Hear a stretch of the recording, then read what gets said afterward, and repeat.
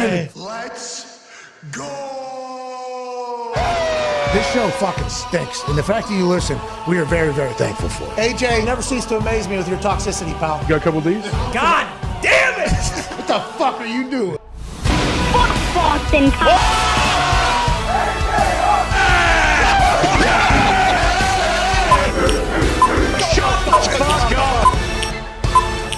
Hello, beautiful people. Welcome to our humble abode, the Thunderdome, on this Feel the Beat Monday, March 27, 2023. The program starts now. Much mana! Much mana to all of you as well. We hope you had a fantastic weekend. We apologize for missing on Friday. We had to celebrate the Paisan who's getting married in a few weeks, Frankie Nicholas Morado. We had a great time out in Arizona. Shout out to everybody that we ran into, had a blast with. We won golfing at the Phoenician on Friday. It was fantastic. 16 wide at the Phoenician. Whew. Obviously, the people that work there are the greatest humans of all time. We appreciate your hospitality. And the lunch that we had at the tavern when J.J. Watt showed up was also delightful, so good. I would say. Yeah, you got your food. We had a chef at the house afterwards. Yeah, I didn't have food. I mean... I forgot about that completely. I'm not diving into it right now. I'm not diving into it. It was a positive weekend. The place was great. Every place we ate, I didn't get served my food until like 10 minutes after everybody else had their food. So awesome. It was an interesting little series of, it was every place we went to. It was fantastic. Everybody was like, oh, are we allowed to eat? Yeah, you're allowed to fucking eat. Okay, we were boozed up for 72 straight hours pretty much. What? Had a blast in Phoenix. Got a chance to go see the Suns play. Devin Booker's a guy. Awesome. An absolute guy. We got a chance to go to Chef Bo McMillan's restaurant. Anytime you get a chance to go to Chef Bo's, you go to Chef Bo's. Hey, Chef Bo, you're a fucking dog, dude. Peace. You're a fucking dog. Here's Tone Diggs taking a picture with Chef Bo at Chef Bo's place, obviously. And Tone's seen him on Guys Grocery Games. Triple G. Yeah, he's an absolute dog on there. So he wanted to give him a hug. He was incredible. The food was scrumptious. He had the best looking tomahawk I've ever seen in my entire life. This tomahawk was served on this massive plate, cut up in front of us. Huge. After pizza was already served, and some other stuff was already served. Pasta. This tomahawk showed up looking like a damn 10 out of 10. Waltzing all through the day. We had 4 of them lined up down the table. Melt in your mouth. Oh my God, took care. Chef Bo, shout out. Love you, Chef. Love you, Chef Bo. And the Airbnb that we rented, we do appreciate the hospitality. With the fly-by-night nature of everything that happens around here, we didn't get an opportunity to get, the perfect house for the occasion. Well, we did get a good one, though. Yeah, a lot of pretty people close. sleeping on couches and floors and everything like that. Sure. The pool also, I don't think, was ready for 14 dudes to be jumping in and out of it. Man. It was an infinity pool. The water's supposed to come back. I don't think a lot of it did. No. By the time we left, we had to do the old hose. Shout out to Frank Marolda and Joe Hadley. They had to do a hose into the pool to try to refill it before the other people showed up to get back into their house.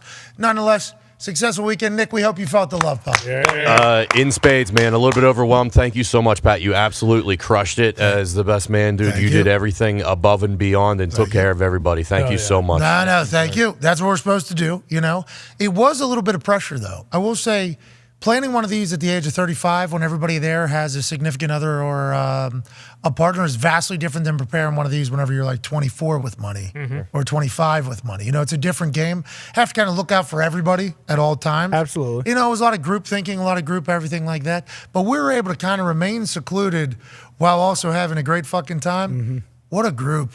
The group was phenomenal. Top tier. Like, the group was super positive, ready to have a good time. A couple dudes flew in, obviously, weren't able to fit on the plane because it was kind of late add-ons or whatever the case. That group right there came and went to the desert to celebrate old Frankie boy. 2 people I'd never met before in there. They were fantastic as well. The bride's father and bride's brother, dogs. Awesome. Absolute dogs. It was an incredible weekend. Big thank you to Phoenix, Arizona for being a fucking fantastic city. We appreciate the hell out of you. AQ Shipley, too. He showed up and AQ Shipley was a massive part of the whole thing. We had boots on the ground in the city, so that was a lot easier to kind of send our in the trenches guy into the trenches. That's right. So we're able to get some reservations. We, did a little bit of this, a little bit of that. But shout out to everybody. We are very, very thankful. Nick, I hope you had fun. Now, let's move on. The Talks the Table is here at Boston Connor, at Ty Schmidt. One half of the Hammer, Dahn Cowboys, Chef Bo's best friend. Yeah. Yeah, that's You right. saw that photo. Big smiles on the faces out of both of them. If you get a chance to go to Chef Bo's, you go to Chef Bo's. Behind the glass, at Evan Foxy and at Viva Luzito. Both were absolute dogs this weekend. We had a blast. Let's dive into it. Boys, massive news. Huge. This Monday, March 27th, coming out of Lamar Jackson's Twitter account. This morning, Lamar Jackson wrote, you see, a letter to his fans on Twitter. I want to first thank you all for the love and support you consistently show towards me. All of you are amazing, and I appreciate you all so much. I want you all to know not to believe everything you read about me. Let me personally answer your question. Okay. In regards to my future plans, as of March 2nd, I requested a trade from the Ravens organization for which the Ravens has not been interested in meeting my value. Any and everyone that has met me or been around me know I love the game of football, and my dream is to help a team win a Super Bowl. Ooh. You all are great, but I had to make a business decision that was best for my family and I. No matter how far I go or where my career takes me, I'll continue to be close to my fans of Baltimore Flock Nation and the entire state of Maryland. You'll see me again, okay? And then his last one was, Truz. Let's stay connected. Subscribe to my fan page. Okay. Fans Truz 8.com. Nice. Now, we were going to get a video last week from Lamar Jackson Entertainment I-775. That was kind of teased. This week, we get a tweet. We didn't get a video explaining the whole situation, which we were and are still eagerly awaiting. But that tweet's a big deal. 25 days ago. Huge deal. We did not hear about this. Nope.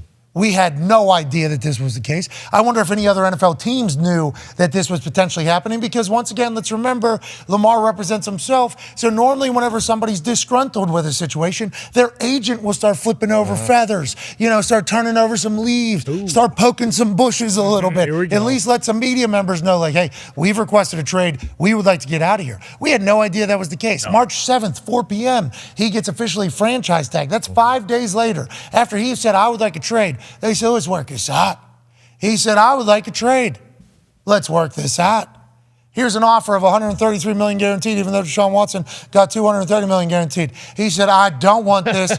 I do want a trade. They said, well, franchise tag it. So then he gets franchise tagged. And then once we started understanding the rules of everything that the franchise tag, the non-exclusive franchise tag brings, we knew that it would be a 5-day period in which the Ravens could match any offer sheet that was handed to Lamar Jackson from another team. Now, with free agency literally on the horizon and a lot of money to be spent by a lot of programs that don't have a quarterback as of right now in that first 2-3 waves of free agency, we thought that 5-day period could potentially kick him square in the nuts whenever it comes to getting a deal done immediately upon getting franchise tag. Now we're in a time here, after free agency, before the draft, we have 5 days that I'm very thankful that he's letting the world know that, hey, I've already asked to get out of there. I would like to get out of there because I believe this is a big old fucking bullhorn, blowhorn, whatever you want to call it, saying, get me out of here now.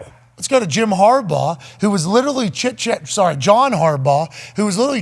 with the media from NFL league meetings. The AFC coaches were being interviewed while Lamar Jackson sent that incredible letter to his fans out to the public. Here's what John Harbaugh had to say about the tweet that a newsbreaker literally told him about while he was in the middle of answering questions.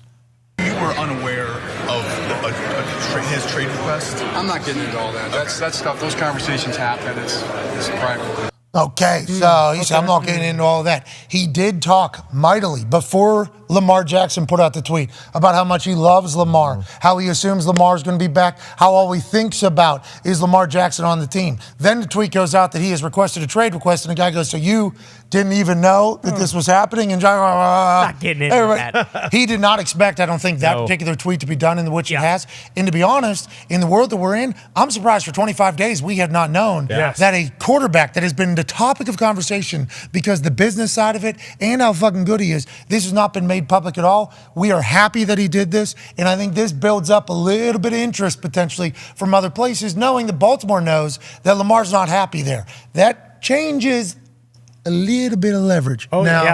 we've talked a lot about leverage, Yeah. Allegedly. and there will be a right answer at some point. Yep. So I took it on the shins a lot. I'll be excited to see if I'll be able to take a victory lap. I'm assuming I will. There's a chance I will not be able to in another. But Baltimore, knowing that Lamar's not happy there. And Peter King wrote this morning, it's about time that the Baltimore Ravens think about getting another quarterback or maybe spending time on another quarterback. Yes. Because Lamar requested a trade. We're just assuming Lamar's just going to go back and play under the franchise tag? Or are we staring down a potential he's going to sit out opportunity? That's what other teams are going to say if they're trying to negotiate a trade for Lamar Jackson. Fascinating development here on Monday, March 27th, Boston Connor. Yeah, especially the March 2nd deadline. The fact that they did that, and that means all of February, there was just no, hey, this is my number, and they just wouldn't move off the 133 guaranteed allegedly, or they wouldn't meet him. But now because of this, all these teams have this kind of knowledge, like, okay, it takes what? First and a third was the scenario thrown out there by Michael Lombardi, where a team can then have the rights to talk to him. But then you think about like the Panthers. The Panthers have the richest owner. They can do that Deshaun Watson deal, put that money in escrow, and then they can give the Ravens the first overall pick. Yeah, let's also think about this. The Colts, sitting there at Yeah. 4. Absolutely. They need to do whatever they can to go get him. Yeah. With Steichen, Exactly. who just did what he did with Jalen Hurts in that offense. Not saying that Jalen Hurts and Lamar Jackson are the same people, but you talk about a skill set being absolutely taken advantage of. Lamar in that offense would be perfect. Tight ends are big. Drag routes are big. Huge. A lot of run, a lot of zone, holding, ISO. It's all you literally just drop right in with Jonathan Taylor behind you. You drop right into a situation in which you're competitive, at least in the AFC, in which you might not be sitting at 4 when allegedly there's only 3 quarterbacks. And to be honest, Colts are pretty much one of the only teams when the franchise tag got placed that didn't come out immediately and say, we're not interested. Well, that's because Jim had a fucking concert. Oh, yeah. Jim Irsay had a concert. Right. He was in the middle, him and a guy from ZZ Top. That's right. True. They were doing that. Yes. He didn't have time to tweet it. No. That was in the Colts' favor. They were one of the only ones that didn't say they weren't in them. Yeah, you're right. You're 100% no, but I know what you're saying. But also, like, as the Panthers said they were out. devil's advocate to that, it's like, they were busy. They were setting up a right. concert. They had a lot of other stuff going on. Falcons said they were out. Panthers said they were out. They might be back in. But none of us knew. Do we think other teams knew? There's no way Baltimore was calling people, hey, Lamar requested a trade to get the fuck off of our team 5 days ago. They weren't telling anybody. Heard it. This goes back to the whole conversation about, like, need to have some people working for you. Yeah. He puts this tweet out. Everybody's talking about it right now. Yes. You don't think some owners or GMs are like, oh, this is a very real situation, might be able to do it. Just a threaded 3-tweeter is now generating even a little bit of leverage for you to potentially get out of the situation you're in. We're happy Lamar did it. Well, also, like, all the teams who said they weren't interested, like, that's just all posturing and bullshit. Because now that we know that he has requested a trade and, like, he's available, if you look at like the wording on his tweet, like, he's operating under the assumption that, like, he's done in Baltimore. He's not playing there again. Like the Flock Nation or whatever the hell he calls them. Like, I'll see you again down the road. Like, there is no, like, hey, hopefully we can. What is it? Yeah, I'll continue to be close to my fans of Baltimore, Flock Nation, and the entire state of Maryland. You'll see me again. Like, there's no, like, hey, I want to come to a deal with the Ravens. I want us to be able to work something out. It's like they had their opportunity. They didn't. Fuck it. I'm gone. Now these teams who weren't interested and who are kind of in that precarious position of, like, you didn't know if Lamar is going to be available. He is. Like, you got to do whatever you can to go get him. Yeah, we all assumed he was available business-wise, but everybody was scared to death, I think, to negotiate because what we're being told is if they do get a deal done, Baltimore's just going to match it. So they're going to make everybody else do the dirty work. Now what we're learning is, like, Lamar might just say, I'm not going back there. Bingo. That's a whole different ball game if you're another GM because the Ravens know that you know that. Now we all know that, right?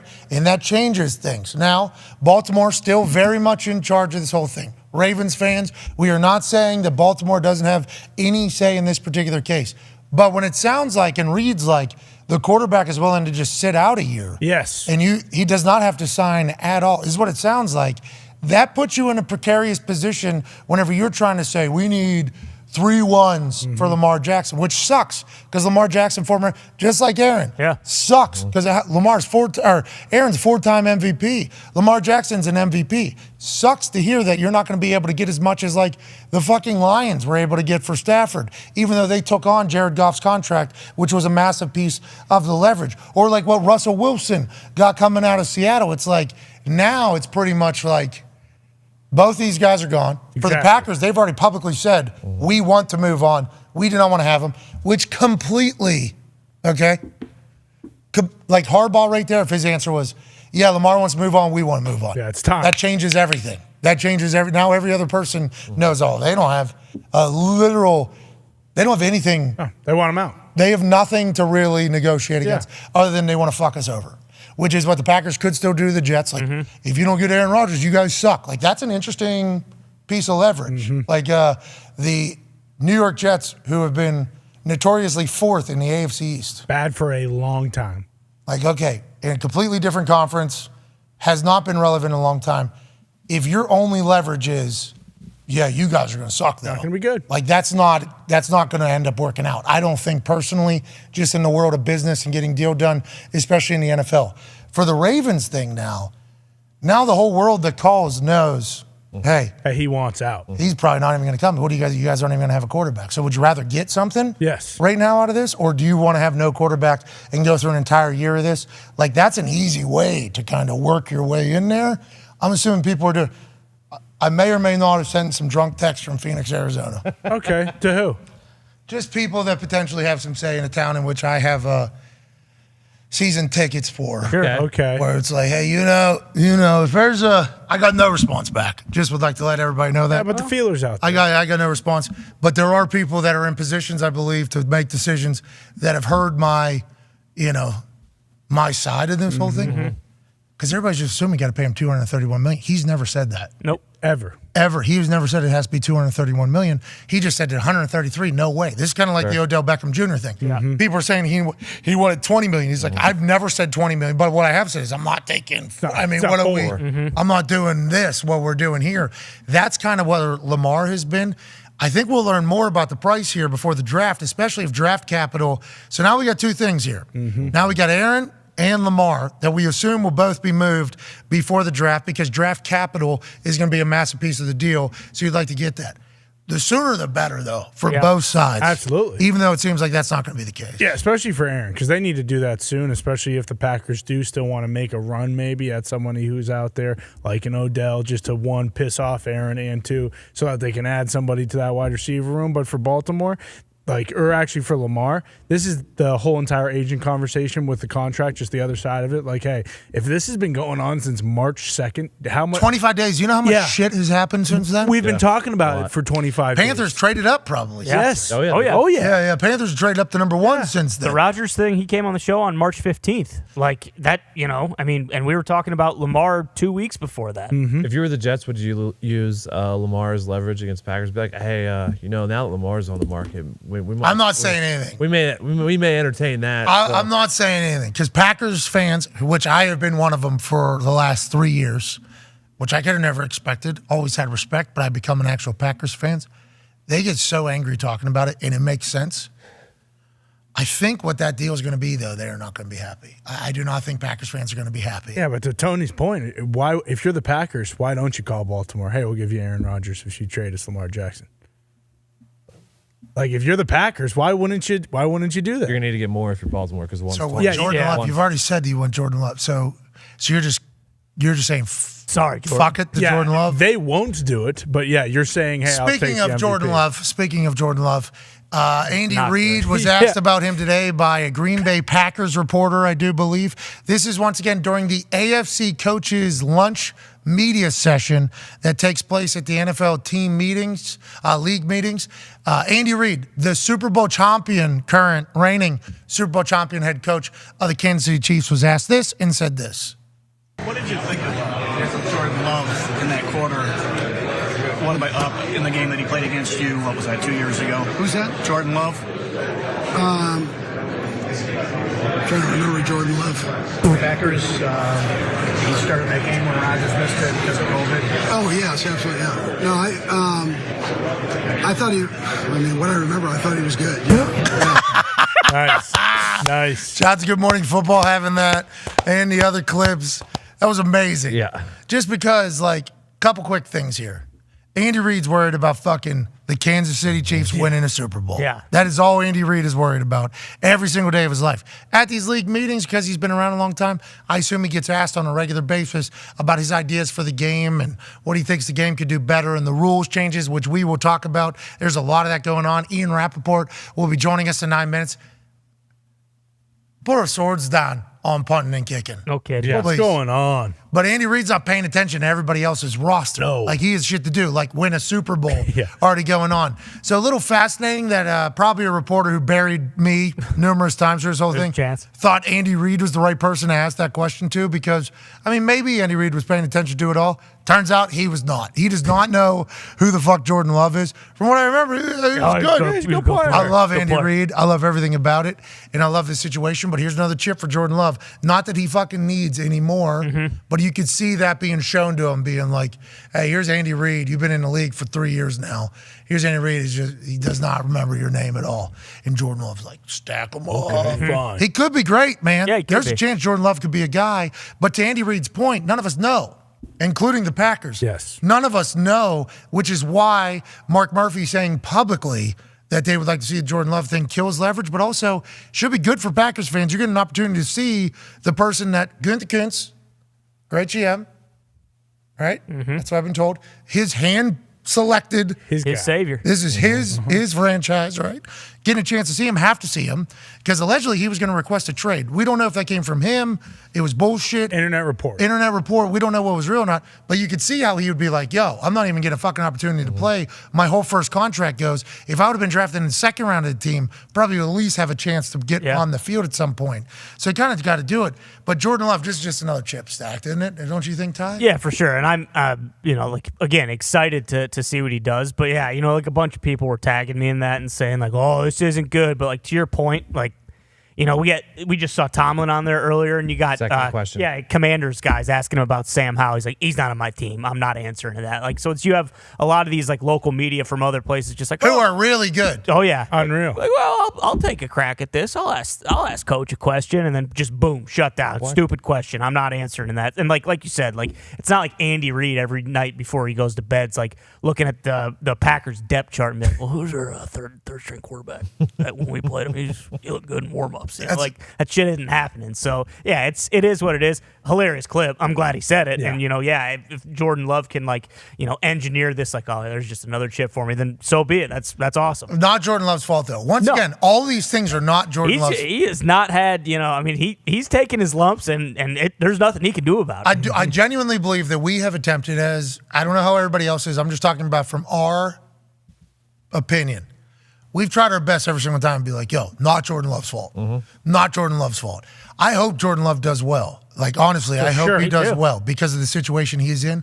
But this is just I don't know. There's a lot of guys try to be good at quarterback in the NFL. Absolutely. Okay? Most fail. There is a lot of odds that say that he will not be able to accomplish what others have accomplished in that same exact jersey right before him and right before him, allegedly. Right. We're in federal court now. What? That's right. Yeah. I mean, they fought. Thank you. We made a move. Where was it before? It was in state. Which state? Mississippi. Oh, okay. Moved it to federal. Still being held in Mississippi, though. That's right. Federal Mississippi. Federal. Okay. Oh. You know what I mean? Had to happen by last Friday. Got Did it it. in. So. They filed a lawsuit. I'm not getting into it. There'll be time for that.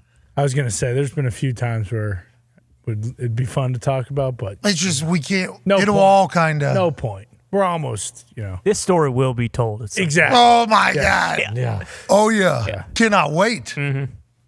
Cannot wait. American Underdog 2. Dan Rather's going to sink his teeth in this one. Dan Rather. I don't know if Dan Rather is going to be hopping in there. Fucking Martin Scorsese. I think you potentially wearing a suit asking questions will at some point. We'll obviously have to do a full thing on it. Yeah. and we'll have to make it as big of a serious thing as possible because that's what this is. Serious. Like a drunk history reenactment.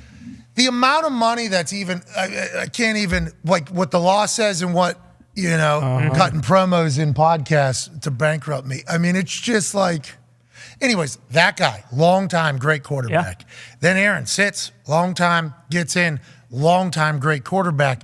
It's just like, I feel like there's an unconscionable nice confidence that's just going to happen again.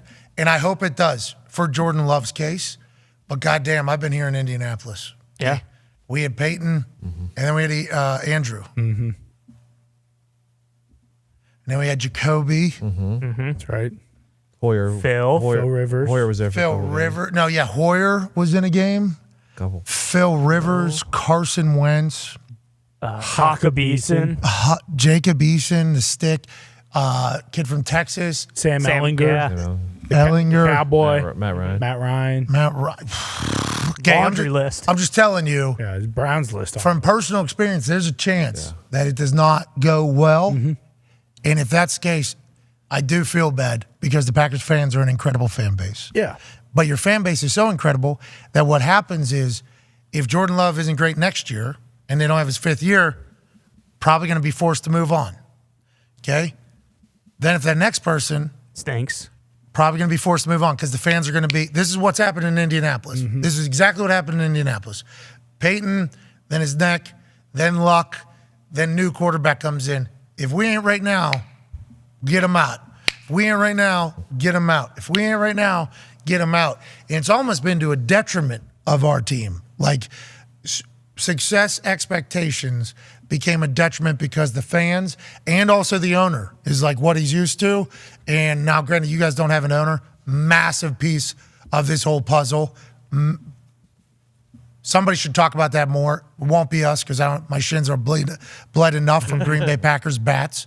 But like, there's a chance now, and it's a pretty high one if you look at the stats. But I guess if we think about that throw to Christian Watson. I mean, that was a dart. Boom. Christian Watson running like 22 miles an hour. Moving. Hits him on the fucking thing. Seemed to have the moxie and ready.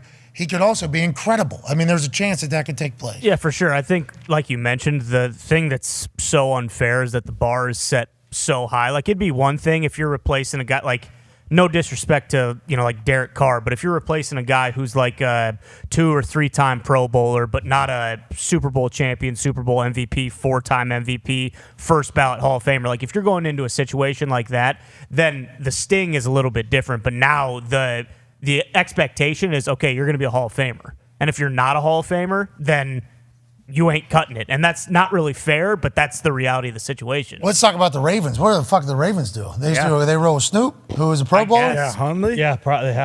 They have him there, so that's... Roll with Huntley? And I mean, Peter King on Football Morning in America, he had a bunch of stuff that he kind of laid out. The Lamar Jackson situation was one of them. He put out his blog, website, article. Yeah. Yeah. You Blog. can Column? Column. There you go. That's what they would prefer. That's the Let's professional. go, Nick. Yeah, I didn't want to undercut Peter King's professionalism by saying it was a blog. I blog on Twitter now. And Well, I mean, he didn't show up when he set a time to interview you, and That's true. I could hold beef against Peter King, but he's been fucking doing the football for so long. Yeah. He's been in the NFL for so long. His column this morning, Football Morning in America, he talked about how the Ravens should sign a veteran quarterback or another young quarterback. Who would be the veteran quarterback right now that you would sign? Oh, they're already gone. Cam.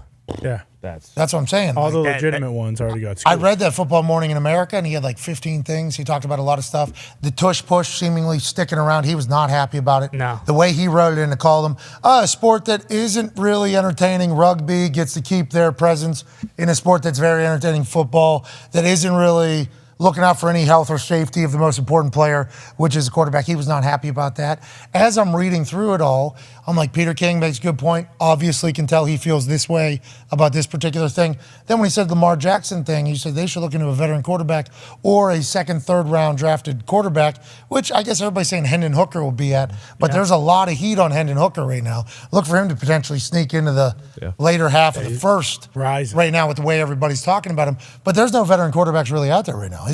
Unless I'm wrong. Ben Roethlisberger, I guess, guy who almost went back to the Niners last year. Flacco. Teddy Bridgewater, only one on our list there. And Joe Flacco, I guess, is a free agent. I learned that from Stavros's Twitter reaction this morning to Lamar Jackson requesting a trade, in which he said, bad timing for your little gambit, I believe is what he said. Joe Flacco is a free agent. He's coming back to Baltimore. And then obviously there's a little bit of a twist in there. I don't want to spoil the video because it's great video. But there's really no vet. I don't even know. No. At this stage, I don't know what you would do. Yeah, they missed the boat. Like this, especially for them to have known this since March 2nd. It's surprising that they didn't make any moves because they were aware of it. But they missed the boat. There's no one for them to get now. They basically have to just. Huntley. What's that? I think you're right, Huntley's. Yeah, Snoop is the guy. Yeah. Pro Bowler last year. That's right. Yeah. And they probably won't have to give him much. Joining us now is a man who didn't know anything for 25 days, what we're finding out. Yeah, apparently. Now, he is the senior insider for the NFL. I believe he's racing horses with Joey Molinaro. Yep. An absolute stallion. What? Host of the weekly wrap-up of the Rap Sheet and Friends. Us being the friends, he being Rap Sheet. From the NFL Network, the NFL's website, the NFL streaming service, NFL Plus. And host of the Insiders, which you can find on any podcast network. Ladies and gentlemen, Ian Rappaport.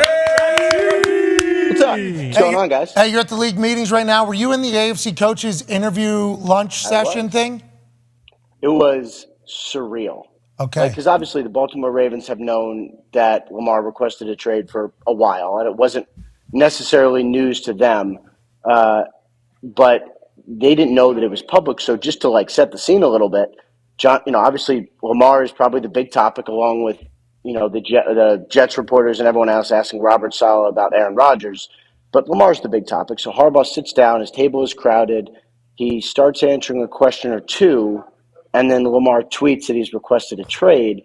And so obviously, Harbaugh learns about that the request was made public in real time and has to react in real time, which, it's too coincidental to not be planned. I assume it was very calculated, but it really made for a fascinating morning. I could fathom, and we did see his reaction about not talking, that stuff's private and everything like that. We would assume that Lamar Jackson tells the Baltimore Ravens on March 2nd that he would like to be traded. They go on a franchise tag him March 7th, 4 p.m. 5 days or whatever standoff happened, did not have success. Now he's tweeting it March 27th. So 25 days later, he feels the exact same. Nobody else knew because the Ravens would have had to tell other teams that he wanted traded, which they would never do because that would kill their leverage. Or did other teams potentially know about this at all? So if it is true that Lamar Jackson's business partner has been contacting teams, which, the NFL has essentially said that may be true, which is pretty likely that it was true, then I assume that what this person was telling teams was that Lamar is available. The weird thing is Lamar is available anyway, right? He's obviously franchise tagged. He hasn't signed it yet. He can talk to anyone he wants. He is allowed to negotiate with teams and sign an offer sheet. So a request to be traded isn't actually necessary because he's already allowed to talk to everyone. Rappaport, let's not just take the side of the team every time. No.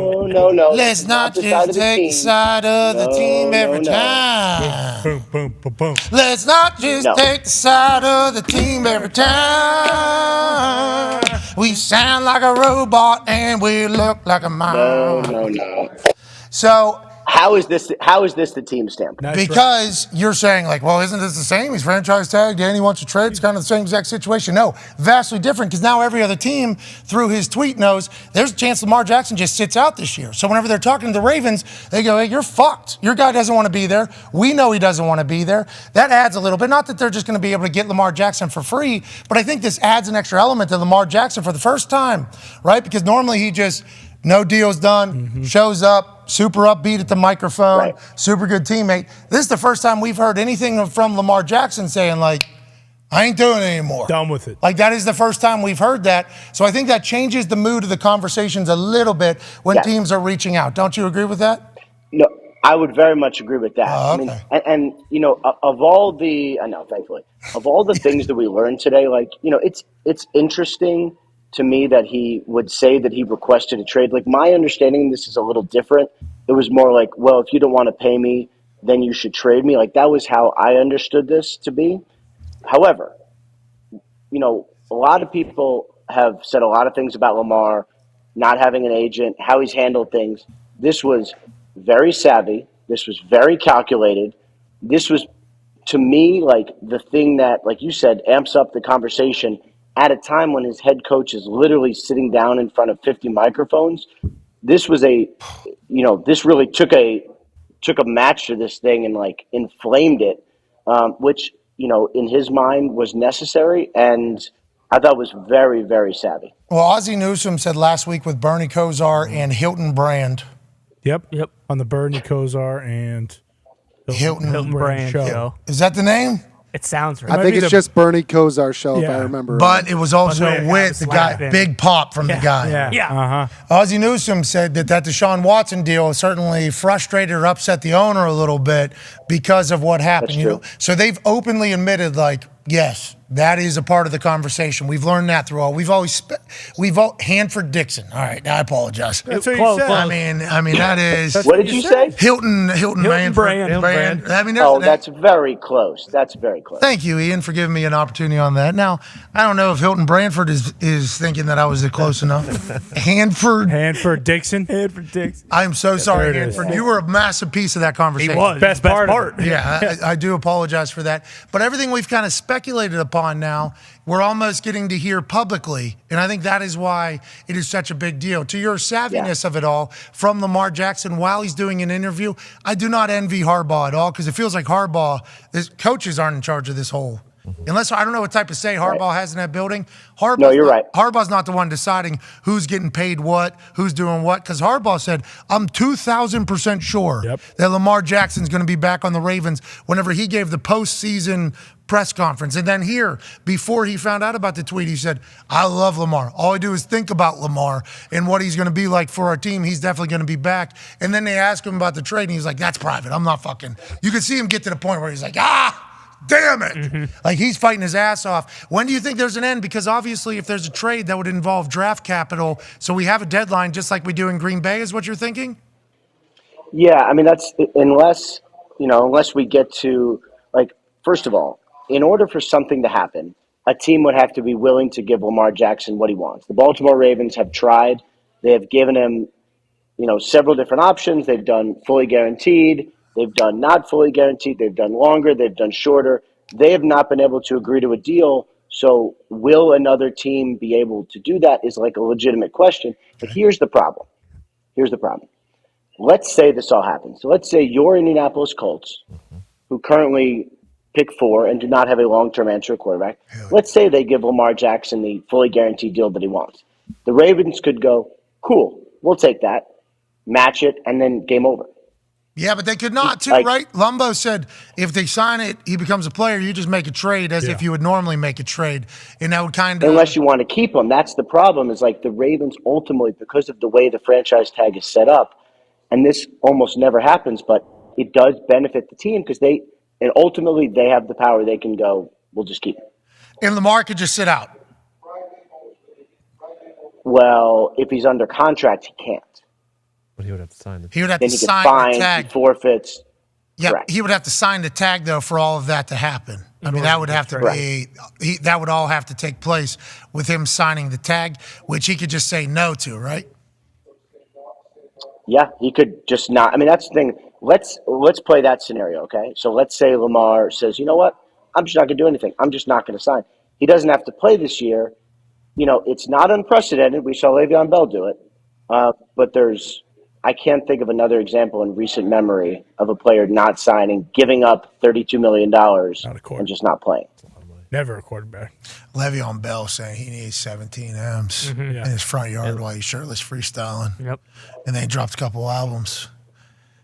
And then he showed back up with the I Jets. listened to one of those albums, actually. How could you not? I thought you were at the release party down on that yacht. Yeah, that's right. I thought you were down there. Well, interestingly, didn't get the invite. I got some questions about that. What's that all about? All right, we got some more questions. We know you're very busy down there at league meetings. We appreciate you joining us from a hallway. You're the man, Rap. Hell yeah. Connor has a question for you, pal. Yeah, Rap Sheet Ron Carthon came out and he said they're not going to move Byard at all. No chance he does that. Is that real? Or is right now the time where we're hearing just a bunch of bullshit from everyone and we're in the peak heart of lying season? See, when it comes to trades, I don't know that it's lying because I think teams have probably heard what will almost certainly be the best offers, right? Because, let's say Sean Payton, another example with Portland Sutton and with Jerry Jeudy, he knows the offers, right? Like, if you're a team going through free agency, you want Jerry Jeudy. If you're not willing to offer, let's say, a first-round pick, Payton knows what they're going to be. So he can confidently say, hey, we're not trading him. Because he probably knows what the best offers were going to be, because during free agency is usually when you get that. I would say similar for the Titans and for Byard is they probably know, is there a market? Will someone trade for him and pay him a salary? Now, this is an interesting one because he is a great player, and rarely do you see great players in their prime be asked to take a little bit of a haircut. That caught me by surprise, and so I can understand why the player feels a certain way about that.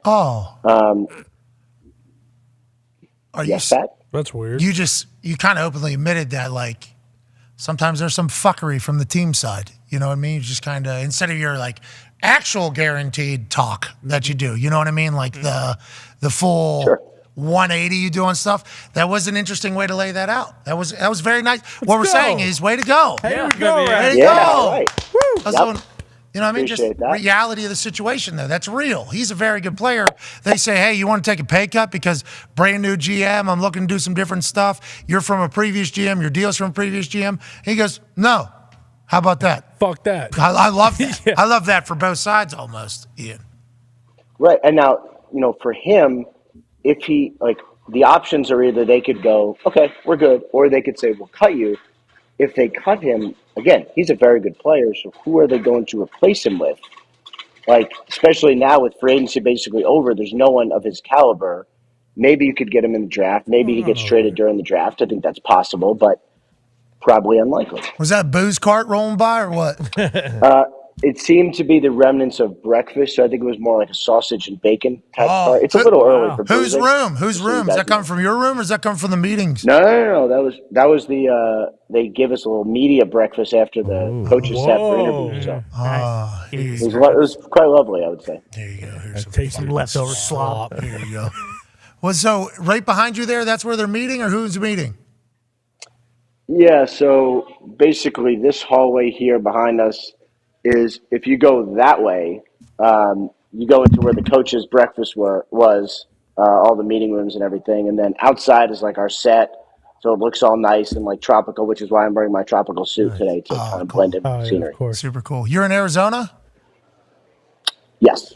Dude, we were there this weekend. It was fucking perfect. Gorgeous place. I saw a picture of you with a mascot, and I got to say, they got to turn those lights down. The overhead lights, they can get your eyes. They had the influencer light and the flash from the camera. I was so bloated, too. A lot of people calling me fat and high, man. Slow down. I had not pooped in 3 days. Yeah. What do you want from me? We were eating good. We were eating good and drinking great. Yeah. Bo's place. Right off of Bo's. That gorilla's a dog, though. As soon as I Yeah, walked he in, is. the motherfucker did a backflip. Literally on the Drunk, baby. Jumbotron. As soon as we walked in, he did a backflip. It's like, holy hell. Throwing down We got some text messages from some people around the NFL that were at that game. Completely forgot. There was numerous NFL people out there in Phoenix this past weekend. They could have came and joined us for a little. We had a great time out there. I love that place. Security in that place was. You need to stop by Chef Bo's. Ty has a question for you, pal. Yeah, Rap Sheet. Recently, Jonathan Gannon is kind of similar to Harbaugh with Lamar not really having any control, but he said he fully expects DeAndre Hopkins to be on the Cardinals at the start of the season. He's excited to, get him in the meeting room and all this other bullshit. Do you think that he's going to get moved, and do the league meetings, in terms of that and, Rodgers to the Jets, is it possible that this week kind of expedites things and moves things a little bit quicker since everybody's on site? I mean, I think it is possible. Just like for the first round pick trade that the Bears and Panthers pulled off. Like the first meeting there was in Indy at the combine because they were literally like down the hallway in suites. So let's just kind of sneak off here and have this meeting. Like you might see that here. The problem is like for the Rodgers trade, like even if they met for many hours, like there's no deadline, so there's nothing that could force either side to go, okay, fine, I'll just give up this, or I'll just give up, I'll let you have that. Like there's no deadline to make it happen. So even if a meeting happened, I don't know that would accelerate things. As far as the Hopkins situation, I took Jonathan Gannon's words a little differently than say like the words of Sean Payton when it came to Jerry Jeudy and Cortland Sutton. I think it's pretty clear the Cardinals have had some conversations with teams about a possible trade. It's multifaceted because Hopkins' contract would have to be adjusted as well. Probably come down a little bit would be my guess, but we'll see what ends up happening. But I think a trade is probably now more likely than not would be my summation of the Hopkins situation. When? I mean, it could happen at any time, but like if you're talking about draft picks, usually during the time of the draft, there's like a couple of these big player trades because they just either have to happen now or they won't. So like, remember like Frank Clark got traded draft week a couple of years ago, like Marshawn got traded draft week a couple of years back. Like that's probably my guess as far as the timeline. Well, and not just Hopkins, but if we think about Baltimore, they were able to keep that Hollywood Brown trade very quiet, silent for like 3-4 weeks or whatever, right? Weren't they? So bad. Everybody I was so annoyed. What? I was so annoyed. They just beat you, bro.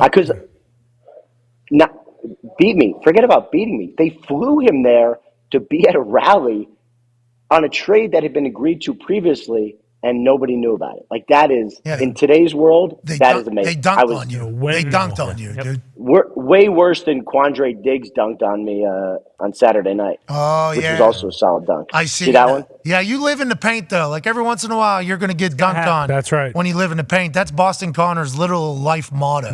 Yeah, you just got to get your blocks in when you can. Yeah, your highlights are going to come, but every once in a while, a poster's coming. Yeah, and Rap Sheet had one earlier in the year on J.K. Dobbins, and that was a nice little block. Oh yeah, because Dobbins did. I remember that. But in the end, exactly. But in the end, last question. We know you're very busy. Tone Diggs. If you get a chance, can you ask Mark Davis what kind of fruit snacks and toys and action figures he's got in his backpack this year when he's sitting down in that chair and you guys get to interview him?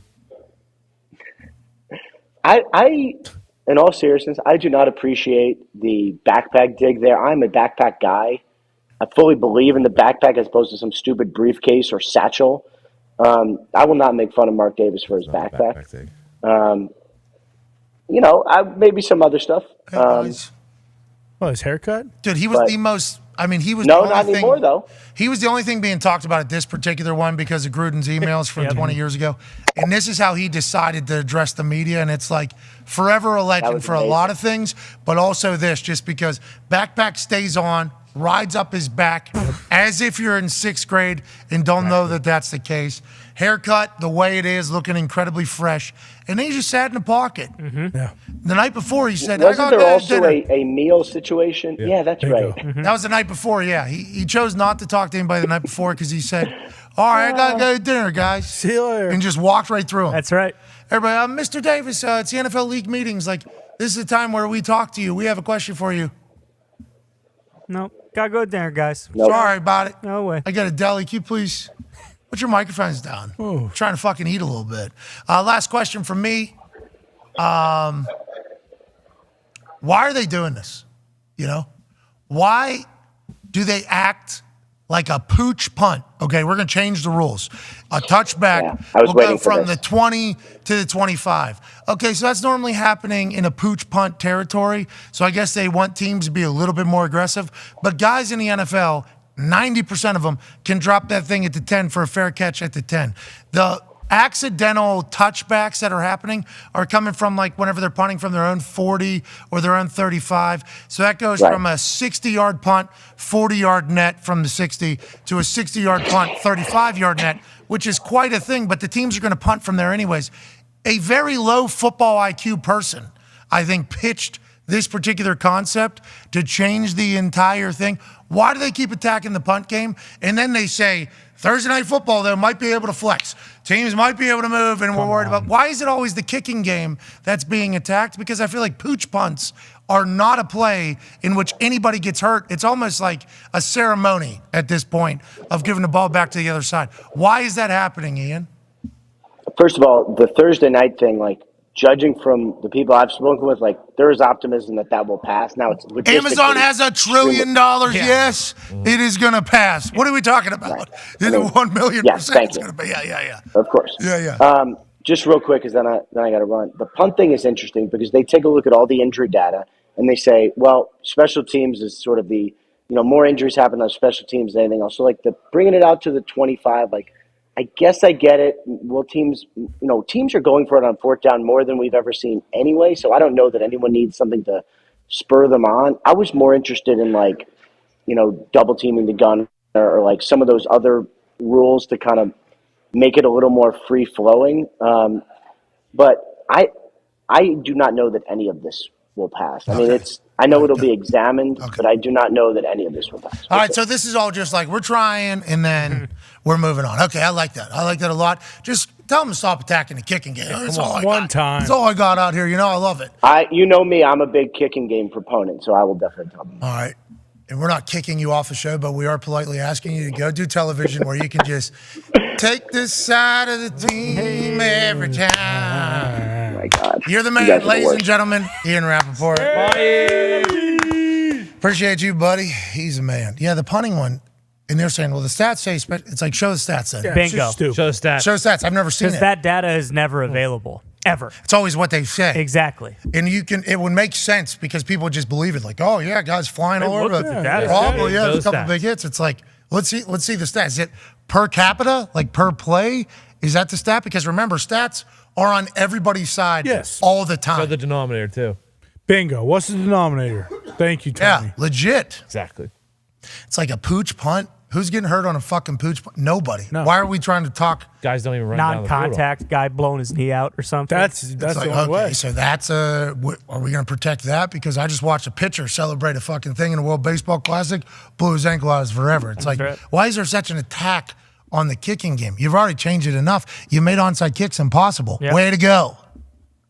And they're trying to change that too. Make it 4th and 15. Do what you got to do. Absolutely. Do what you got to do. Just, if we end up with the XFL's kickoff, can't have it. I will protest the NFL. Yeah. I would say this is not what we're. It's not football. What are we doing? We're doing Bush League shit here. In the rules of like doubling the gunners and moving them in there, that could definitely affect the game. Yeah. And I'm not like 100% against it. Like, okay, if you want to manipulate some things, cool. But just acting like just eliminating that will eliminate injuries from the sport is like so stupid. It makes no sense. And I'm happy to hear that he kind of agrees. It's just like deferring, like, look, we're looking into it. And then it's like, let's move on. And, hey, you got to do that in this world. Yeah. Like in 2023, you have to do that. As a business, you have to do that. So I understand it. But I don't like that it's always the fucking kicking game. Like, you know how many people are making a living out there? People think I'm just speaking for, like, the punters and kickers. 30 to 53 on the roster. It's 23 people. Those people are all special teams. That's how they make a living. That's how they play in the NFL. That is everything. It's a massive part of it all. It's an advantage if you have a good one. We asked Sean Payton his thoughts on the Super Bowl, and he goes, Kansas City's special teams are so much better than Philadelphia's right now.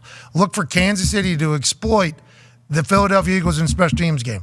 And then as soon as Kadarius Toney gets that fucking punt return, it's like, there it is. Yep. Holy shit. That is a massive, he's one of the greatest coaches of all time. He's talking about a lot of things at these coaches' meetings as well. Rules changing, players that have been alleged to be traded from his team that he's like, we're not trading Cortland Sutton and Jerry Jeudy. Like, I don't know I saw what you guys were all talking about out there. I had no plans of ever doing that.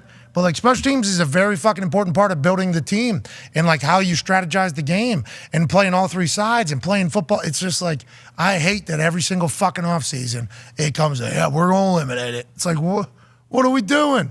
We're just going to become a clip show of football? Like, oh, just the clips. That's what we're going to become. Yeah, like, come not on. a full. What are we doing? Well, especially feels like a lot of the times when we see like small little things that change teams. Like for the Packers, Nixon. Yeah, I mean, he changed their entire season. It felt like when he came in there. Same with Rich Bisaccia, and then we saw it with Oakland. Like a lot of times, the best coaching or little changes, little tweaks to the game that helps the team the most will happen in the special teams. Like the kickoff that the Raiders started to do, that they kind of just decided, hey, halfway through the season, you can't do that anymore, whether it was resting the football on the tee or whatever it was. But it feels like that is a easy thing or a hard thing to take advantage of in special teams, and it'd be easy just to like, hey, never mind, we're just not going to fucking do it anymore, instead of letting these guys kind of try and mess with it and fix it. I do like that Ian goes, this is not going to get past. Yeah. Don't worry about that. They did the kickoff. They moved it from the 30 to 35. There was no longer allowed to be any run-up, 10-yard run-up, any type of run-up at all. They changed it. Every return team has to be within 20 yards, or 8 of the 11 or 9 of the 11 players on a return team have to be within 20 yards of the kickoff of where the ball is. It's like they changed that. They've made some drastic changes. I don't like that it's still like, we need to change more, we need to change more. It's like, yo, look somewhere else, dude. Can we look somewhere else in the game to change so we can continue to maintain a little bit of what football is in the celebratory, ceremoniously part of this whole thing? Well, it'd be one thing if special teams were like just equal straight across the board, and like certain teams didn't have like weapons. Yeah, like unbelievable special teams play and special teams that actually helps them win a game. But when you do something like this, then it is kind of like even it, so like teams who have shitty special teams, like it's kind of helping them. Yeah, it's taken out a phase of the game pretty much. And you can't do that when certain teams rely on special teams to like give them an advantage. You just can't do it. I don't like it. It's been changed enough. They've done enough. That's what I'm saying. We've done enough already. Like let's move our eyes to somewhere else. Also, guys running with a full head of steam like down the field, like there's going to be injuries. Okay, it's going to happen. Yeah, I concur. It's football, right? But to your point, like if you're going to just cover your ass and make things up, like do it in another department. Sure. Because every time this comes up, you got a whole crew of people that know nothing about actual football, and then they start talking about the worthlessness of it and everything. It's like, you don't know football, bro. Yeah, the small advantage. The first meeting of the day, special teams. First period of practice every single day, special teams. You've never played football. We know you haven't played football. And what, you listen to the quarterbacks who also never played special teams, or the wide receivers that never played special teams that are stars on TV? Of course, they have no fucking idea what's going on. They've never had to play it. But they know that the plan is we need to win field position and we need to eliminate this. That's just football. So that's how I feel. That's my final take on it. And when I seen it get tweeted out last night, I say, here we fucking go again. And I made sure I used a white person gif. Smart. Yeah, do not. Can't stand for it. Let's get to a break. Cannot stand for it. Do not give a response if you're a white as anybody other than another white. Right. How do you think I felt? I'm one of the biggest offenders of that. I use the Rocky or the Rudy gif, all the time. As you should. But I can't anymore. Pablo Escobar is my favorite one. Can't do that. Nope. Because even though you're very Italian, can't do it. Can't do it. He's Colombian. Could you fucking fathom thinking that this is the right move? I didn't want to get into it yesterday. I actually told the group, I'm not doing this. Nope, don't do it. I don't need to get into every single conversation, especially with how much heat I've gotten on the internet over the past couple weeks of being a human. So you're telling me that these people think it's better for us as a society to come together, to not use the most relatable things that maybe showcase that we are much more similar than anybody could ever fathom? I don't understand how that is a thing. I don't I don't understand it. And the good news is, as a society, does that say 26.2 million views on the tweet? Yeah, 26.2 million views. A lot of people saw this. Everybody agreed with us. Yeah, eviscerated this. We're getting to a point where I think everybody's like, nah, that's bullshit. Yep. Because if I feel a certain way about something, and I would like to put a GIF out, shout out to the founder who had it named GIF. That guy had no idea how much better it would just be as a GIF. Yeah. GIF is peanut butter. And the only person that I can relate to in my feelings towards this thing comes from a non-white person. Is that not a moment where you go, my fucking dog? We're all the same. Boom, isn't it? One of the best gifts you've had. Dave Chappelle 5th. Boom. I plead the 1, 2, 3, 4, 5th. I mean, what's next? Like, So some white didn't come up with that, so I'm not allowed to use. Shut the fuck up, dude. I am so sick of it. Just like, hey, we got to do a lot more of this. And I think whenever you see somebody that doesn't look like you, but you have the ability to kind of relate and similar, like we need more of that in the world, as opposed to the opposite.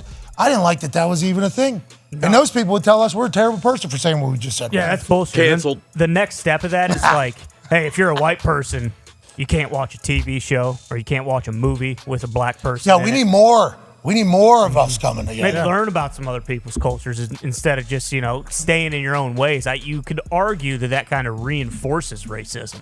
Yes. So shout out to CNN trying to apparently saying, hey, whites, hey, blacks, do not fucking even think about it. Yeah. Digital blackface. I'm not happy about it. No. I was so mad when I read it. I'm like, what? Well, you're asking what's next, it feels like. And I want to let you know, when my gift gets used, I get so pumped. It's a massive compliment. Here we go. All right, let's get to a break. I'm not happy about that. I'm happy we got that out. Yeah, it's ridiculous. Luckily, the reaction was pretty universal. Everybody feels the same way. That's good news. We all need to know that. A lot of quote tweets on that one. Hey, we're all a lot closer in alike Hell yeah, brother. than anybody would ever let us know. Remember that. That's what I learned from a fucking football locker room. Hell yeah. And I hope that everybody starts realizing that, which it feels like we're on the way to, which is good news. All right, let's get to a break. In the next hour, we get AJ Hawk joining us. Whoa. We also have Feel the Beat. Oh. That's right. We're going to Buffalo, Carolina, What? and right here in Indianapolis, Indiana. A lot of stories to be chatted about from the local beat reporters. That's why we'll have to Feel the Beat with Sal Capaccio, Sheena Quick, and Zach Kiefer. What are they hearing from boots on the ground? What's going on at the league meetings? We'll follow all of that and more. Plus your phone calls if you give us a call on the 5 Energy phone line, 1-833-432-3663 or 1-833-4-DONE. Can't wait to chat with you. Can't wait to cover more shit going on around the sports universe. You are the greatest people on earth. Take 5.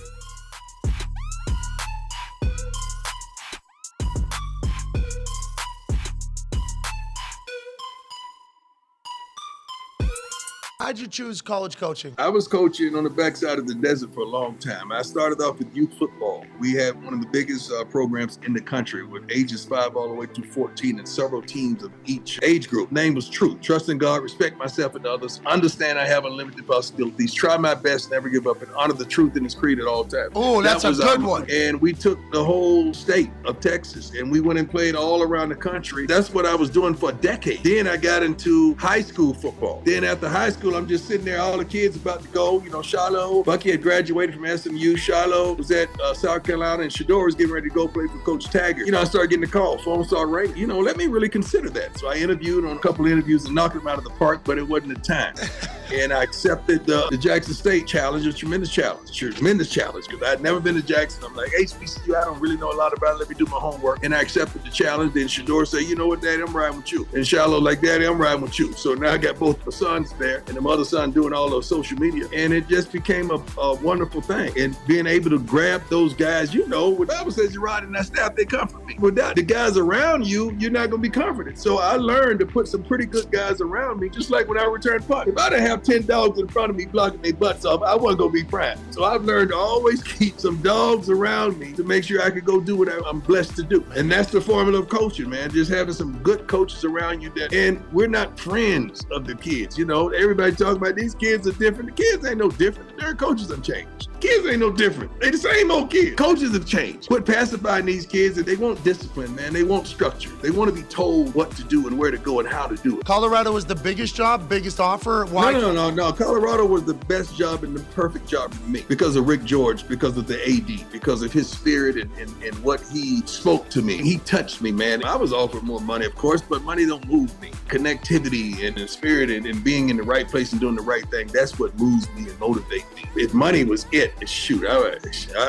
have lost this a long time. You don't come to work because of the money. You come to work because you love doing what you're doing and the money seems to follow you. That's been my formula. I've sat in all 3 seats. I've been the kid on the couch. I've been the parent right next to the kid on the couch. Now I'm on the other side and the coach that you're talking to. So it's not nothing that I don't understand about this process. You want it prime, that's what you're going to get. I don't know how to dress it up and flip it no other way. I got to be me. I got to be me unapologetically. I'm going to be me. Hey, we have issues with that with some companies because of that. assume you've run into that case as well. Yeah. I'm right back out of there. They should have Googled me, did your homework, and asked a few questions because I'm going to be me. Ladies and gentlemen, a man with the dog mentality, Paisano, Coach Sirianni. You're fucking awesome, dude. Did you ever feel any pressure that you were going to have to change and adapt to being a head coach and speaking in the same bullshit ways that every other head coach talks in? Some of the best advice I got was be yourself, because if you're not yourself, everyone's going to see through it. The messaging is the same. You're just doing it in your own way. And I think that's the most important part. And being authentic, you're 100% right. As you were saying, if I wasn't me, everybody who would tell the fucking locker room immediately going to be like, well, this guy, he's a stooge. There's another coach that wants to talk to you.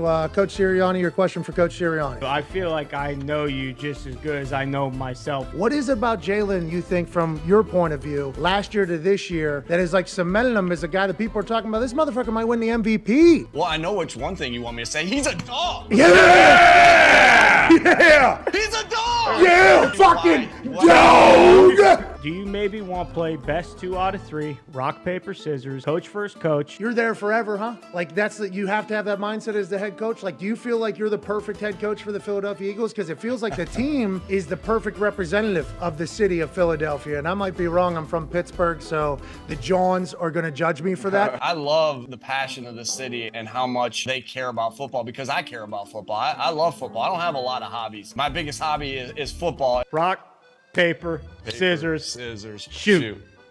What you got? Scissors. Yeah, the same person. Okay. We both threw scissors. Dog mentality really is to be in the moment that you're in now and not worry about what happened in the past, not worry about what's going to happen in the future. It's all about our process and about being here today to make sure we're about to go 1-0 this week. That's it. Rock, paper, scissors, shoot.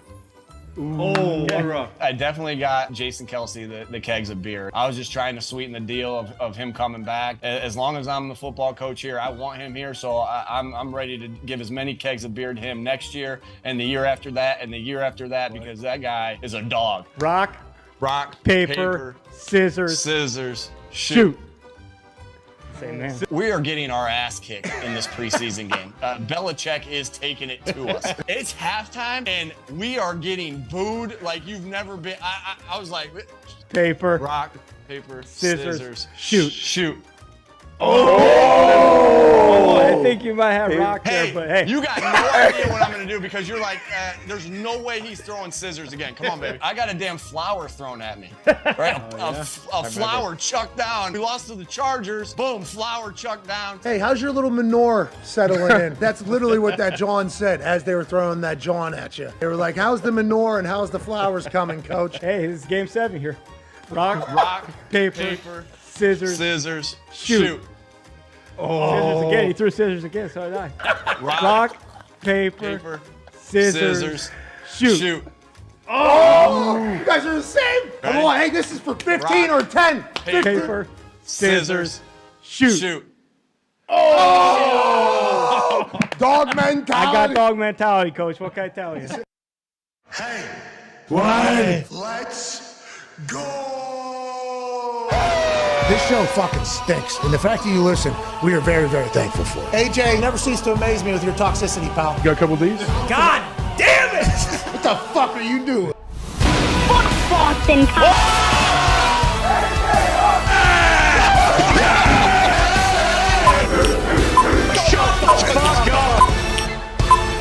Hello, beautiful people. Welcome back to our humble abode, the Thunderdome, on this Feel the Beat.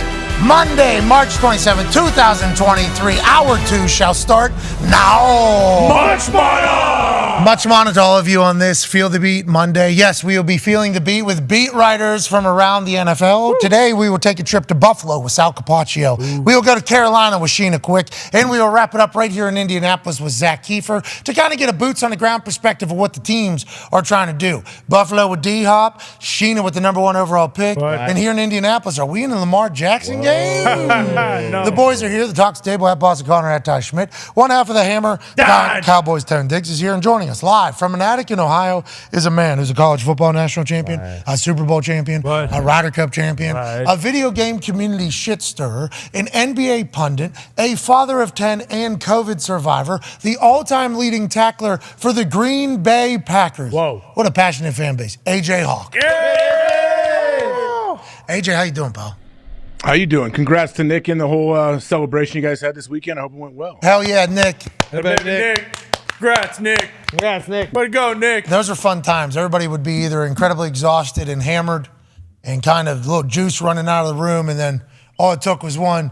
Congrats, Nick. Congrats. Hey, Congrats, Nick. Play Swigs. Play Swigs. Way to go, Nick. Congrats, Nick. You know, that was Swigs. Man, you guys played Swigs in Ohio, I assume?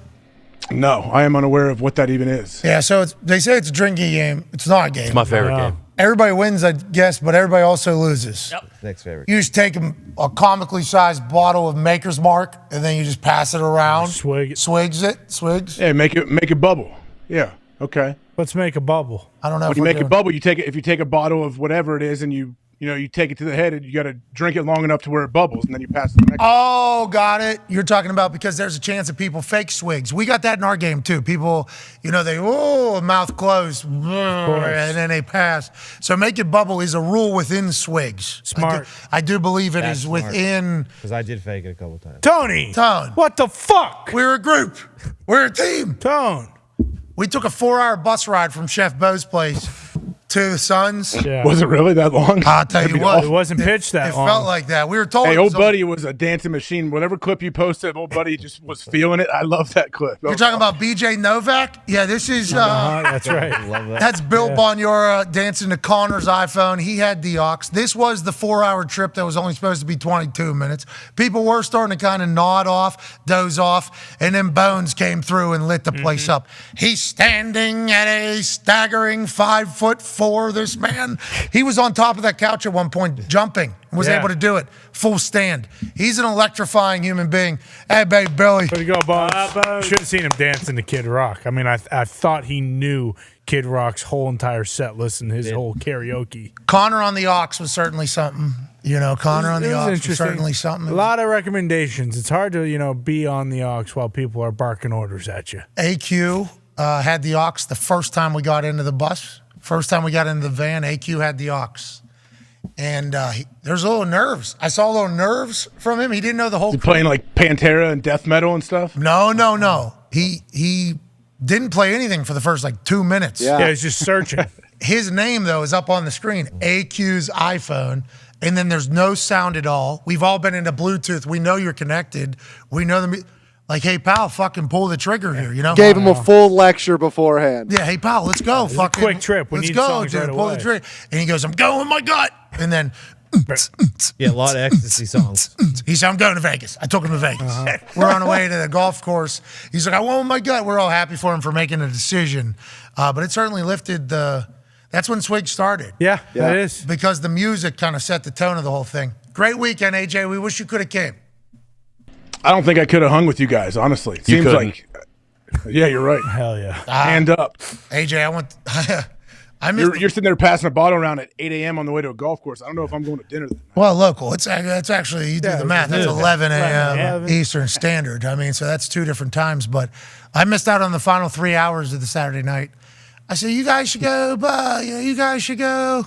And then we get back to the house. All right, we're all meeting in the pool or whatever. Yup, you got it. I take my shirt off. Still got my jeans on. Face first right onto that bed. Yeah. Did not leave the bed until the next morning at about 7 a.m. or whatever. I heard I missed a lot. I don't know how the fuck you guys did it. I have no clue how you continue to power through. You boys were impressive, though. You need to know that. It was an incredible feat. Yeah, we had a couple shows. First, after on that Saturday night, we had, Haddlebags.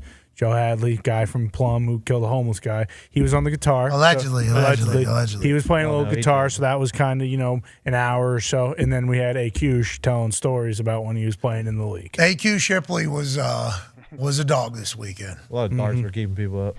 Yeah, a lot of smoke, So Billy Bonjora, that guy that everybody just saw dancing there, B-Bone, called him BJ Novak. Sure. On the flight out there, we were catching up. Like everybody was just kind of catching up. Yeah, good to see you. Haven't had like a 3.5 hour, 4 hour time just to bullshit with these guys. Every time we're somewhere, it's either at an event or we're out or it's allowed. We're at the casino, so some people at the table getting a chance to catch up. Has a kid, he does the whole thing now. He's an adult. Works his dick off, obviously. His family is in the wood business, and they work their fucking dicks off. Dogs. Like it is, the entire family is.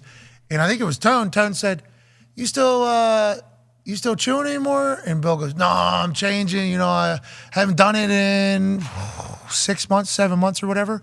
And I'm sitting next to him. I clearly see a dip in his mouth. Oh, is that right?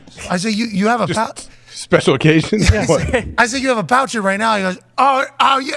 Right now I am, but I haven't. I was like, oh, so you just literally lied through a pouch. He lied through a pouch to tell Diggs that he's changed his life and he's much healthier and everything like that. He said, what am I supposed to do? I want to go on my turkey things. I open up the one pocket of my turkey overalls because he goes turkey hunting. And he said, boom, I just saw a Copenhagen pouch. Oh. Brand new, sitting there. What am I supposed to do, pal? Have to. So I think there was a lot of rules and new lifestyles getting bent a little bit this past weekend. We did take a trip back in time. We did. And most of all, I'm happy that you survived because you almost did not make it past that first hole of the golf course because someone buzzed your tower with a golf ball. Well, hold on. Okay. You did. We weren't exactly You sure. did. No, you did. We were not sure how it was going to work. With 16 people playing every hole, playing their own ball. And yeah, I probably, should have known that you were basically near the green. And what did I do? I hit a great second shot. That was not a great second shot. You were in the middle of the fairway, right in front of the green. Way behind the green, though. That was par 4. You should be up there near the green or whatever. All I hear is, oh, shit, 4. And then I duck, and then my cart, boom, with a mortar pretty much. And I was like, damn, that's first hole. We were playing 16 wide. Everybody played their own ball, probably the wrong. Yeah. Did you all have your own cart? No, split cart. Michael Jordan style? Okay. So you had 16 people tee off at one time. Played one together. Everybody played their own ball. Yeah, it got a little hectic up near the green. They were flying like shells on Normandy. Wild. Got a little hectic. I had a birdie putt on that hole, so I was a target a lot. Outdrove everybody and got to the green pretty quickly. So I'm standing there, and all of a sudden these balls are just coming in. Multiple different angles. Flying. People played that hole differently. Yeah. There was much different levels, and they were just flying in. So we had to figure something out. We ended up doing 4 teams, scramble teams, the best 4 golfers, and then we threw tees to pick the 4 golfers, 3 other teammates. Throw a tee, whoever points at you. I had both Meraldos, even though there was 3 of them. Sorry, AJ. Nick and Nick's father were on my team, alongside Foxy. Foxy's a player. He's a good. Didn't he play in high school? Yeah. I didn't play very well though. I made a couple chips, a couple putts, and that was really it though. We played against a professional golfer, 2 of them, and AQ has a green in the backyard. They had their own teams, scramble. You know what I mean? AJ, we were by far the worst seeded team. That is not going true. into that thing. That is not true. With you and Foxy alone, right? That's all you need. Yeah, but the pro, the person on the. Hey, who was the pro? And those two had their moments. Pat got hot. Yeah. Before, he didn't even walk in. Pat Perez? He hit a putt and then he turned around to talk shit. Pat is Nick's future father-in-law. Lives at a country club, I guess. Dog. Actually lives at a country club. Dog of a guy. Fucking love this dude. He was just drinking a bottle of Jack Daniels in a cup. Like, hey, what do you want to drink? I'll take some Jack. Half the bottle. Sir, you just old school. You just changed the location of the Jack. That's all you did. Hell yeah. This isn't an actual drink. It's like, well, the bottle doesn't fit in my cup holder, so that's the only reason I'm doing this. Exactly. That was great. Nick's dad and him were just hammering straight Jack filled up to the top with like 4 ice cubes. Respect. I did see Nick's dad had like 6 to 7 ice cubes in his one time. Obviously, all of us had to call him a bitch. Yeah, whoa. This guy, he's got 6 ice cubes. So it was but he's a great golfer. He got hot late. Like he got real hot late. If that would have gone on, we ended up playing probably 12 holes. Yeah, just about 12. 12 holes, maybe 13 holes. We didn't make it. Was AQ pissed? I assume AQ wants to play 36 at least. Well, he tried to cheat. He tried to cheat. He was very boozed up. I mean, everybody was rather boozed up. We had the course to ourselves pretty much. That late night ride as well, by the way. Yeah, getting back whenever it was pitch black from the hole that we were on all the way back to shout out to the Phoenician, dude. Yeah, it was awesome. We had the whole course, dude. Well, we were told. There was a couple people that snuck in, I guess. Yeah. That were members there that probably paid. You start hitting balls at them? Millions and millions of dollars to live there, probably. How nice. This place is so nice. We should not be on there at all. This putt. That's a nice putt. This is a good looking putt. Look at the background, too. Hey, yeah, it was filthy. We had one hole left after this. The sun disappears quick. We were all tied at like 2 under or whatever. Yep. That was to take the lead, pretty much end the thing. And AQ right here will properly display how fucked up he was. Boom. Guys! Greg Norman shirt, the shark. Yeah. He's representing out there. He is. He was talking massive amounts of shit. Oh yeah, about everything. Well, that's a resort course though. He doesn't like those, right? Aren't they too easy? Well, the resort greens. That's why That's why I put it a little faster than what you. Everybody was like, if that doesn't go in, it goes off the green. Say the first sentence again. If that doesn't go in. Okay, so we're just not living in reality of what golf is. Yeah, the ball has to fucking go in the hole. I'm aiming at the hole, bud. That's what I'm trying to do. What are we doing? But of course, I did put a couple off the green earlier in the day that we did not happen to capture. It's golf. That just missed the hole. And then gone. Yeah. That thing is all the way. That's what kills you at Tahoe. That's the one that kills you at Tahoe. That turns a standard 2-putt into a quick 4-putt. Tahoe move. Max points that you could possibly get. We enjoyed the hell out of ourselves. We wish you could have came. But thank you to the people of Phoenix, the Phoenician, the Suns, and obviously Chef motherfucking Bo. Yeah, thank you, Bo. Hey, if you get a chance to go to any of Chef Bo's place, you go to Chef Bo's place. Immediately, drop what you're doing. Fucking dog. Tane Diggs said, I love you on guys garbage games. That's not what it's called. Can I get a hug? What's it called? It's Guys Grocery Games. Oh, there it is, yeah. Anyways, guy's a legend.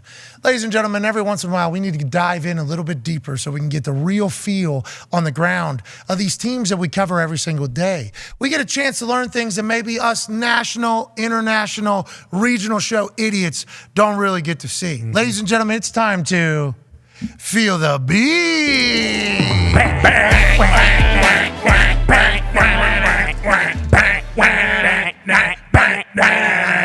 Joining us now is a man who's the voice of Buffalo because he is a Buffalonian. Brother. He's Bill's beat and sideline reporter. He's the host of the Extra Point Show from 10 a.m. to noon on WGR 550. He is a Syracuse alum in front of the program. Ladies and gentlemen, Paisano Sal Capaccio. What's up, boys? Sal, we should have known that even though it's a road game for you right now, you would still look and sound fantastic. How's Arizona? Are you loving it? I'm loving it. I mean, I left Buffalo. It was basically 40-degree high. Now we have a 40-degree low overnight. It's beautiful sunshine, as you can see, palm trees. It's great, and hardly any wind. And, of course, I feel really important. I got Rap over here. I got Schefter over there. Diana walking over here. I mean, everybody who's anybody from the NFL is around here, so it makes me feel a little more important, too. Well, Sal, I want to let you know, they're all saying, I just fucking walk by Sal Capaccio. Sal fucking Capaccio. I just walk by Sal Capaccio. We appreciate you making time for us. Let's dive right in. I don't know what all you're hearing from the league meetings. I know there's a lot different discussions happening there. We would like to chatter about DeAndre Hopkins, D-Hop, Nuke, putting on his Instagram story that he's a Buffalo soldier. And then somebody who comes on our show very often has become a great friend of the program. Pac-Man said that his source say that Buffalo is probably going to be the spot at the end of the day. What are you hearing, Sal? And is that a reality right now? Well, I think as long as Brandon Beane doesn't shut that door, it remains a possibility, right? I mean, he's done the same thing with Odell Beckham. He has never come out and said it's not going to happen. So as long as he doesn't say it's not going to happen, we're not pursuing that. We like our wide receiver group the way it is. We're all going to speculate. He can do that all he wants. And by the way, we're going to talk with Brandon Beane in just about an hour from now. So we'll get a little Put his feet to the fire, Sal. Got to do it. Yeah, there you go. Maybe we'll see exactly where that goes. But look, I do think this could be a reality. It's going to come down to obviously compensation for the Cardinals, what they're asking. And then something has to be reworked on the contract. The Bills just can't take on the contract as is. But there's been a lot of reporting that maybe DeAndre and his side would be able to, redo a new contract, and maybe Arizona would eat some money there.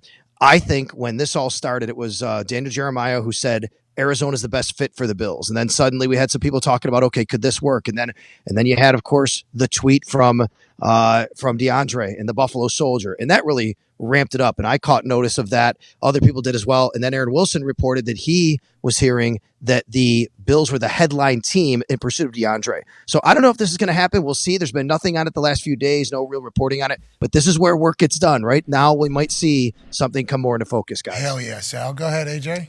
Sal, have you? We know Josh Allen had that elbow injury during the year. He played through it. The guy is an absolute warrior and plays through everything. Do we have any idea how serious that elbow injury was? I feel like it's a lot more serious than he let anyone know. It was a lot more serious, I think, during the season, but I don't think there's anything to worry about him going into 2023. In fact, he said that surgery wasn't required. He'll be full go. Basically, he'll be able to do everything this offseason he normally does. But yeah, Jay, I do think it was more serious than what people realized, and it really kind of compromised what he was doing back there. And you could see that, as the sideline reporter, I could see the ball coming out a certain way, maybe certain angles that he can't throw from or tries to do a little bit differently. It really wasn't until the playoff game against the Miami Dolphins where he let it loose. So you have to figure that was a good 7 weeks or so where that was really hurting him. And now we have Sean McDermott talking a lot about the style of play with Josh. He says, look, he told us this today. We just met with him. He said, as long as Josh is the quarterback, we're always going to have this conversation. He understands that how can he, play to maximize his talents without taking so many hits and things like that. So they're going to have to kind of massage that both from Josh's end and from their offensive end to make sure that they can prolong his career as much as possible to keep him as best he can be, both in the pocket and running when he can. I think the amazing thing about it, when Josh hurt his elbow, we literally said, I could just throw a lefty 4 or 5 times a game and just run it. Yeah. That was literally the conversation that we had. We're like, well, other quarterbacks might affect him a little bit more. Like Brock Purdy, for instance, that situation in San Francisco. If that was Josh Allen, everybody would just be like, all right, fuck it. You're not okay. Don't even hold the ball with that hand. Yep. Just need you to run. He is so incredible at football. Did the window you got Patriots fans. You got other people that I guess aren't Bills fans, that are Bengals fans. They're like, the Buffalo Bills' only opportunity at this thing was last year because now everybody else is going to go. That can't be the feeling around Buffalo, right? Teams only getting better, only getting bigger. We're only learning from all these things, Sal? I think that's a bunch of bullshit, guys, to be quite honest with you. He's talking to you. I disagree. He's talking to you, Connor.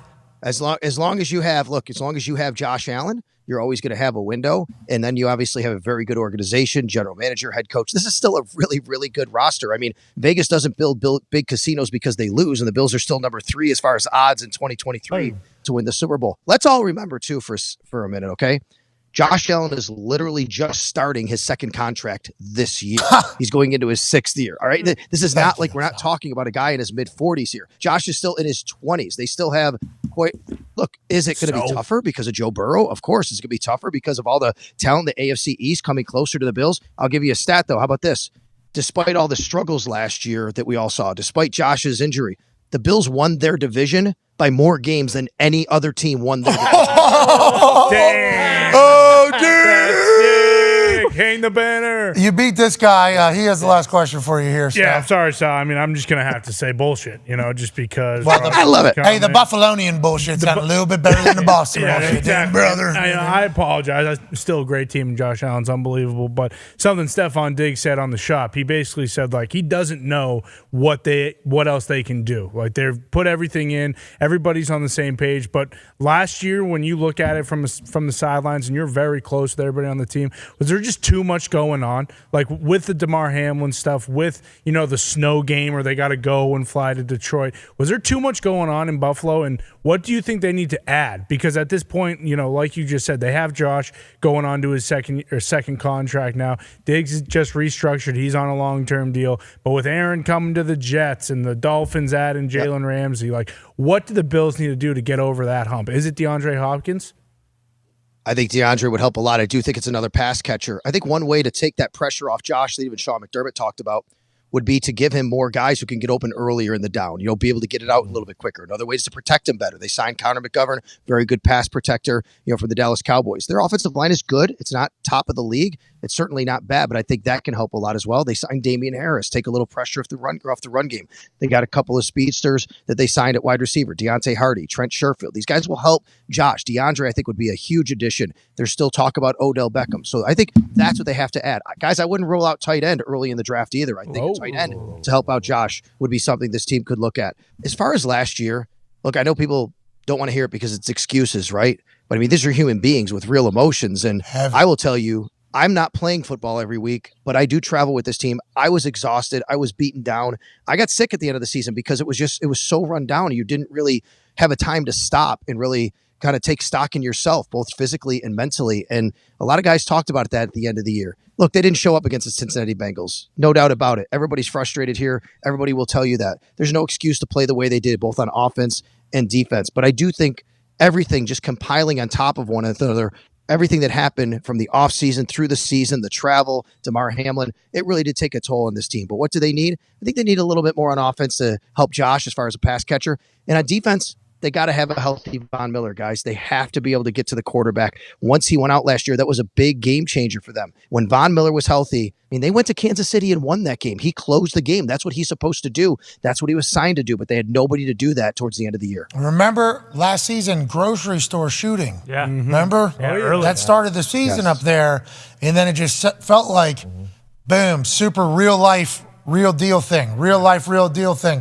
And then it all culminated with one of their teammates dying on the field pretty much and then coming back to life. That's a lot to deal with as a human, let alone also having to go out and perform on the biggest stage whenever the other team doesn't have to worry about that type of stuff. Sal, we can't wait to see what the Bills are up to. We would recommend, how long are you in town there for?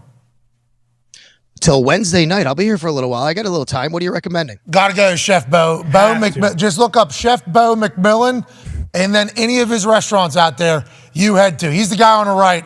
He came over to our table and said, "We getting shots or whatever?" And we're like, "Whoa!" He goes, "There got to be something back at what's your stupid accent up there?" I'm from fucking North Attleboro. I spent a lot of time in Plymouth, but I think we got some fucking tequila or whiskey or something back there. Back there, and then he came back with 16 shots of tequila. It was like the super expensive. It is a great spot, Sal. You'll fit it right in there. Bo, all right, so let me ask you this. Like, out of all you guys, whose name do I give that I can get the best treatment? Whose name should I not give or else they're going to kick me out? AQ Shipley is the proper name to give. Boom. Frat is the name not to give. That's this man right here. He doesn't have the internet, does not have a Twitter, does not have anything. But as soon as he seen Bo, he gave him a big fucking hug. So, anyway, Sal, enjoy the hell out of yourself. We appreciate you, ladies and gentlemen. Sal Capone.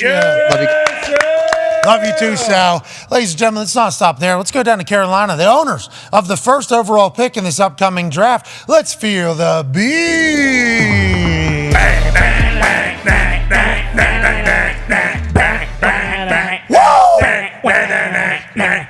Did you feel it, AJ? I feel it. I'm glad we're doing this again, man. I missed it. Joining us now is a beat writer for the Carolina Panthers, also on 1340 AM Fox Sports and Pro Football Writers of America. Former FSU sprinter, don't ever get it twisted. She's more athletic than you. Ladies and gentlemen, Sheena Quick. Sheena, what's up? What's up? How you guys been? Fantastic. How are you doing? How's life? Life is good. It's not boring around here. I can tell you that. Hell yeah. It's boring with the Panthers. It does. It feels like ever since Tepper has become the owner, he's just like, we're doing it now, right now. This didn't work. Cool. Fuck it. We're doing something else right now. Oh, yeah. Speaking of, the most recent move has been going all the way up to the number 1 overall pick.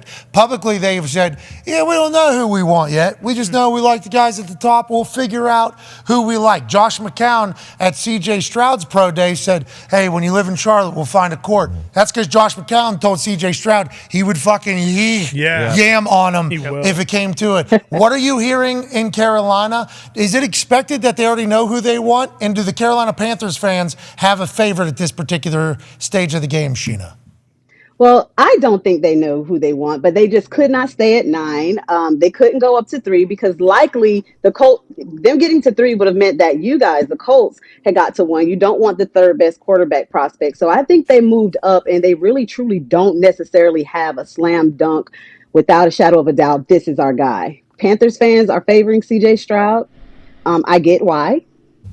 You know, he has the film, the experience as a starter, and the stats that they want Anthony Richardson to have. And he has the size that everybody wants Bryce Young to have. So he's literally right in the middle and the perfect prospect, according to Panthers fans. Yeah, it looks like it to us, too. AJ, go ahead, pal.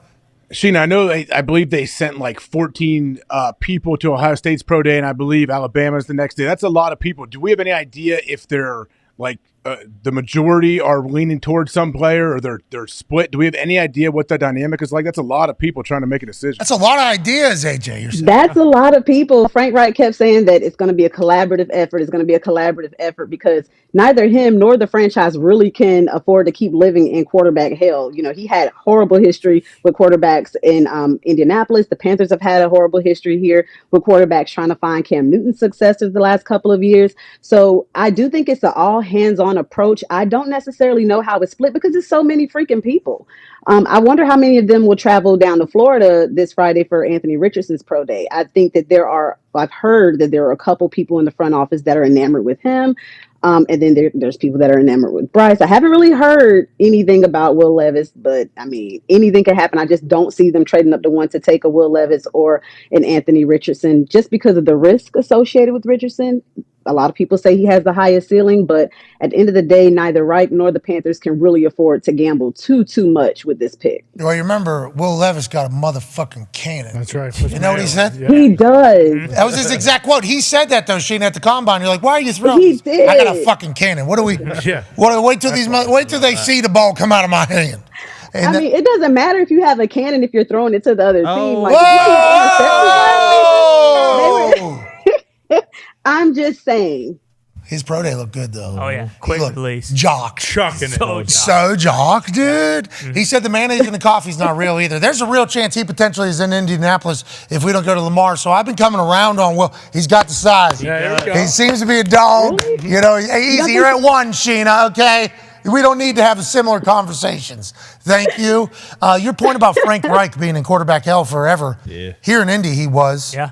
Then he gets down there. I assume that's what he and Tepper talked about the most. Tepper's like, ever since I got in the NFL, just fucking one quarterback after another. Frank Reich was like, brother, you have no idea. Me too. I have done the same exact thing. So I like the fact that they've decided we're going to figure this out. A lot of people, though, chirping. You know, that's a lot of, in the end, it's Tepper, we assume? I don't think so. I think he's going to lean more to Scott Fitterer and Coach Reich.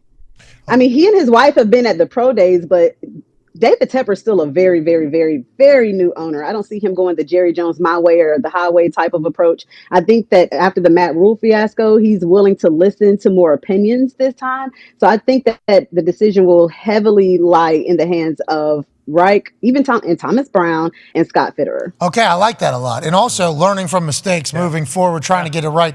I like that he was boots on the ground at the pro day. I like that a lot. His dap up with CJ was good as well. Feels like it's, I like what they're doing. A lot of momentum. The coaching staff down there is phenomenal. Insane. It is. Insane. They're trying to win right now, Sheena. I can't wait to see what. Go ahead. And the thing about it, everybody was losing it when they traded DJ Moore. DJ Moore was not necessarily on the trading table, but the Panthers were trying to offer a 2025 first. Bears was like, nah, give us DJ. We need a wide receiver one right now. And, you know, it kind of sent Panthers fans into a scramble, like, how are we going to replace it? So then you sign Adam Thielen, and then most recently DJ Chark. You know, they have Miles Sanders, and then that crazy staff. Like, it's literally the perfect. So they're building the perfect scenario to where you can just drop a rookie quarterback in there and he'd be successful. Andy Dalton, Josh McCown, Frank Reich, all around at all times. That's a whole good bubble. That's a good piece of information, particularly pull from whoever you are. Ty has a question for you, Sheena. Yeah, Sheena, all reports indicate that the Panthers are going to draft a quarterback with the first overall pick, but with this information coming out about Lamar Jackson and considering that Tepper is the second wealthiest owner in the NFL, do you think there's any chance they're going to kick the tires on a potential Lamar Jackson trade and kind of try to, I mean, that division, you know, like you mentioned, is kind of primed for the taking right now? Now, here you go. I don't think they will. I don't think they'll kick the tires on Lamar. I think they're all in on a rookie quarterback. And like you guys were talking about Frank and Indy, he never really got a chance to draft his guy, his franchise quarterback. And I asked him about that last week, and he said it feels good to be able to get a guy young and, you know, work with him from the ground up. So it would be in their benefit, in their best interest to do due diligence on the Lamar Jackson, but I still think they go rookie quarterback in the draft. Okay, that's good because you know how we were sitting at 4. Now he'd be great for you guys. Yeah, I know. It'd be great. It'd be so much fun with Steichen as the oh my God, it's too good of a match. Yeah. JT and Baltimore to Indy. I mean, Irsay. the connections. Come on, let's go. I would see him. I'd see him going to the Colts before ending up in Carolina. Oh, well, we are feeling the beat. She talks about the Panthers. Yeah. I thought you were saying everywhere else, but Yeah, anyways, pretty cool. last question for you, Sheena. You're the best. Tone has one for you. Gee, we never really heard the local reaction about Frank Reich. Were they happy about the hiring of Frank Reich, and has the fan base been excited about everything that's happened since then? At first, they were a little split because you see Steve Wilkes come in and do the amazing job he did with that roster. A lot of people were rooting for Wilkes, but they understand the Frank Reich hire, so to speak. So, and I'm on that same bus. You know, of course, I was rooting for Steve Wilkes. Everybody was, but I totally understand and get the Frank Reich hire. Perhaps Steve Wilkes was collateral damage for them still not getting the quarterback situation squared away and them feeling like they needed an offensive coach, because Frank's the first offensive-minded head coach in franchise history. And the moves that they've been making, I likened it to, Thanos collecting the Infinity Stones, the way they put that staff together. And just the moves that they've made, the kind of combination between youthful new ideas and old school traditional experience. A lot of fans are very excited. The moves that have been made in free agency, anybody that had any kind of qualms about Wilkes not being hired, Frank is kind of silencing that just with the cosigns that he's getting from guys like Deuce Staley. You got Dom Capers back. You have Jim Caldwell. So it's hard to kind of harp on that when they're making moves to start to win in Carolina. We haven't had that in a while. I like the fact that they're making all these moves to tell their fans hey, let's go. We're going. Tepper's like, what have I proven since I got here? I'm gonna go. I'm gonna spend. I'm gonna do this. Well, he said he brought music to the Carolinas, and that kind of pissed some people off. But he brought what? I think that he said that he brought music to the Carolinas. As far as putting the turf down, that's the latest war is grass versus turf. Everybody wants to go back to grass, but we have the soccer team here now. There's hella concerts here now, so he's seeing bigger picture, and I think he's kind of getting some fans back with being able to put, or at least hope to put, a winning product on the field, so that they're not wasting their money in their PSLs. Sheena, just like I do, and it's any team in any profession in the entire world. You win, people love you. Yep. You don't. Winning cures everything. Everything. It sounds like the Panthers are trying their best to do that. We can't thank you enough for joining us, Sheena. You're the best. Thanks for having me, guys. Ladies and gentlemen, Sheena Quinn. She thinks they don't know. Yeah, I mean, feels like they do, but it's a tight circle there. I feel like Sheena's pretty plugged in. Absolutely. Whenever she's talked about the Panthers, we've, it's all kind of come to fruition. Do you think they went the one just like, all right, we'll be able to figure out who we want there? Feels like that's a lot bigger step than going somewhere else. But 3, you're still sitting at the third best option. Yeah. I honestly wonder about that. Yeah. I think the owner and the GM, I don't know if they would move up if they didn't have a pretty damn good idea of who they were going to take at 1. Now, the rest of the crew, if you're traveling with 14 people, and I heard Lombo talk about this, he feels like there's too many cooks in the kitchen when you do that. So many people with all their input, and a lot of yes men probably involved too with a first-year owner. You don't want to ruffle his feathers maybe. Sure. So who knows, man? I don't know. I would assume they have a pretty good idea. Newer owner, you meant, not first year. First year is Walton in Denver, but still the same thing. First year coaching staff coming in, though, I mean. Yeah, first year coaching, also very new owner. You could get caught in the what does this guy want to hear versus what do I actually believe game a lot when there's a lot of people around somebody like that. But Lombo's a big hey, there needs to be this person does this, this person does this. That's why he said the Waltons and who's the guy? Who's the CEO? The husband of the daughter? Penner? Denver. Yeah, Penner. Greg Penner. Greg Penner is the president of the Broncos right now. He's also the president of Walmart, I think, for the last 15 years or something. He gave the press conference. It was this is what I'm looking for, this is what I'm looking for, this is what I'm looking for. And Lombo's that's the best I've ever heard. We thought Lombo's potentially working because that's the richest owner in sport. Get in there. So it's Lombo seemed to be working a little bit. But every time he kept describing what it was there needs to be you do this, There's a clear path. There's a clear-cut path. Everyone has their responsibilities, and this is where we're going, and everybody knows it. It's all communication. Vision. It's a vision, I think, is what he said. There was a very clear vision in what you needed. 14 people being there. I didn't even think about that until you brought it up. It's Yeah, and at what point do you realize that you're one of those 14 people, which is good in the grand scheme of life, Yeah, being in there. but also in that room, like, I shouldn't be saying things that should be swaying this. Like, that's a balance, too, that people have to find. Yeah, and Sheena said that, like, this time around he wants to listen to more people. So if there are some people that are in there just looking to please him versus what they're seeing, then it is a dangerous situation. And with them not knowing Thomas Davis, who's, Hall of Famer for the Panthers, or he's in that Ring of Honor, he said on NFL Network that, like, shocked Daniel Jeremiah that a couple people out there are infatuated with Anthony Richardson. So maybe they don't know between those two. Yeah, that's been kind of a news for a long time. Yeah. CJ Stroud, though, it's going to be tough to look at him, I think, live in person and move on. And say no. We did that at the Georgia game. Like, it Holy was shit. really tough to just watch him and be like, But if you were an alien, say you're an alien, it was your first game you ever watched, and you watch old buddy for Georgia, Stetson play, you're like, this guy the number one overall pick. Yeah. Like you would say, if you didn't know anything about football and whatever, it just doesn't. It's weird how it doesn't make sense with size and everything. well, they were projecting him 3rd through 6th or 4th through 6 or something like that. Stetson, yeah. I was reading that. I'm like, he won a lot of games. Nuts. Bro. Somebody's going to pick him up 3rd round. Didn't lose it for 2 years. Somebody in the NFL is going to be like, this guy wins games? Yeah. Let's take a flyer. At least make him our holder. We can run some nice fakes. You guys got a lot of good There's your shoots. Ravens' new quarterback with Monken. Yeah, after Purdy. There we go. Ladies and gentlemen, it is time for the last stop, the last moment, the last opportunity on this particular day to feel the beat.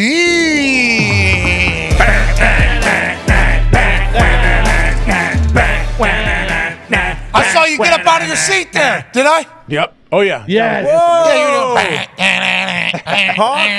you saw that jawline that Shaq called sexy. Yeah, model. Holy shit. I saw that thing bopping a little bit. Were you bopping over there to the feel the beat? Yeah, we're bopping around the league, man. I love it. All right, ladies and gentlemen, the final stop is right here in Indianapolis, Indiana. Hell yeah. With a writer for The Athletic that obviously covers the Colts. He's an analyst for Wish TV. Shout out to Anthony Calhoun. He's also a professor at IU Medical School right here in Indiana. What's that? Media. I definitely wrote medical, but I think it's No, media. That's 100% on me. I read it wrong. You are right. And I also knew that. This guy's a fucking professor. Hell yeah. Ladies and gentlemen, Zach Kiefer. Yeah. Zach, how are you? What's going on? Professor Kiefer, how you doing, pal? How's life? I appreciate you referring to me as a professor, but not in the medical school. That would be dangerous for everybody involved. Well, we all know the medical world gets everything right, and you're 100% right. We don't need any of us to be in there. I do appreciate the hell out of you for joining us. You're obviously in their league meetings. Thank you for taking time. Know you're very busy. We saw a tweet this morning from Lamar Jackson saying, hey, on March 2nd, I told the Ravens, get me out of here. Okay? You guys don't want to do business. I don't want to do business with you anymore. I love Baltimore. I love Maryland. Get me traded. It's been 25 days. I don't think the whole world knew that was the case. Is this going to entice some more teams to reach out to Baltimore to say, hey, now that we know there's a chance that Lamar would rather sit out than play for you, we would like to negotiate a deal? And are the Colts doing that as we speak in Phoenix, Arizona, Zach Kiefer? I think you made a really good point. This changes things, what you just said. Is he willing to sit out, and does that expedite a possible exit from Baltimore? Because I never thought that was going to be the case. To answer your question, no, the Colts are not ruling this out. My understanding is it's a conversation worth having. Now, there's a lot of layers to this. You guys have talked about this a lot, right? The money is very, very substantial. The injuries. But also, Pat, you know this, man. They're tired of going the veteran quarterback route and it not working out, right? They don't have a great spot in the draft. I know they're picking 4th, but there's no shoe-in, and that was reinforced this morning with our conversations with Shane Steichen. This guy's 46-15 as a starter. He's a 26-year-old former MVP. This is not Carson Wentz. This is not Matt Ryan. This is not Phillip Rivers. It's a conversation that they're willing to have. I don't expect anything imminent, but if you're the Colts, of course you consider this, right? Did you say that about Lamar, or did Steichen say that about Lamar? This is me saying this about Lamar. Okay, what did Steichen say about it?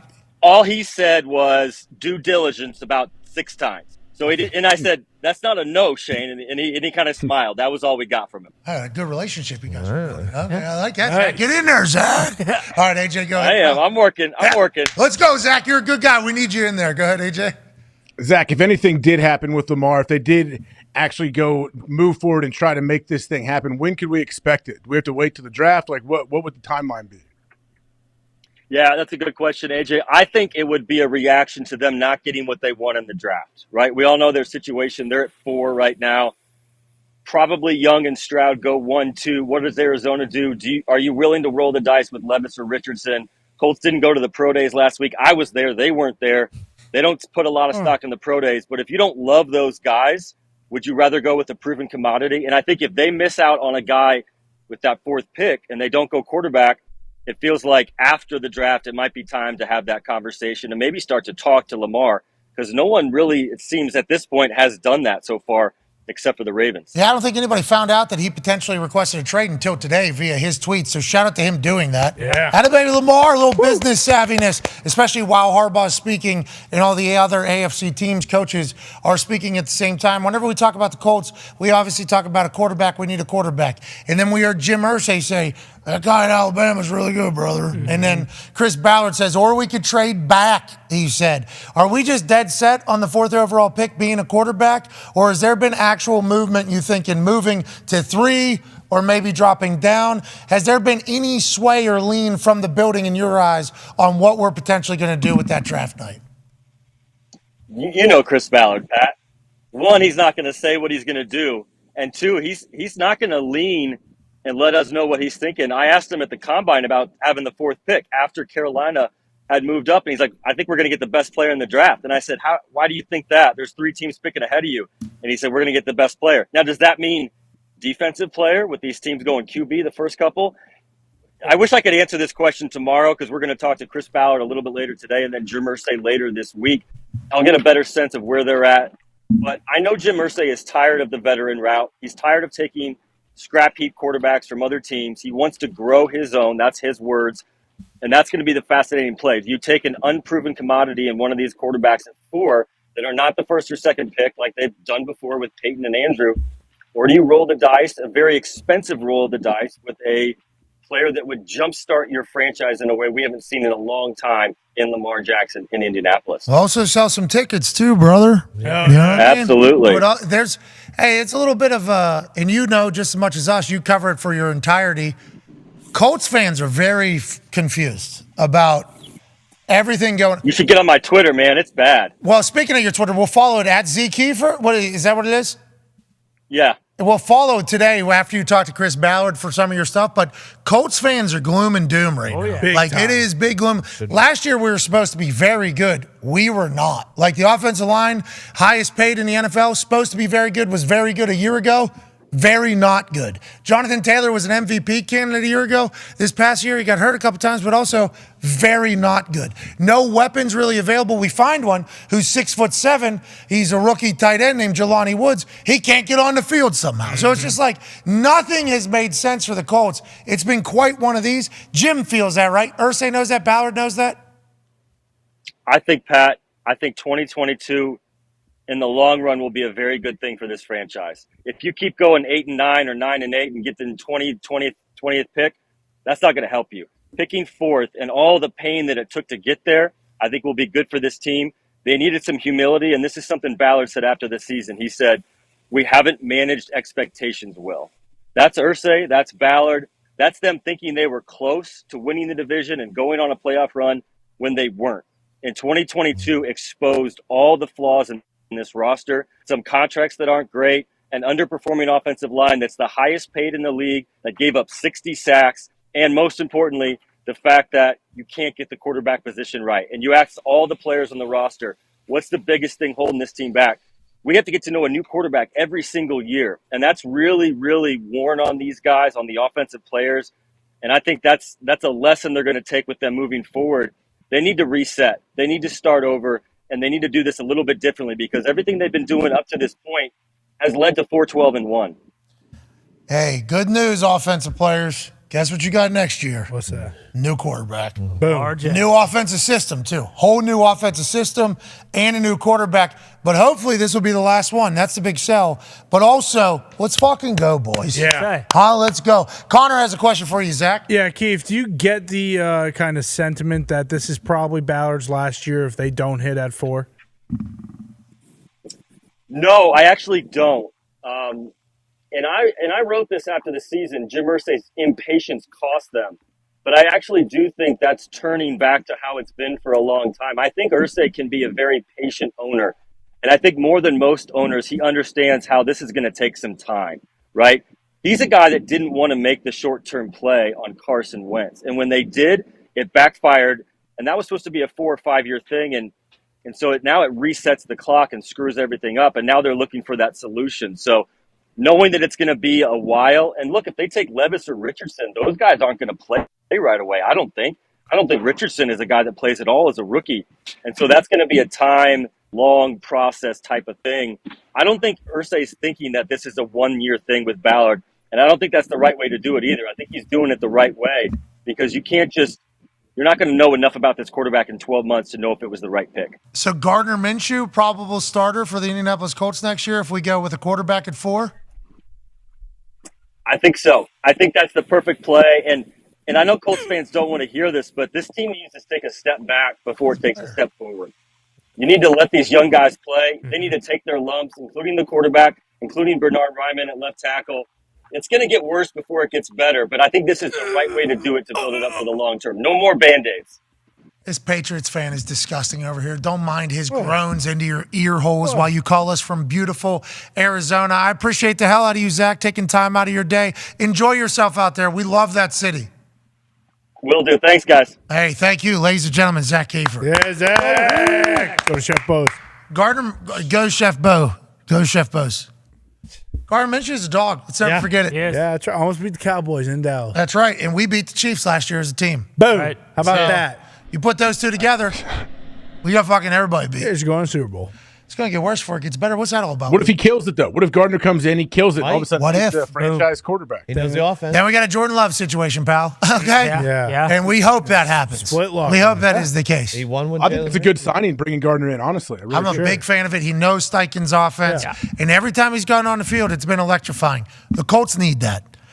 When I say I watched a lot of these games and thought to myself the entire time, holy fuck, this team sucks. It's too much. Yeah. It's way too much. Just wasn't, you know what I mean? Just thought that way too many times. Too many times, especially when you're paid for that nice suite on the field. Too many times. I said it too many times. Price went up, too. I can't do it. I can't, at least have entertaining football if you're going to suck. Yes. You know, and we've heard from other franchises that have been like, hey, we know that we have to have an entertaining brand of football. We know that it might not always work out for us, but that is a conscious thought that we have. The Chargers are like, we want to play an entertaining brand of football for our fans and everything like that. When you got New York Times Square Spider-Man dancing at halftime, and then terrible fucking football being played, it is tough to go home after taking the trip all the way downtown. Yeah. Where there's just sitting in traffic, doing the whole thing for 7 hours. You're spending down there, 8 hours. When you go home at night, you're like, yeah, I should have done more of that. Like, there was only one moment really that was like awesome, and it was this one. And they used it as marketing for season tickets. Smart. We should create more of those. Gardner Minshew is electrifying. This guy. So it's like, I don't mind it at all. But also, I don't need to see a guy sit for an entire year. Anthony Richardson, we don't need to see him sit for an entire year. What's he learning in practice that he can't? You know what I mean? Like, wouldn't that help if like Kiefer said, it's going to get worse before it gets better? He's saying like Gardner needs to be in there to take his lumps, or would you throw you throw Richardson in if you drafted him? I don't know. There's always two different ways to look at it.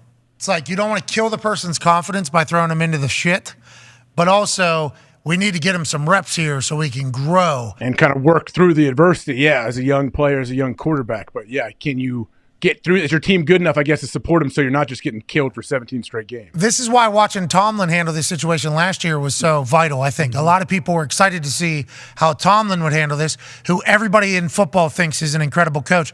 I guess there's some people that aren't in football that don't think that, but every human being that is in football thinks that Mike Tomlin's a great coach, has been for a long time. So watching him handle a young quarterback in a transition period turnover thing was like kind of something we were all interested in watching. He had him sit.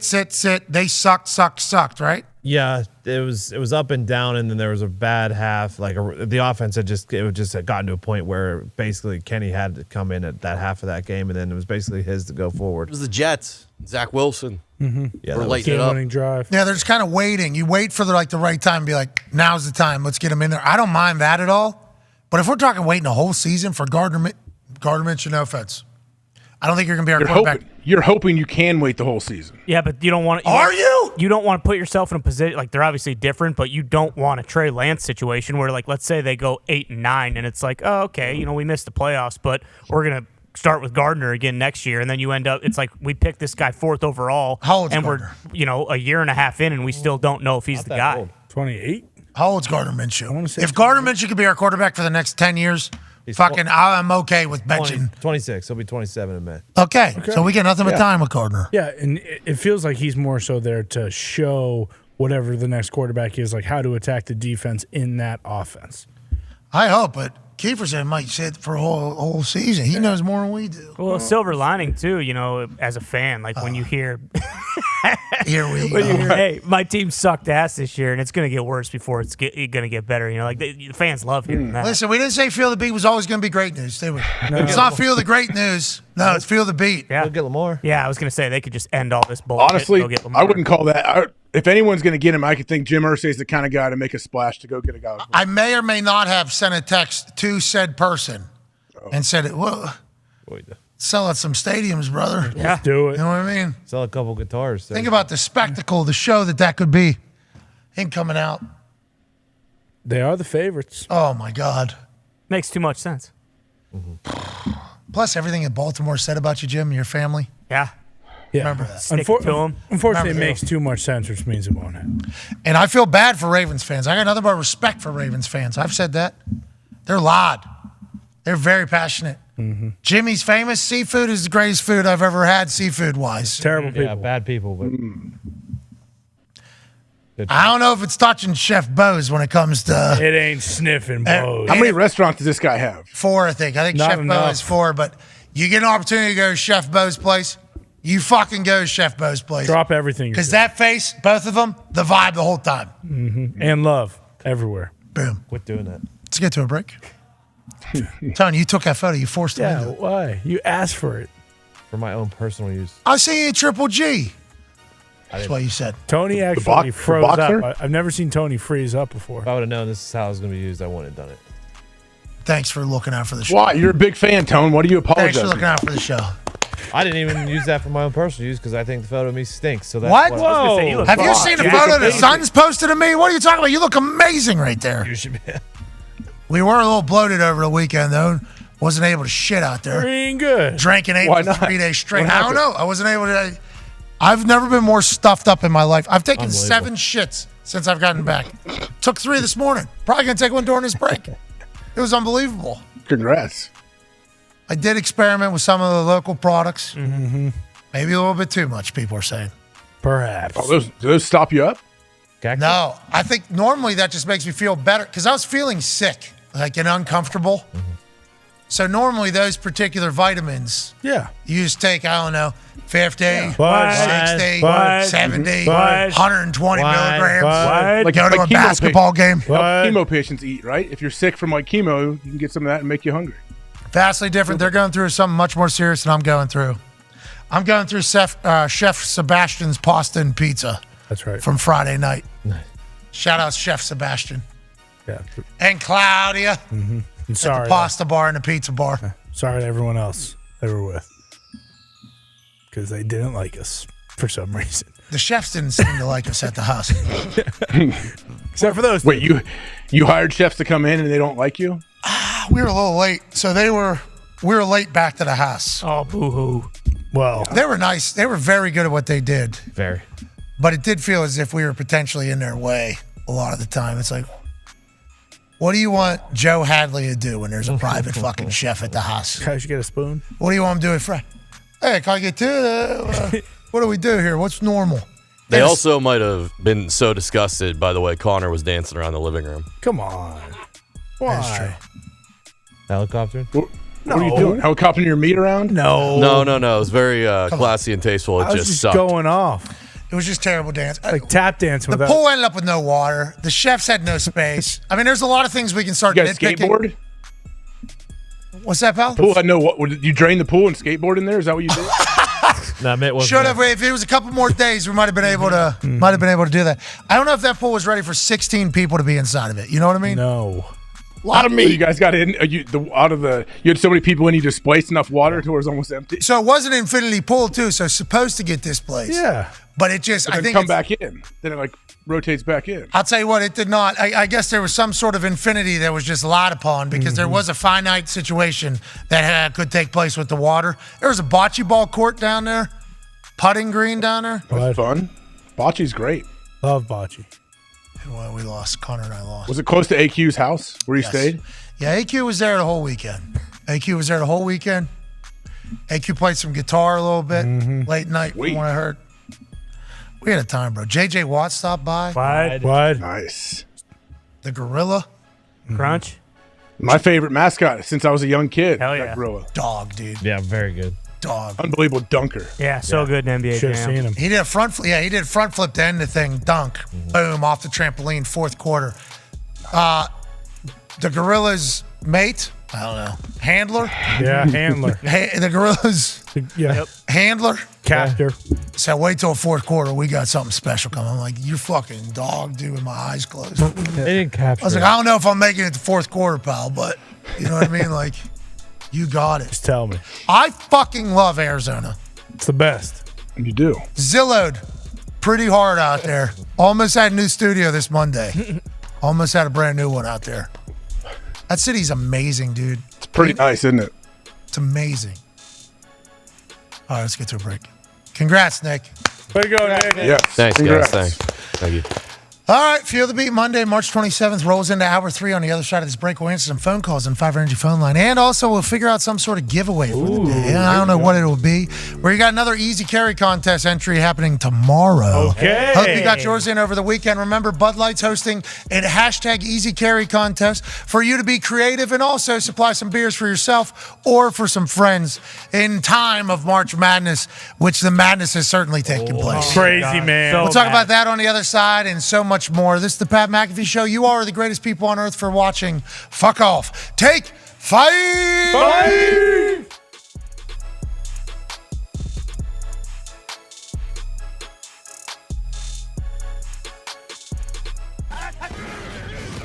Big brain football. Breaking news. The Kansas City Chiefs are really fucking good at football. Kelsey over the middle, length to the end zone, touchdown, Kansas City. Big reason for that? A lot of big brains running around in Chiefs jerseys on Sunday. What? Monday? What? Thursday? What? In America? What? In England? What? No matter where they play, they have high IQ. It's a beautiful thing to watch. I hit him with the bing bing, and that just go. Just go. Yeah. His eyes were in the backfield. As soon as I hit the 1-2, I was out of there. I knew I had nothing in the middle. The middle was wide open because of Sky Moore, rookie, and MVS Marquez Valdez-Scantling. Clear out in a post to occupy the safeties, and Travis Kelce's able to waltz right in for his 72nd NFL touchdown. Bravo, Travis Kelce, and thanks for the big brain football by MVS and Sky Moore. Who's backside? Glad that was you? Yeah. Were you backside? Good. Baby, way to clear that. Who was that backside post? Scott. Huh? I think Scott. Scott? That went too full. Hey, Scott. Kansas City's receivers might not be big names in the kingdom just yet, but they got big old brains. Caught Marquez Valdez-Scantling. It wasn't a coincidence MVS was open down the seam. No. You didn't cross the hat. You right on the hat. Yeah, I literally, because they went invert, so I thought the safety run way over there. The other ones, I'm like, safety throughout the half. Against the inverted safeties, MVS knew that the middle of the field would be wide open. Mahomes had a hunch that the 4.37 speed on a linebacker might be a favorable matchup. A dart thrown by Patrick Mahomes. Great job on the line. Yes, sir. One of the problems sometimes when you try and disguise coverages and drop somebody back late, you can zip somebody right past it. And it's exactly what happened with Marquez Valdez-Scantling. A safety pressure, immediate invert. That's what I need every time. Knowing coverages and how to beat them, that's smart football. But what Mahomes did on his second touchdown pass was a work of wizardry in the art of football IQ. At the 2, they fake the trap. Now Mahomes scrambling to his right, holding it, gets off the hit, now lunging forward, and now fires it late, caught at the back of the end zone. Clyde Edwards-Helaire, Mahomes with the touchdown pass. Absolute banana land. Dude takes a snap, scrambles around for 7 seconds, which is almost a full bull ride, okay? Almost full bull ride. Spins, throws a touchdown, all the while remembering that they snapped the ball on the 2-yard line and he cannot cross that line and still throw a football. Yo, I'm close. You got it. As long as you're there, you're good. You get out of the pocket. Great. You make one of the league's best linebackers miss. Even better.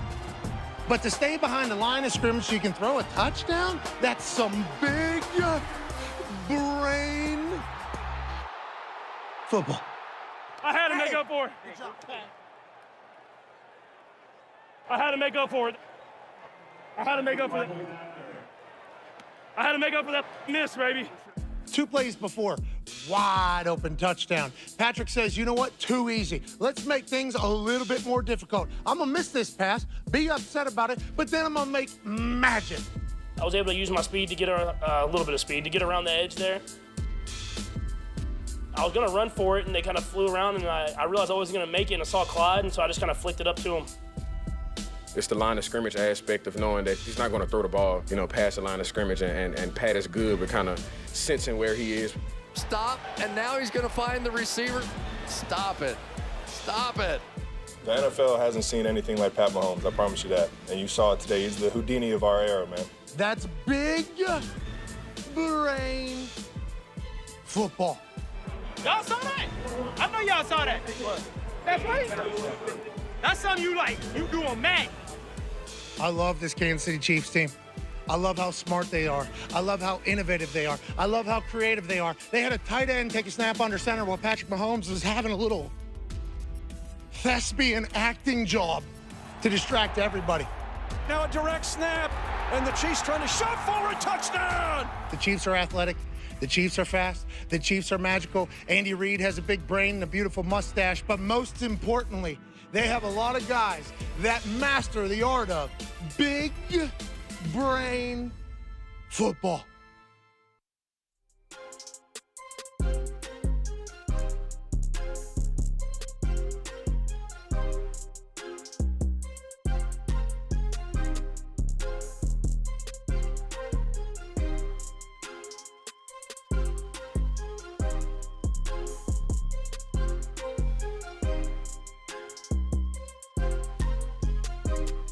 Hey, I saw a ball last night, no laces. Is that normal? Yeah, I also threw a sidewinder, a helicopter ball out to Jonesy. I don't know how he caught it. We were going in the red zone. And the ball got snapped to me, and it just said, I don't know if Josh's hand was wet or if the ball didn't get wiped off, but it got to me. I didn't have laces. I was trying to throw out in the flat, and it was like just totally slick. And I threw this absolute sidewinder helicopter out to him. And, classic Jonesy, just like, meh, easy catch. 5 yards. It was Dobbs' first little out or whatever.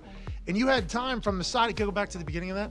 From the side angle, from the full play, you had time to adjust that if you wanted to. You just apparently did not. You don't care? Is that a thing? You just don't, it's all about your grip. It doesn't matter where the ball is? Yeah, on that play, and that's cool. I didn't actually know that. But on that play, we had a little 3-man combination to the right side we have motion. And a lot of times on that play, the back's coming across, so he's not a part of the 3-man side. But a lot of times on that play, you kind of just catch in trying to get the ball out. Christian run down sidelines. you got Joe in the flat, and Allen was snapping up at 5 yards. So you're trying to like really get the ball out quickly. And Daubers is actually number 4 in the progression on the backside. So I probably just was thinking, oh, this ball's going to the flat right away, so I'm going to catch it and get the ball out as quick as possible. And then sometimes, that doesn't happen. You come back and find a way to throw an accurate ball without the laces. But that's why, a lot of the pre-practice work that I do is all this. Like I never throw the ball with the laces in pre-practice. And there's plays, reps during practice and drill work that you do this stuff because you never know what's going to come up in the game. And that's a cool clip. I'm glad you guys got that. That's awesome. Yeah, we're thankful for NFL Film sending it over, and the angle is perfect because it's literally right down there. And as soon as I saw it, we were watching all the clips that we have every single morning. Foxy brings it over, and we watch through it. And I just see the laces just like staring. And I remember back in the day, there was a couple like Nate Davis, I think, of Ball State. Whenever he was making a transition in the NFL, it was literally the only conversation. This guy doesn't throw with the laces. This guy doesn't throw with the laces. And then I see the best thrower of a football of all time having time not using laces, and I'm like, how come that's I'd never known that about you. So you're telling me you no look and no lace? Oh, yeah. Oh, man, I just found that out. I didn't know you could throw the ball pretty good. Yeah, it's crazy.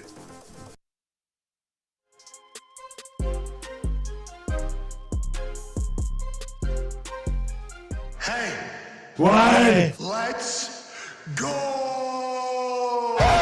This show fucking stinks, and the fact that you listen, we are very, very thankful for. AJ, never cease to amaze me with your toxicity, pal. You got a couple of these? God damn it! What the fuck are you doing? Fuck Boston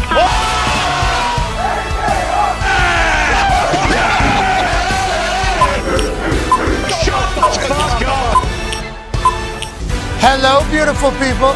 Welcome back to our humble abode, the Thunderdome. On this Feel the Beat Monday, March 27, 2023, Hour 3 shall start right now. Much mana! Much mana to all of you, including you, AJ Hawk, who's on the left of my left, your right. The Toxic Table's here at Boston Connor, at Ty Schmidt. One half of the Hammer, Dahn. Cowboys, Tone Diggs is here, and all the boys in the back. We appreciate everyone for watching. Hey, it is March 27th.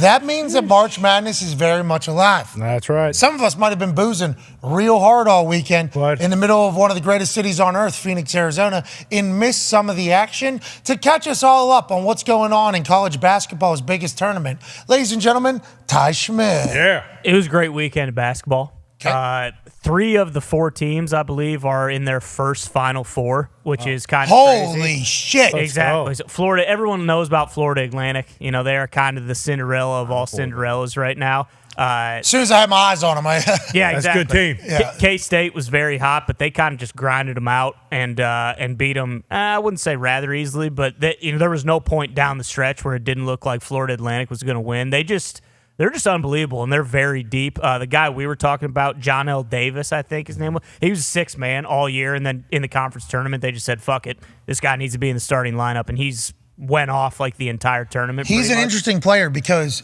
he's playing in the paint. Like, he's close.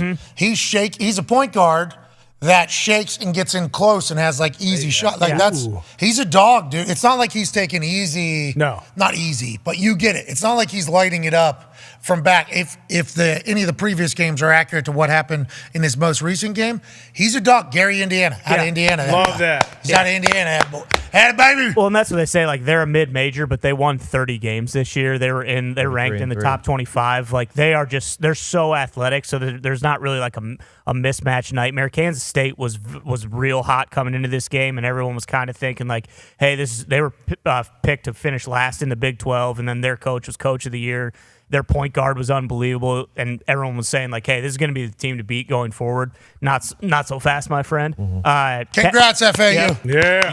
Your team, Texas, suffered a tough defeat to Miami. Miami, a lot of people going into the tournament thought they were underseeded, underseeded. Appears they were because they are just very good. Same deal. They just got a bunch of guys who can score. They're unbelievably athletic. Coach Larinaga dancing in the locker room, just being a dog. Who's he? He's 90 years old. That guy's been around basketball a long time. It was, I think they said 12 years or maybe 16 years ago yesterday. He took George Mason to the Final Four, if you remember, a long time ago. That was one of the first recent 11 or 12 seeds going to the Final Four. Kind of crazy.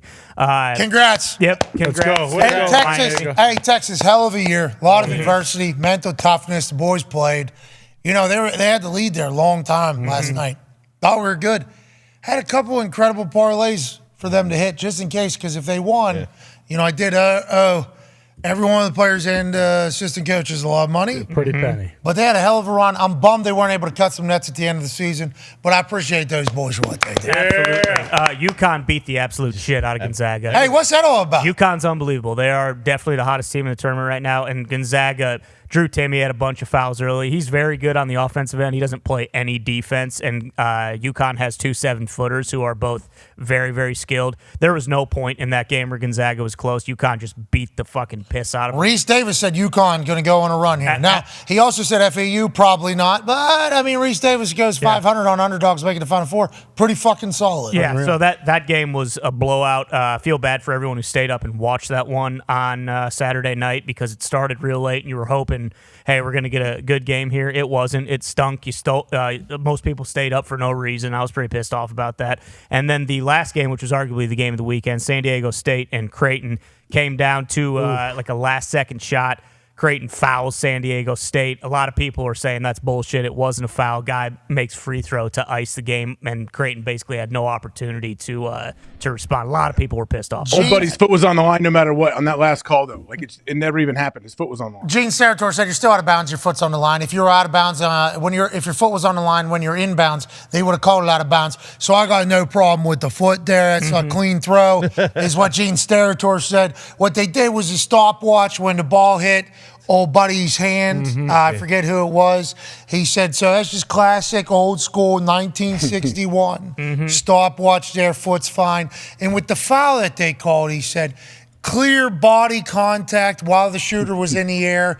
And there was a lot of people saying, well, they didn't call it all game. Exactly. So they didn't call it all game. He goes, you can argue that, obviously, but the foul itself was a foul. Gene was trying to stick up. No tie. Yeah. Gene goes, no tie. Casual. 6 wide at that desk. Everybody had 3-piece suits on, obviously. It's the Elite Eight. Gene Sarator comes in, end of the table. All eyes on Gene. Gene, the world is burning right now because this call is very apparently them giving the game to this team, and people are not going to be happy about that. And Gene said, well, it is a foul. Sorry. If you call it all game, that's a different. He said, I'm not having that conversation. The foot thing, like AJ said, he's still out of bounds there. If he's standing in bounds, puts his foot on the line, he's out of bounds. Got no problems there. And then the clock operator obviously didn't start. That game's over. That's kind of how that whole thing went. It's like, that baby Gene. Still got it, That Gene. baby Gene. It was nice Gene's to on see fire. him. Gene's legit on fire. Like he says whatever the ref's going to say 2 seconds before they give the final thing, and Gene's always spot on. Massive moments, too. Gene's put on the spot, right? Like, we all get a chance to kind of watch the replays and everything like that. They're going to Gene before, like, the second replay's playing. So and Gene somehow figures out a way not to put himself into any corners either. Like, his communication ability is very solid because you'll be like, I think what we're going to see here, that is exactly what, that happened. About 0.2 seconds left on the clock as I see it, and then boom, they put up 0.2 seconds. Yeah, it's unbelievable because if you remember, who was that, Mike Carey? Yes. Yeah. Mike Carey was one of the first ref replay booth people. He got his first, 27 wrong? He was always wrong. Always wrong. Yeah. It was like, this is good concept, terrible execution. Sure. So then every other network was like, all right, we can't get the shit refs. We got to get all the great refs. And they literally started plucking all of the incredible referees. Need you to not do what Mike Carey did to lead off his entire thing. Need you to have some credibility. Need you to be good. And then all the NFL players and coaches were like, you're taking all our fucking good refs. Need them back. Gene was loved by everybody. I'm happy he's getting a chance to shine, AJ. He is, like, the more they show him, and I saw the little behind-the-scenes thing that he put up, too, I believe, to show, like, the process of what he does when he's watching a game, when all of them are up, and then they come to him. It's not easy, man. Like, it's not easy to get your thoughts out, like, in such a short little moment. They're calling Gene when you have, like, 8 seconds during a national televised game. Like, Gene, and he has to be right, and he is. Yeah. They took the stopwatch out. I love it. Congrats, Gino. Yeah, the best, Gene. So that's the Final Four right there. Yeah, so we have FAU versus San Diego State, and then Miami and UConn. Are ratings going to suck? I don't know. It's tough to say. Toss-up. Yeah. Because they're not the blue chips, right? That's kind of like the football thing. Right. Whenever they're talking about bowl games, you think that most bowl people are trying to select teams that fans will travel and teams that fans will watch. That's a massive ordeal. this happening to be like no real. I mean, you got two old Big East schools in there. Yeah. Very sweet. Hey, Big East Conference was filled with some fucking dogs back in the day, pal. Miami and UConn were all in the same conference. I mean, Big East Conference used to fucking go, dude. I mean, it was a real deal. Obviously, they had Miss you, Big East. They were people that missed the hell out of you, Big East. Obviously, they had people that had zero clue what to do business-wise. Yep. Yeah. Could have probably got ahead of this whole thing. Yeah. But instead, they kind of just get rolled away. They still have basketball, Big East, I guess. I had a lot of people tweet me, who's going to tell them? You know, I had a couple of young say that. I'm like, you just expose yourself for having no fucking idea. Okay, forever. Nobody will take you serious. Well, a lot of those teams in the Big East, too, don't have Division I football teams. So it's a basketball conference now. Which, who's going to tell them? I did not know that until I was told that like a year ago when it kind of got shoved in my face. But I do like that UConn, Miami, SDSU, and FAU are all in there. New teams. Is this what NIL is going to do? Continue to do, you think, Todd? I don't know. Potentially. I think a lot of what they were saying is like it's going to take a few years for things to kind of get normal again because we're still in like the COVID era. So like some of these guys, like these teams who are like super old, like they've been playing together for like 5 to 6 years. Like that used to never happen, you know, like it's kind of going away from the one and done. And like, so now you get like, I mean, it's just much different when you have it like, I mean, it's on the other side, but like Iowa's women who, you know, Caitlin Clark has taken over the world by 41, 12, and 10. Yeah, she's unreal. But the hoop is bigger when she shoots it. Yeah. You know what I mean? Like she's like Steph. Whenever you watch her get the ball and put it up, it's like, oh, that's going in. If it doesn't go in, it's more of a surprise. Hey, Caitlin Clark is from Iowa? Yeah, from Des Moines. Yeah, she's unbelievable. Fucking dog out there to watch. But like their starting five has played 80 games together. Like that almost never happens in college basketball. So it's just like a lot of these teams who are getting the good recruits, they're young, but like you see Alabama, like when you play a team that's battle tested and they have guys who are like 25 and 26 years old, like, well, battle tested in more ways than one, I suppose. But, you know, I mean, what's this guy's problem? What do you want me to do? I didn't fucking do it. It's reality of what happened. Yeah, exactly. That's what we happened. don't like it? Yeah, no. But and a lot of people are maybe saying that was karma why they lost. I'm not saying that. A lot of people were saying that. The universe is real. But that's what happens when you have a bunch of these guys who are, you know, like really talented, but they're younger. Like it's just hard to compete with guys who have been playing together forever. Hey, thank you for that. Oh, yeah. Good weekend of basketball. There's a crazy It's stat, too. entertaining. It was What's like that? 16 seniors or upperclassmen, 17 transfers, and 1 true freshman, whereas the starters for the Elite Eight. And what else was the other one? This is the first time in however long that a 1, 2, or 3 seed not in. Yeah, not in. First time since they like went to seeding or something in 1979 that there hasn't been a 1 seed in the, or there wasn't a 1 seed in the Elite Eight. Yeah, 2 or 3, I think. Yeah. Now at this point. Nuts. So That it's 4 is the highest seed left. Did you get to watch any of the games, AJ? I mean, I saw some of the clips and the highlights, and they're kind of a little foggy, but I did get to see some of it. It looked like some great basketball. I've watched more than I thought. Like I didn't expect to watch a whole lot, and when I've got there, and I get locked in on games. I mean, I like watching old Timmy play. He's been in the tournament for the last 22 years. I know he has scored the most points, and I don't like when they call fouls on the stars like that. People are tuning in to watch that guy play. Don't call any ticky-tack fouls on that guy. Let's give him 6. Isn't it 5 in college? For real, they should get play 6. some defense. Like, it's the same thing. Like, yo, this is TV. It's entertainment. Making money. Just like the NBA. 6. Make it 6 fouls instead of 5. Let them play. I agree. It's vastly different than high school, right? High school is 5. Yeah. So they carry the high school rule into that as opposed to the NBA rule. It's like, yo, this is different. This is entertainment. Yeah. I don't like that at all because I like guys that are going for fucking blocks. Like, that makes the game better. But if you get a ref, you get too early, it's like, screwing him. Can't be in the, you know what I mean? I'm not a basketball person, but that is something I watch that like infuriates me while I'm watching. Like, this guy's getting punished for trying. Like, what are we? Well, and that seems like I don't know, a little backwards. Timmy broke the record, right, for most 20-point games in the tournament, too. So he's like one of the all-time leading scorers of the tournament. That's awesome. And then you just take him out of the game. How come we're not talking about the fact that basketball scripted? You're telling me that these 4 teams are fucking, I mean, get the hell out of here. Yeah. Question. Get the hell out of here. UConn wins by 70 over Gonzaga. Okay, we get it. It's a baby face. Yeah. You know, like, we get it. You know what I mean, AJ? This is scripted. I guess so. This is scripted as well. But I know the Iowa girls are doing well. Ohio State girls are still alive, but too. They play tonight, right? So LSU Ohio State, Iowa, Miami. So Iowa's in the Final Four, and South Carolina is in the Final Four, and I think LSU is too. So I think one more game is tonight, maybe. I've enjoyed watching the highlights from the women's tournament as well. That's the thing. There's some there's some real dogs out there. The Iowa women play like a very fun brand of, like, they scored 97 points last night, and it was like the game before that, like Miami had like 27 points in the fourth quarter. It's like, this isn't great for women's college basketball, because anyone who doesn't like it kind of just points to that, and it's like, well, it's 42-20. None of them can make shots. Like, Iowa scored 100 points. They run, like, they don't play great defense, but like when Caitlin Clark scores 40 points, it doesn't fucking matter. LSU has a girl that just averaged a double-double, and then they got a girl who is they got a monster. And their coach wears the big, like, colorful outfits. Like, he's a character as well. It's entertainment, man. I think college basketball has done good here. I think they said the women's ratings this year are higher than they've ever been by like a long shot. All right, hey, good for basketball. Great for basketball. Something maybe to adopt too. They do the home games. I think that's awesome. Great environments. Yeah. Great environment. So you go in there and steal a soul too. I mean, that's Miami. That's what happened with Miami. And IU, in Bloomington. Reggie Wayne there. Well, that's how Going nuts. He's the only human there.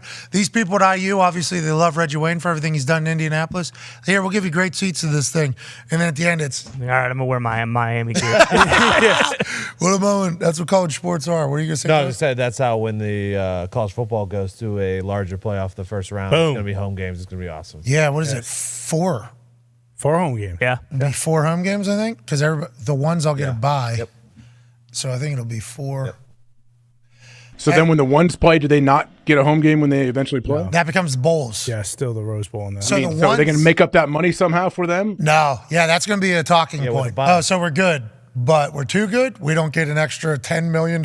Interesting. Oh, real nice. Okay. Sweet. I assume they'll figure that out. Anytime there's normally dollars involved, people figure it out, AJ. Isn't that normally true? You would think they'd have to. I'd imagine all the surrounding businesses, everyone wants that game. You'll get your money, If you're one of the best. Yeah, Ohio State will get your fucking money. Don't you worry. Okay, why don't you guys lose one, actually, in the Big Ten? Go down there and have to earn it. Yeah, there you go. Get a home game. Makes more sense. Why don't you do it, AJ? Tell the boys. Maybe. New quarterback. You got to replace C.J. Stroud, so let's see. I want to let you know, Pac-Man gave a speech to the West Virginia Mountaineers this weekend during family weekend. Look out for a fucking undefeated season out of the boys in They Morgantown. might go. Yeah. Neil Brown still coach? Does he have Wolves? Yeah, he has 2 of them, I think. We were talking about this on a vacation. We just learned about this. Hello, world. You know, that's Pac-Man's thing. His IG story, he's walking 2 pet wolves. We were talking. Did we know these things existed? I didn't. He Like posted a them. wolf. That you can buy like wolf German Shepherd hybrids that are like 98% wolf. AJ, I met one named Diablo, and I was told by owner of Diablo that, because these things are standing up there your tits here. These are wolves that have been domesticated, but they all live outside in a hut. They have roaming property, and then they come in the house, and the family's like, oh, this is our dog. It's not a dog. This is a fucking wild animal, okay? But I guess it does have the ability to love its pack, which it does. So I was a little nervous going in. It could sense that. I knew that as I was stepping up to the house, it knew I was nervous. Dogs have the ability to do that. So I do like a false, come on, bro. They fucking hang out with this wolf all the time. You can hang out with this wolf all the time. Old buddy who had the wolf as a pet told me, hey, just, if you really want to gain some strides with Diablo, like just howl. He'll howl with you. It'll be like a good moment. So I howl literally as soon as I walk into that fucking house, okay? Diablo, right on cue. Oh, starts howling. I'm like, all right, this is my dog now. That's awesome. Like, we are good. I turn around and walk away. This dog, 2 front paws up on my shoulders, right here. Mounted you? Oh, no. He raped you? He thought he was about to try to fuck me, yeah. This Diablo was trying to fuck me. I don't know Mating call. I don't know how good my howl is, but if you need to go on a wolf hunt, I can get all the boys riled up if you need it. Hell yeah. That's from my one time howling with an actual fucking wolf. That thing wanted to do me. And I'll tell you what, not easy to evade. No. Had to go paw. Big sons of whoa, one of those. And this thing's a wolf. So like if a wolf wants you, a wolf's going to have you. For sure. And it was at that moment I just had to snuck in the door, shut the door. I'm not leaving this room for the rest of the night. Cool. Yep. This is my night in Diablo's house. So I do understand that there's wolves, believe me, more than most, I think, when I've gone eye to eye with one. And I guess belly to butt with one before. Yep. But yeah, I think he's got 2 of them. These things are fucking gigantic, bro. They live in their own homes, I believe. Hello, world. Yeah, look, that's probably one of them, huh? Yeah. I don't think that's a wolf. What do you think? Yeah, maybe it might be a little wolf in there. I don't know. Dude, he's going face to face with that. I mean, he's five, sweet. what? Those are his pets. 6? They love him. 7? Pac-Man? Pac-Man? Yeah. He's at 5'10". 5'6". What are you talking about? Pac-Man, I'm so sorry. That's so fucked up. I did not mean that. Oh, man. Bugsy Bogues? 5'8". He's 5'8", 5'9", 5'10". What is he? He's like 5'11". Yeah, I got to be 5'11". 5'11". Well, because the issue is, my issue is, 5'6". bro, I don't mean that. Rap sheet is I don't mean 5'6". that. I've been around a guy who's 5'4" all weekend. It kind of changes everything. Yeah. What do you want from me? I'm just 5'6" is a monster. The dancer kid? You thought Yeah. The dancing kid's only 5'4"? Billy Bonnier, yeah, he had a He fedora. carries it well. Yeah, he said if you're going to be 5'4", you got to be loud at least. He had a fucking fedora on while he was golfing. Crushed it. Connor killed him every single time he stepped up to a golf ball. Now up, the creator of golf. Billy, like he looked like he was out of the 1200s with this fedora cap. Anyways, so I apologize. His arm too, remember? Yeah, true. Yeah. Pac-Man's arm. is Longest like wingspan. the longest wingspan of all time. So Yeah. I was trying to put over the wingspan as opposed to. He's fucking face to face with that thing, dude. Yeah. That is a big wolf. Did he just get this? Do we know? Maybe. I mean, that's a ballsy move. If you get him like day one, you're sitting there going face to face with him. Well, you gotta, right? Like Caesar. Yeah, he's had him for a little while. He's got full control. Yeah. There's the creator of golf. They know. Yeah. They know who the pack leader is. There's the creator of golf. That baby Burns. Go, Bones. Black and white, nice artistic shot. Big Bone show. Zeno did it, dude. Bones right now is spraying wood somewhere, cutting wood somewhere. He's fucking jagoffs. Yeah, a lot of that. Legendary crew this weekend, AJ. Legendary crew. Yeah, I could sense that. Getting access to things that I assume that they never could have expected getting access to, and not being scared at all. Just diving right in. About it. It was awesome. It was amazing. It was a blast. Congrats, Nick. Congrats, Nick. Good boy, Nick. Thanks, guys. Let's go to the 5 Energy phone line here as we wrap up this glorious. Lamar Jackson requested a trade Monday. Yeah. March 27th. There's some more quotes coming out of league meetings here before we get to the phones. I do believe McDaniels, the head coach of the Miami Dolphins, was asked about the Commanders selling. Once again, this is another NFC team asking AFC coaches questions. This is what Mike McDaniels, the head coach of the Miami Dolphins, said about the Commanders sale reportedly being around $6 billion or so. Wow, the organization's worth that much? And, you know, I couldn't get free coffee? Okay, so that is something to think about as we, see what Dan Snyder operates and how he operates. Peter King in Football Morning in America said the $7 billion probably not going to happen, probably going to be near $6 billion. It's in between the range of likely and very likely in a lot of owners' minds, so do not expect them to vote or talk about it this week. It's kind of understood. This is via Peter King in Football Morning in America. He also said if he was to sell it for $6 billion, that'd be 25x what he purchased it for however many years ago. Wow. All the while running the company into the ground and making it all. Is Peter King's words, not mine. Is $6 billion surprising for the Commander sale? And do you think Dan Snyder ever officially sells that thing, or is this just one of the Snyder plans?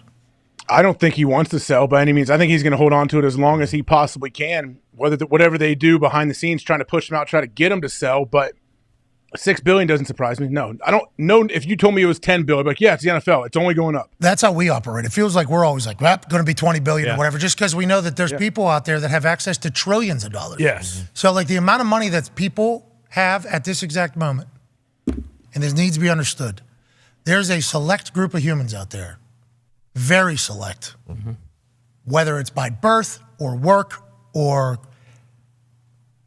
creating a brand new style of life or anything like that. I don't even know how to do that have access to more money than there's ever been access to in the history. So whenever you see somebody buy something or somebody buy something, it's like, no shit. There's a select group of people, small group, they can buy everything. They could literally buy everything. And we'd be like, damn, they bought. And then the next week they could just buy. Going. And then the whole league and the whole. So, like, if somebody falls in love with one of these teams that has access to that type of money, any price tag could be real. Is Dan Snyder just sitting and waiting for that potential case? Or are the people that are at the top so business savvy that they won't get fucked over enough to potentially give that price? Like, that's the constant battle, I would assume, that's being weighed on the sale of the fucking Commander. Yeah, especially with the growth of the game just worldwide. Like, they're doing more games in Germany next year. They obviously do games in London. They're going to do games, probably in other places in Europe. They already do games in Mexico. And if a team gets added, like they've been talking about a lot in London or a division, that money, London town, the money over there too, that could get involved with the stadiums and everything like that. Yeah, like the European billionaires haven't even gotten involved yet. Yeah, bingo. I mean, that's only a matter of time, AJ. It's doing this right here. And teams only come up for sale. They're only available like every so often. So people that want to get in, man, even though there's not a ton of different people that can actually have the cash to go for it, man, there's a lot of competition at the top. There's only 31 teams. Yep. Only 31 teams that could potentially ever be available. Yeah. Let alone It's almost a guarantee it's not going to lose money. At this stage. Yep. And we don't see a stage or forecast, especially with what Roger Goodell, they just signed a deal with Skydance, who is one of the producers of Top Gun Maverick, to basically start telling the stories of the NFL in a high-quality production fashion. And that's going to be just movies, probably the amount of stories that are in the NFL. Yes. That have not been depicted as script and pieced together from a Hollywood standpoint. And literally Goodell and the NFL did a deal with Skydance who were like, or Sundance or Skydance? Skydance was like, hey. Big swinging dick movie studio. Hey, listen, here's the deal. We got stories forever. We own them all. Let's start making some, international. Is that Larry Ellison's son, David? I don't know. Great question. There's a chance that that's, I feel like that's how a lot Yeah, of it is. Yeah, because I know they were part of the Top Gun deal. Okay. So there you have it. The NFL is making deals all over the place, and it's only all to help grow the league. They're talking about these movies that they signed this deal with Skydance. Well, let's hope that internationally people will watch it on one of these streaming platforms and fall in love with the game in a different fashion. I had a chance to chat with Blake Shelton. Blake Shelton was a college football fan, obviously out of Oklahoma. Has, in numerous songs, Go Sooners in the whole song. Moves to Nashville to kind of chase the record or chase the music industry dream. And when he gets there, at least some point, they're saying, hey, we're bringing an NFL team to Nashville. He's like, I love football. This is a perfect time to get into football. Yeah. So he watched a couple games or watched a game, a team won. He's like, all right, that's my team for the rest of the time. Could you imagine what these movies could do for people that aren't into the NFL? You watch a movie about a story about the beginnings of some team.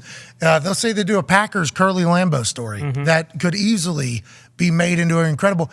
People that don't even watch the NFL or football fans watch that movie and they're like, that's my team. Yeah. You know what I mean? And that could happen with so many different organizations. It's like, I wonder how pissed off some owners will be if their stories aren't being depicted in the same fashion as other ones. It's like, hold on a second. We got the Patriots dynasty 5 different times in 14 different time zones. Obviously, their fan bases are going to grow. And Roger Goodell is going to have to be like, you grow one thing, you grow everything. Let's just remember that. It's go for the goose. It's a good idea. Are they going to be doing scripted movies, though? Like, they're going to make scripted movies with actors? Yes. That I worry about that because we all know it's very tough to make any kind of football action look even somewhat realistic. American Underdog. Like the shoulder pads are usually 9. They took my shoulder pads from high school and put them on every player, and then they throw like this. Shut up. Dart. I mean, you're so accurate. Right Set hut.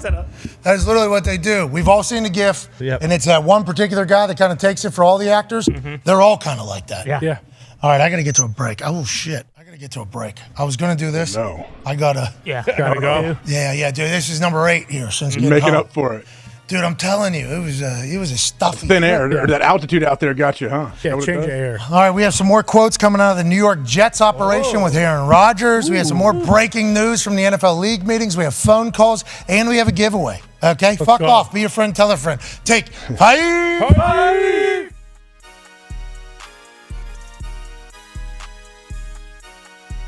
Hi, how's it going? My name is Pat McAfee. Used to hold balls for Adam Vinatieri. Now I'm in his home state. College game day is absolutely electric. And Brookings, South Dakota, let's go! College game day has made the voyage to Brookings, South Dakota to experience a game with the best fans in college football.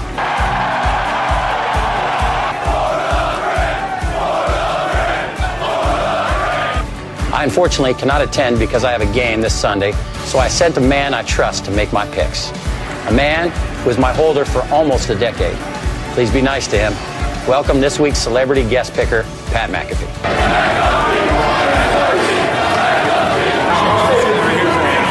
Go big, go blue, go Jacks.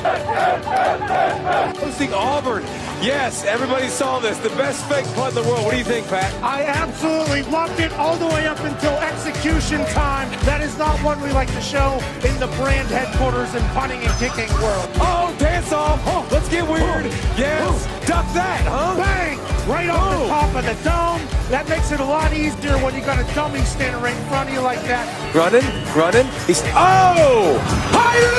Daniel Russo. Wax on, wax off, knee to the face. Yes. Serious. Go, yes. go, yes. These teams stink. With that 15, they celebrate by doing shotguns. And I'm a big fan of that. I'm going with the University of Virginia Cavaliers. That was great. Whoa! I will never, ever in the history of my life cut against that ball. Oklahoma State is the winner here. Not so fast again.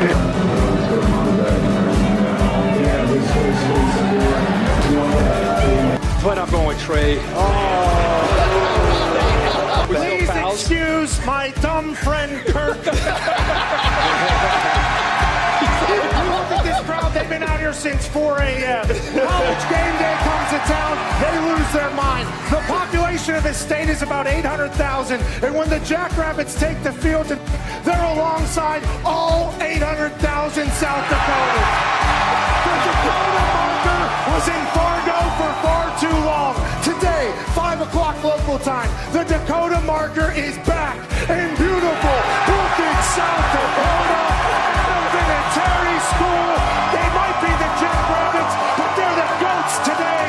Ladies and gentlemen, South Dakota State with the win. Give me that place in. No, don't do that. No. Leave. Kofi has the no. Pat says it be no. I told you I came on your radio show that we were going to get you on College Game Day. Not only are you incredibly intelligent and handsome, you're a man of your word. You picked North Dakota today, so I had to bury you. That's okay. But it's been nothing but incredible.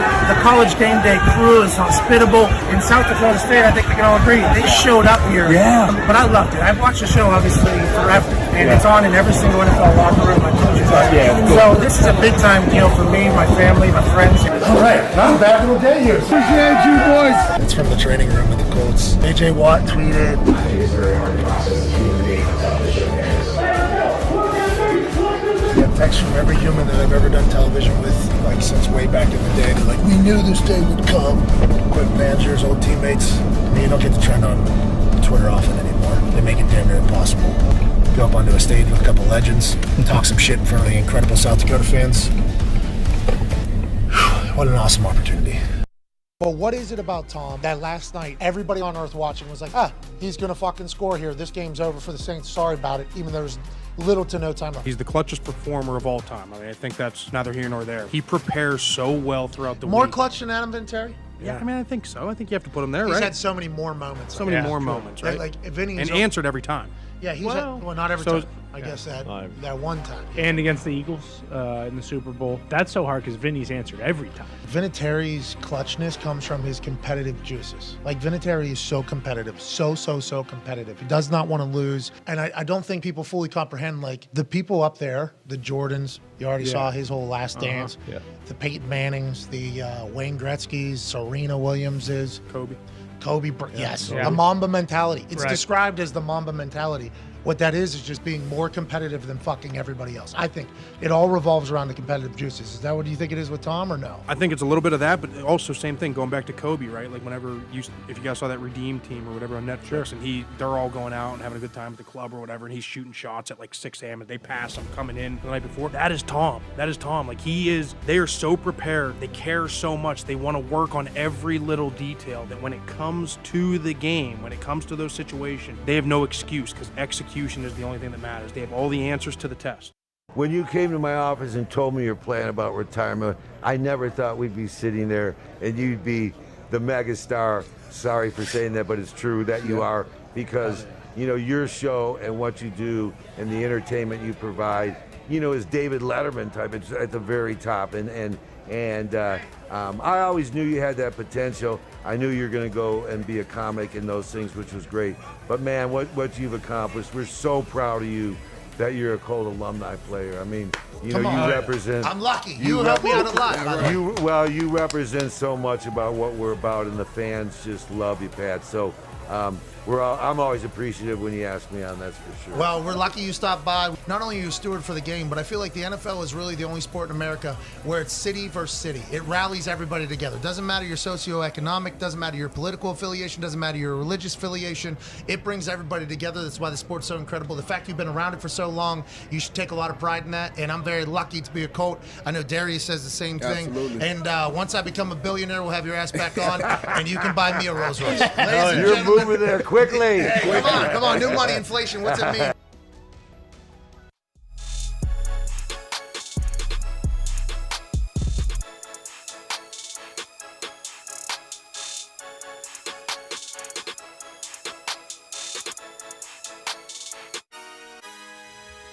Welcome back to the Pat McAfee Show. On Lamar Jackson requested a trade on March 2nd, March 27th. Hell yeah. Today's show is presented by Bud Light. What? Easy to drink. What? Easy to enjoy. What? Bud Light. What? March Madness is in full swing, and that means that the country's best ball handlers are on the court battling for a national championship. Hell yeah. But the best beer handlers are right here in this very Thunderdome. I think so. I think we've proven that. Definitely up there. I haven't seen any other entries. I but- saw this fucking guy. Okay. This wasn't an entry, but this dude had hands that could hold 2 beer cans, and you wouldn't be able to see the beer can. You Dude, see this? He'd be the greatest magician of all time, because the magicians are always trying to hide like cards on the opposite side of his Yes. hands. This guy had like those red boots as hands. Bingo. Exactly. Yeah, I remember. I did see that guy. Yeah. He's Dog. good beer handler. He could, if he was the hashtag easy carry contest, he'd probably win. He could probably do a full 12 pack just in his hands, like without using his arms. Shout out to Bud Light. Shout out to Bud Light. Bud Light has issued us a very special challenge inspired by their new Easy Carry commercial, which What we is were it? saying the guy with the huge hands would be good at. Tony, it is the Easy Carry contest. All you have to do is post a video showing how many Bud Lights you can carry using hashtag Easy Carry contest. There he is. EAS. Look at this guy. Boom, there he is. Look at that guy. Look at those fucking hands. AJ, that's the only guy with at the his only forearms. hands that could bust your jaw. I Yeah. think. That's Wreck-It Ralph as a human. Yes. Jeez. Shout out to this guy. Unbelievable. Arm wrestling champion. Is he? Yeah. They have pictures of him when he was younger. They were like this, but he was just more yoked up. This looks like those hot dogs hands that they at the Oscars. That's right. Yeah. They had. From Everything Everywhere. That guy's a dog, dude. He gets those paws on you, you're fucked. Yeah, here it is. Since he was a baby, he just had these absolute. Look how deep in thought he is, too, as a child. Look at those things. Wait, are these serious? Yeah, it's all Yes. The guy's got mitts, bro. Jeez. real. Just built for the farm. He actually picked that cow up. Look at that. Look at that photo. This dude's a dog, bro. Dog. Dang. He needs to get in the hashtag easy carry contest. Yeah. Yes, he does. Because guess what? He could win $15,000. Wow. If he were to win it. We will be looking through entries and picking our 8 favorites that will go into a March Madness-like bracket that will win a, what is it, $1,000 grand prize and Title belt? a title belt. I wasn't sure what ours was. I didn't know. What do you mean? I didn't know. You're not here? I didn't know the money value for ours until I looked at it. Have we not talked about it? Oh, we've talked about it. AJ, you got one of these? You don't. Never will. I do not have one of those. One of a kind. Mm-hmm. We'll be autographing them, though, for whoever wins it. We'll have to get AJ's autograph on here somewhere, but this thing's a real deal. Oh, yeah. Yeah, it Pretty is. sweet. It's unreal. Fits any size, I do believe. Well, some. I don't know if you could say everybody. Well, I just took 8 shit since yesterday. I'm a little thinner than I have been. Maybe post shit. Some of you will. There you go.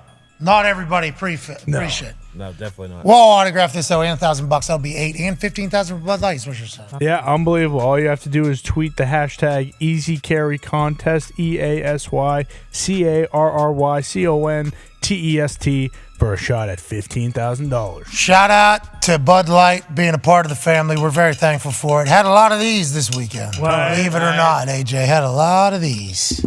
Are you taking 8 solid dumps in one day? Are they all solid? No. The first couple were certainly mud. You know. Yep. Okay. Who's mud? You know. Mud? Who's mud? Sure. It was like, I don't know. I don't think that's Chef Bo's, but Definitely not. that might have been the Sons of There was a bartender in the suite that we were in. Yeah. Shout out to SeatGeek, dude. Shout out SeatGeek. Shout out SeatGeek. We didn't even get a chance to thank them yet. Who'd they play? The Sixers. Embiid was playing. They actually, interesting moment in the game. Embiid hit what they thought was a three-pointer, was actually a two-pointer, changed the score like 10 minutes later in the game. That got announced publicly. Devin Booker is so good at basketball. So clean. Watching him play basketball from where we were was I would say fascinating. Never really at full speed. Yeah, it looks like slow motion. Never really saw him moving that much. Like, it wasn't like, so smooth. Just picking balls off, no problem. Balls going in the hoop when it leaves his hands. Debo Samuel was on the sideline. I believe he had those red shoes on. Oh. There was other Really? NFL folks around the Nice. NFL in there. I will say the Phoenix Suns do it right. It was a blast. And shout out to SeatGeek Thank you for making that happen. Shout out. And some merch, too, from SeatGeek. Holy shit. Ladies and gentlemen, we have breaking news. Chiefs-aholic has officially skipped his bail. What? Remember, he was allowed out on bail to go on a family trip to a Super Bowl that was potentially taking place. And before then, he was in jail because he was allegedly robbing banks with a gun on the way to Chiefs games so that he could get the best seat in the house and have his wolf face front row at all the big-time games. Now, Dog the Bounty Hunter is about to be called. That's right. Damn. Now, Chiefs-aholic is on the run. He did not make bail. He did not post bail. He is on the go. Everybody keep your eyes peeled for a wolf with a gun headed to a bank near you. I'm also reading, that he removed his ankle monitor. They got no idea where he's at. This wolf could be fucking anywhere. $1 million bond issued. Okay? You find this man. We've all seen Leland That's right. and Beth, rest in peace, and Dog smoking those cigs. Shout out. Tracking this fucking wolf. They know where they should probably head to. And if they're patient enough, they can set up blinders to hunt this thing right at Chiefs training camp. That's right. Especially if the Chiefs make a big signing or something. Yep. Wolfaholic is going to have to get his fucking eyes on it. You want to hear a scary story? This is like putting water in the middle of the desert. Yep. You know the animals are coming. Yep. Have the Chiefs sign somebody. Have there be a public event. This fucking wolf's wandering his way right in there. You want to hear a scary story? A lot of people get out of prison. We don't know where fucking Chiefaholics at. Yeah, that is scary, Tony. You want to hear a ghost story? No. You want to hear a ghost story? What's that? Chiefaholics. Chiefsaholic, and I'm not even saying it. We reminisce some good old days about Plum High School this past weekend. We have a couple in jail still. It's pretty large. Pretty wild. Pretty large felonies, that we all assumed was potential lifetime imprisonment. And then there was a good 4 to 5 hour period where we thought person was potentially out of jail and on their way to Arizona. That was a part of the trip. We're not 100% sure if Chiefsaholic is on his way anywhere, but you bankers, remember, this is a week. That's right. You see a wolf, you kill a wolf. Well said. It is wolf hunting season to all you bankers. AJ, anything you say about old buddy skipping bail? I mean, he's probably trying to hook up with your old pal John McAfee wherever he is in the world. I know he allegedly died, right? Allegedly. Lay in a hammock. Allegedly died? Smushed some poop through the hammock. Remember, you talked about it. You talked about it. It was a documentary in which they certainly. I never saw him smush poop through a hammock. I learned that from you guys. I don't think I watched it either. They just said, like, every once in a while, he likes diarrhea through a hammock onto his chest. Yeah, that's what they said. No judgment. No judgment. Whatever, dude. John McAfee was on a lot of stuff. Yeah. Who knows what he needed to get You know, Yeah. his rocks off too at that stage. But I don't know if Chiefsaholic is on a boat going from the Bahamas to the Netherlands. You know, like I don't know if that is maybe Chiefsaholic's on the run like that. I'm not 100% sure. Have we had eyes on this fucking wolf since the Super Bowl? I don't think so. Not for a very long time. He's getting a Tommy gun and he's going back to that bank in Bixby. Yeah. And remember, the Bixby PD were the ones that broke this entire story. Yeah. Right. And they reached out to us and they said, if it wasn't for the people on the scene that gave us the proper direction in which that wolf headed, we wouldn't have been able to arrest him in like 7 minutes or something. Yeah. They said he might have been able to do this all over the other places. You come through fucking Bixby, it's over, pal. And Wolfaholic said, you're going to let me out? This wolf's on the loose. Yeah. There he is. Wanted posters everywhere. He should buy like 25 of these costumes and put a bunch of people in them. So we have no idea which one is him. Oh, okay. It is now being reported that as he was trying to figure out whether or not he wanted to go back, he actually was singing, "Oh, mama, I'm in fear from my life, from the long arm of the law." So maybe he's on the way to Pittsburgh. He switching sides? No, he's just talking about being on the run from the long arm of the law. I mean, there is a way to flip his mindset that we could easily do. Ayahuasca. No, you just have to put 21 Jump Street on every single channel, and then hopefully he watches it. And then he'll just completely change his mindset. Two different mindsets, I think, that we're talking about here. This one, trying to get out of jail. Yeah. The other one, just, trying to come around. Yeah, exactly. That's what I mean. Maybe have Chiefsaholic come around and, you know what, I don't want to rob banks anymore. I actually like banks now. Oh, mama, I'm in fear for my life from the long arm of the law. If we're looking at just body types, does seem to have a thick midsection. Might be a little bit explosive, tough to tackle. Might be a hockey He looks athletic, honestly. Yeah, to be honest, we might have to go fucking forearm to wolf face here. Yeah. You know what I mean? If we want to get him down, if he's running down the sideline. I use that technique pretty often whenever I was trying to tackle people much more athletic than me.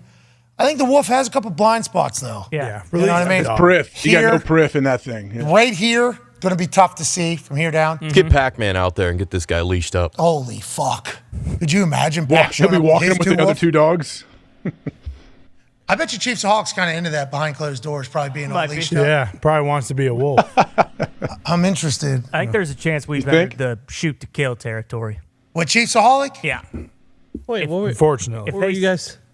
Well, he was talking about on the football field, Chiefsaholic being an athlete. I was going to say, if he tries pulling that stunt in a bank in Bixby, he's getting a fucking 357 round right through his forehead. Chiefsaholic ain't going back to Bixby. He'd be. His hubris, though. You never know. I thought you said a guy said he was jerking off with a spotter.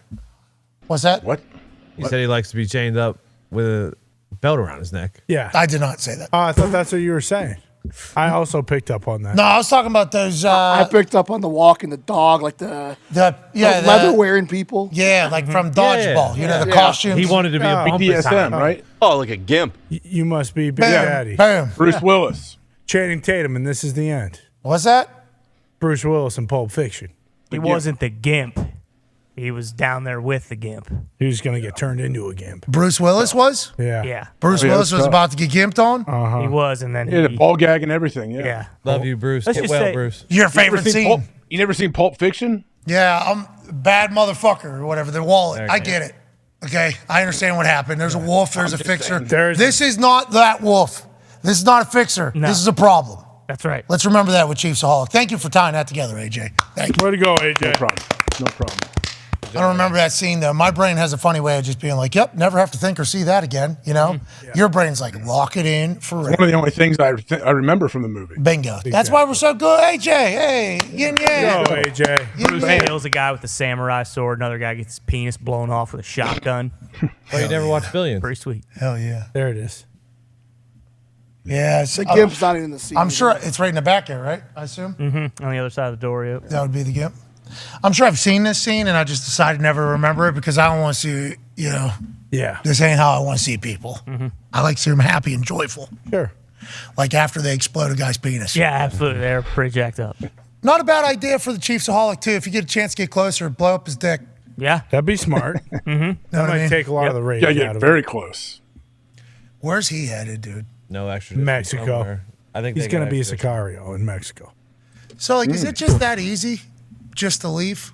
I think so. Like to run? I always wonder why people don't always just run. You know, They'll eventually get you though. I mean, you can't contact if you try to disappear. Like you can't contact anybody from your life ever again, right? Because they're always monitoring. If you're actually if you're like a legit high value target, they want to get. Yeah, you can't reach out to $1 anybody. million on his head. So like I seen Dufresne, you know, but everybody in his life was already gone. Exactly. You know, that's why he was even in there. That's right. Yeah. Just backstabbed. Oh my God, Andy. Unbelievable. Despicable. I'm so sorry it happened to you, Andy.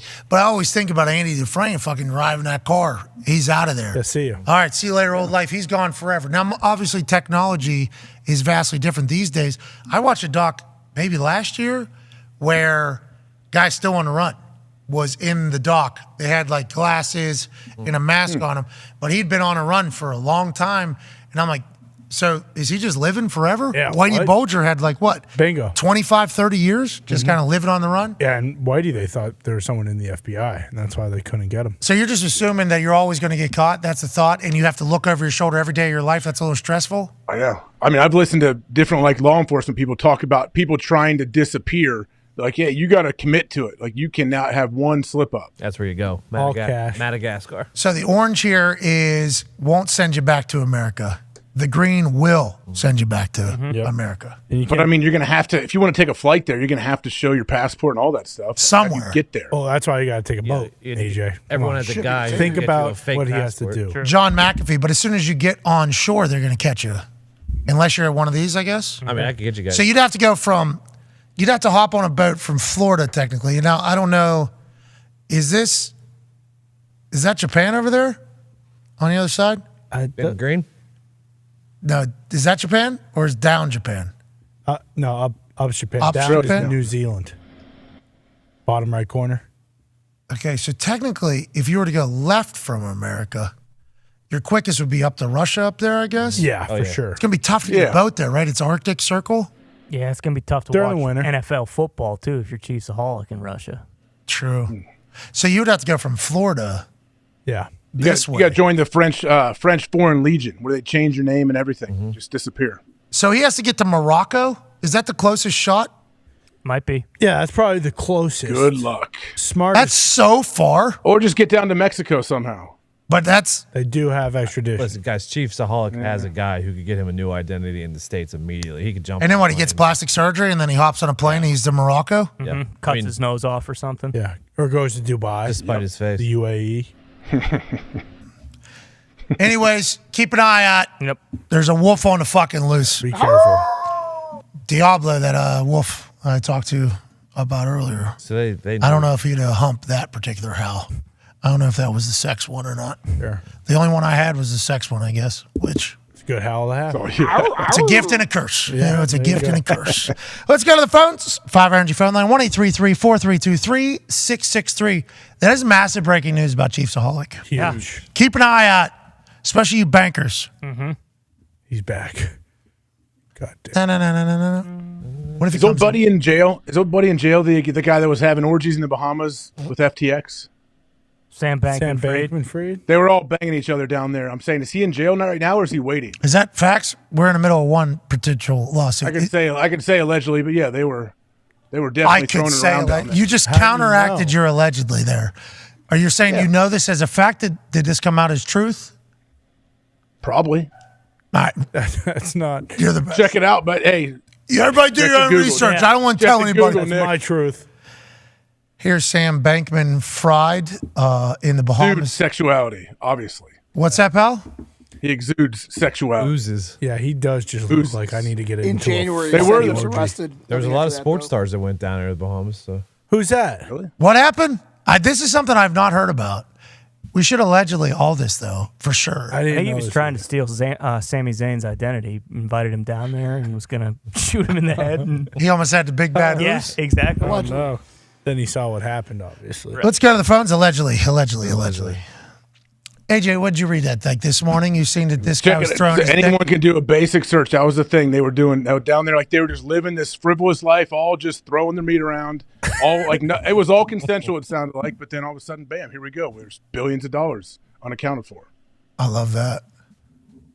RG3 loved that we talked to Ian Rapport and told him not to always side with the team. And I wonder if RG3's doing that because he gave the whole Rage Against the Machine thing. Probably. So he's owning his take. He's owning the whole. Oh, nice. Oh, nice. But isn't he? No. All right, shout out OG RG3. Love you, Bob. OG RG3. Hell yeah, triple sticks. Only one. What's that? I read he's under house arrest right now. Ooh. Oh, so he's Sam Bankman-Fried. Yeah, I didn't think he was in. Oh, I thought we were talking about Wolfsaholic here real quick. Sorry. You're talking about Sam Bankman-Fried? Yeah. He's got a big house, though, I assume, right? Probably having fun, Although he dresses like a dipshit, and that means something coming from me. You actually looked pretty adulthood, didn't you? This week? No, you had that wolf shirt on and then a wolf hoodie on top of it. Yeah, I remember Black Panther. Hey, can you look a little bit more professional? Oh, yeah, I'll take the hood off. Fucking had one jungle cat, took the hood off, T-shirt, jungle cat. Right back at you. It was amazing. Same size fucking head. Right in the same exact spot on your body. Bingo. People couldn't help but respect it. It's the only thing I packed. JJ Watt is 6'13". He's so big, isn't he? Huge. Just a giant of a human. Huge. Giant, dude. He shook hands with that 5'4" man that we were talking about earlier. And Billy Bonura, he's massive Steelers fan. Has got called to the carpet almost a couple times for how big of a Steelers fan he is, both in real life and on the internet. So, diehard Steelers fan. He meets JJ, and obviously it's one of those. Licking nipples. Not even. Yeah. Licking belly buttons. There it is. Here's a selfie. Yikes. He says, I love TJ. Is that after your round? Right to JJ. He says, I love Yeah. Oh, there he is. I didn't even see him. Jeez. AJ. Hawk. Bill. I was looking at JJ. JJ's 19 feet tall. Bill, you do not deserve this. Nick's 6'4". Nick. Yeah, Nick's 3 tall, and dude, 4 too. with a hat Jeez. on a good day. JJ is a monster, dude. Zeke looks tall too. Back in the Tony, room. Thanks. Tony. I mean, that's all perspective. What was that Sports about? perspective or whatever. You know, What he's was standing in the that? back. Tony does look tall back there. He looks like he's about 7'5". Yeah. Yeah, he's standing on the chair. What a crew. Hey, boys. What a crew. JJ, shoot, nice guy. Shoot, good guy. Yeah, but fucking hates his brother, but shoot, nice guy. Well, his brother didn't answer FaceTime, so we got to wonder if there's a little bit of family problem while we're sitting there. But JJ brought a bottle of tequila. It was very expensive.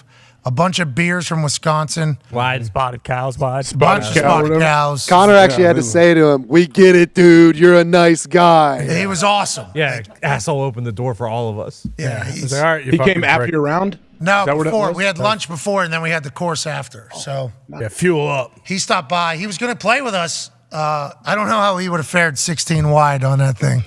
I would have been interested. A lot of people probably hated the way in which we were playing Wasn't golf. for the faint of heart. Yeah, it wasn't. It wasn't for the golf purists, I don't think. No, it was Thus not. why the great golfers in the group did not do as well. I think they were a little bit worried about the state of golf. Legit. He's a good guy, though. Great guy. Did not have to come over. Came over, brought food, had a beer with us, What? drinks. Bud. It's awesome. Thank you, JJ. Thank you, JJ. Thank you, JJ. TJ Watt did not answer a FaceTime, though, from JJ, live right in front of us. He's So- working. He's working working. out. Yeah. And he said, TJ's all ball all the time. It is. To get him to do anything, I have to tell him, like, we got 4 hours to work out at this point. We got this field that we can go work on. And then your niece's birthday, is that okay? Yeah, all right, sweet. Or nephew's birthday. And then we have this. We have a cold tub set up at this place.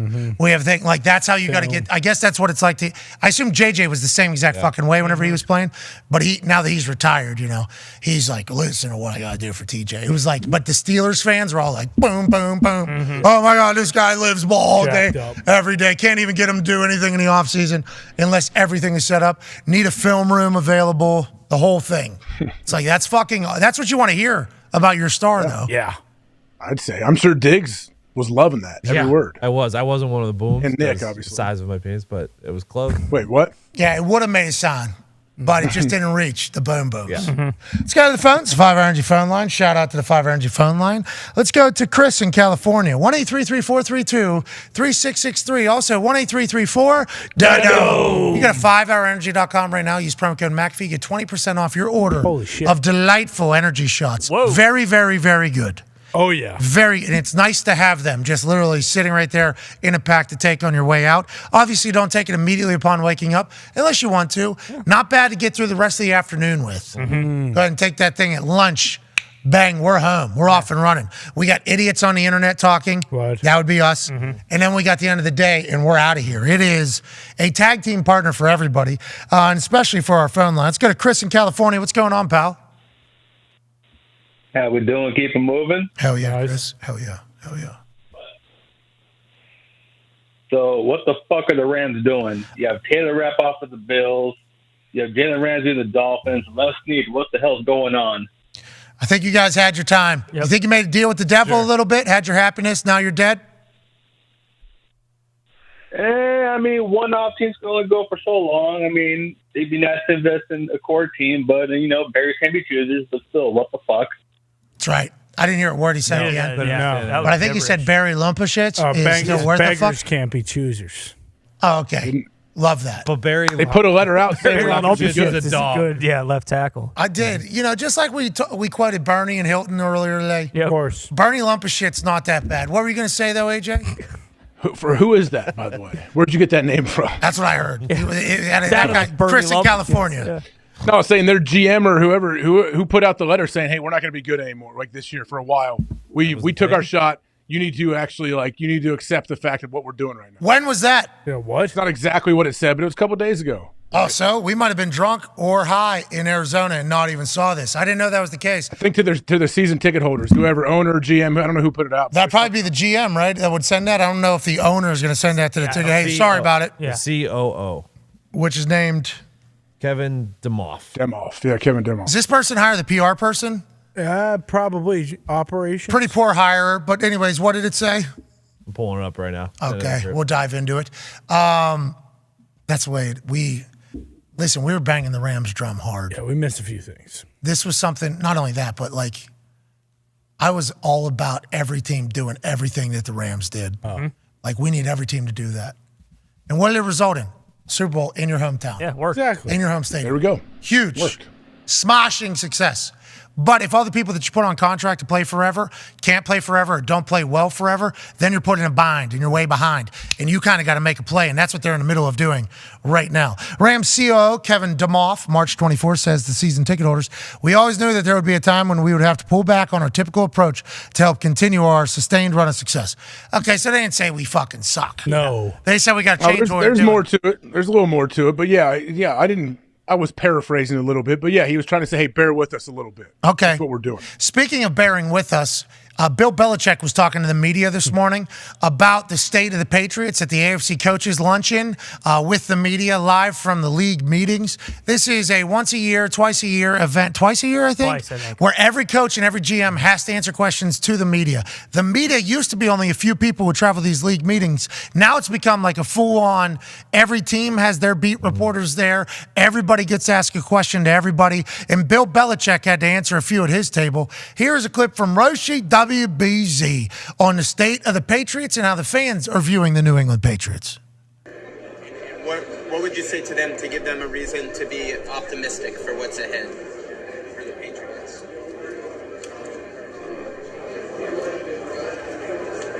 The last 25 years. Oh! Yes. What would you say to Patriots fans to have them a little bit more optimistic about what there's... How about everything I've ever fucking done here? Yeah. How about that? Yeah. Kind of what Bill Belichick said. Check the resume, pal. I love it. I like his face he made. The fuck? How old are you? 24? Okay.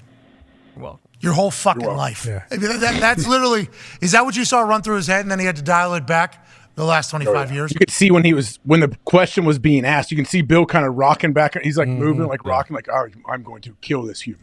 Connor, your thoughts on how Bill Belichick is speaking to fans as if what you did yesterday matters today? Is that what Bill Belichick is failing to realize? Yeah, perhaps. This is exactly what the whole thought process is with the Patriots. I mean, yeah, if Bill wants to run us into the ground or if what he doesn't work out, go ahead and do it because he's earned that right. Go down with the ship. I don't care. And then also when you think about last season, I mean, we're one Jacoby Myers 30-yard pitch away from the playoffs. So we really weren't that far away. Chandler Jones, absolute dog, put Mac Jones into the desert sand that many people have died and been laid in out there in Las Vegas to win that game. Bill Belichick at the coaches' meetings, at the league meetings, not always the norm. He also in the photo. That's wild. Wow. Bill Belichick posed like the other NFL head coaches, those not in attendance, Nick Sirianni, Frank Reich, and Mike Vrabel. Everybody else is there. Not normal. Normally, there's more people missing from this. Most specifically, Bill Belichick. He's front and center next to Andy Reid. I wonder if this was something that they chatted about. Some years, people are dressed like assholes, too. Seems like everybody has a business cash look, and a large majority of the coaches are there, including one in Bill that's not normally there. Yeah, sitting next to Andy Reid. It's funny you didn't say who is on the other side of Bill Belichick, which is the reason why he is sitting right there. Why don't you go to the Zoom in a little? You think he's doing a little pocket pull to get Lamar Jackson? Oh, is that John Harbaugh? Yeah, it is. And guess what? He wasn't in the GM photo because I'm sure him and Harbaugh said, you know what, let's go get something done right now. Yeah, just like Harbaugh has no say in what's going on with Lamar Jackson, apparently, because what he has said publicly in press conferences and also today seems like it is above his pay grade. That's okay. That's how it is for 99% of the people that are in this photo. The person Harbaugh sitting next to, though, is the person that would decide on whether or not to make the trade for Lamar Jackson because he is also a general manager, which, D'Amico Ryan's first time in there. Congrats. Welcome to the party. D'Amico. Welcome to the club, boys. Kevin O'Connell's a big fucker, huh? Corbett. Mike McCarthy. Who's next to Saul? Big Mike. To his right. Mike with the suit jacket. I love it. Oh, I tell you what, Daboll needs to get some fucking banana boat on the top of his head. Daboll's going to have a sick tan. We were out in Arizona there for a little bit. Seems like Daboll got out there earlier, or that happened quicker. I see a golf round Daboll potentially in Arizona before he went to the league meetings. Hey, league meetings start on Monday. Maybe we pick up a round of golf on Sunday out in Arizona. That should be fun. Daboll says Stogs, F-150s, maybe a couple beers, some golf. Why not? Gets out there because it's not like too excruciatingly hot. No. It's like 75 degrees or so. It's nice. But that sun is always on out there. Doesn't quit. And Daboll's forehead fucking ate some. That is definitely a fact. You're saying to the left of Salah? Is that what you're saying? Yeah, his left. All right. Yoked. That's what that is? That's Eberflus? Yeah. I mean, which one's Steichen, which one's Gannon? So this has been a problem because they posted about the Colts and Steichen, and I thought it was a photo of Gannon. So that guy's our head coach. I'm going to have to learn what the fuck he looks like. He looks just like Billy Bob Thornton. Oh, yeah, he's in the back row. I see him. Yep, next to Eberflus. Jim Irsay posted a photo, I believe, of Steichen and his wife. Wife had wine in a glass. I think Steichen did as well. I'm like, okay, they're comfortable. They're having fun. Can have a wine beer with them. Okay. Love that Steichen's out here. I wonder how happy they were to find out that they're going to have Lamar Jackson as their quarterback. Yeah. Congrats, If Steichen. only. Let's go to the general manager photo. Artie Smith crushing it next to Tomlin. Artie and Todd Smith Bowles. crushing it, huh? GM's not anywhere near ready for the photo to be taken. Always working, these guys. Is this the one they put out? Yep, always working. These GMs are always talking to the left, to the right. Normally they're on the phone with each other or texting with each other. Here, they just can't hold back. They're giddy. They are so pumped to be chatting and around each other. Tom Telesco front and center there, looking fantastic. Ballard has a great tan. Who's that? Ballard. Yeah, he looks happy to be there. Jeez. Guy can't stop smiling. Chris Ballard. His All life business. has not been fun. His life has not been fantastic over here in Indy. He's not the only one. There's a lot of GMs probably on the hot seat over there. See, they're sitting on seats. Some of them are hot. Some of them are new. Oh. How do you feel about the GMs, AJ? I mean, I don't understand why. I'm sure they took more pictures than this. Why do we post one where they're not even looking at the camera? Because it's alive. The photo is alive. It's an organic shot. It's like wrangling cats with these GMs, They're all talking. All of them. Had to be. Is that Kime? Where's Goot at? Right next to Brandon Bean, down there, left. That's good. He's got some Kyle Brandt to him, huh? He looks good. Yeah. Tell you what, Ballard, I know he's got a tall task ahead of him, but that dude looks amazing. He's got a massive neck. His neck has gotten bigger. You know what I mean? He is taking the fit role very seriously while just taking it on the shins for the last 4 years. Congrats to him for that. Poles is a big son of a bitch. Massive. Yeah. And that's Rand next to him? Yeah. Carthon? Rand Carthon, yeah. Man. Look at Andrew Barry there. Chilling. I'm the one that did the $230 million deal. That's what Andrew Barry is saying right there to all of them. Nobody's talking to him, huh? Everybody's looking away from him. Who's back left? The very, very, very, very, very tall guy. Is that Ossendorf Fort. Monty? Yeah. He's fucking 7'8". Yeah, they have to hire. Is that Joe standing there? Douglas? I think he's the one looking over. The Next to master, Omar the Khan. house? Yeah, I think so. Holy fuck. Massive. To the right of Omar Khan. So him and Guti trying to work, right? Yep. I wonder if Guti looked back at one point and was like, Jesus fucking Christ. That guy is a fridge. Look how big he is, AJ. I know. It's giant. John Lynch looks good, too. Look how his arms, he looks big and ripped. Of course. Yeah, kind of like, he showed up late, though, clearly. You know, everybody else already had the armrest. Who's the ghost standing next to Ron Carthon? Because that guy, if he doesn't put sunscreen on, might turn into dust. That's Bengals. Duke? Duke Tobins. That's Duke, yeah. He gave a great promo at the press conference. He had a hat on, though, at the combine. Yeah, I didn't think he was the official GM. They don't really have official titles there, I don't think. That's sweet. We don't have official. No, I'm not. Well, he might. I think he's considered the GM, though. I'm not going to do that. I'm not going to do that because the Bengals are been doing business. Turning it around. I got Coach Lou Anarumo. Hell yeah. Still, that's unbelievable. Can't believe he wasn't in that previous photo.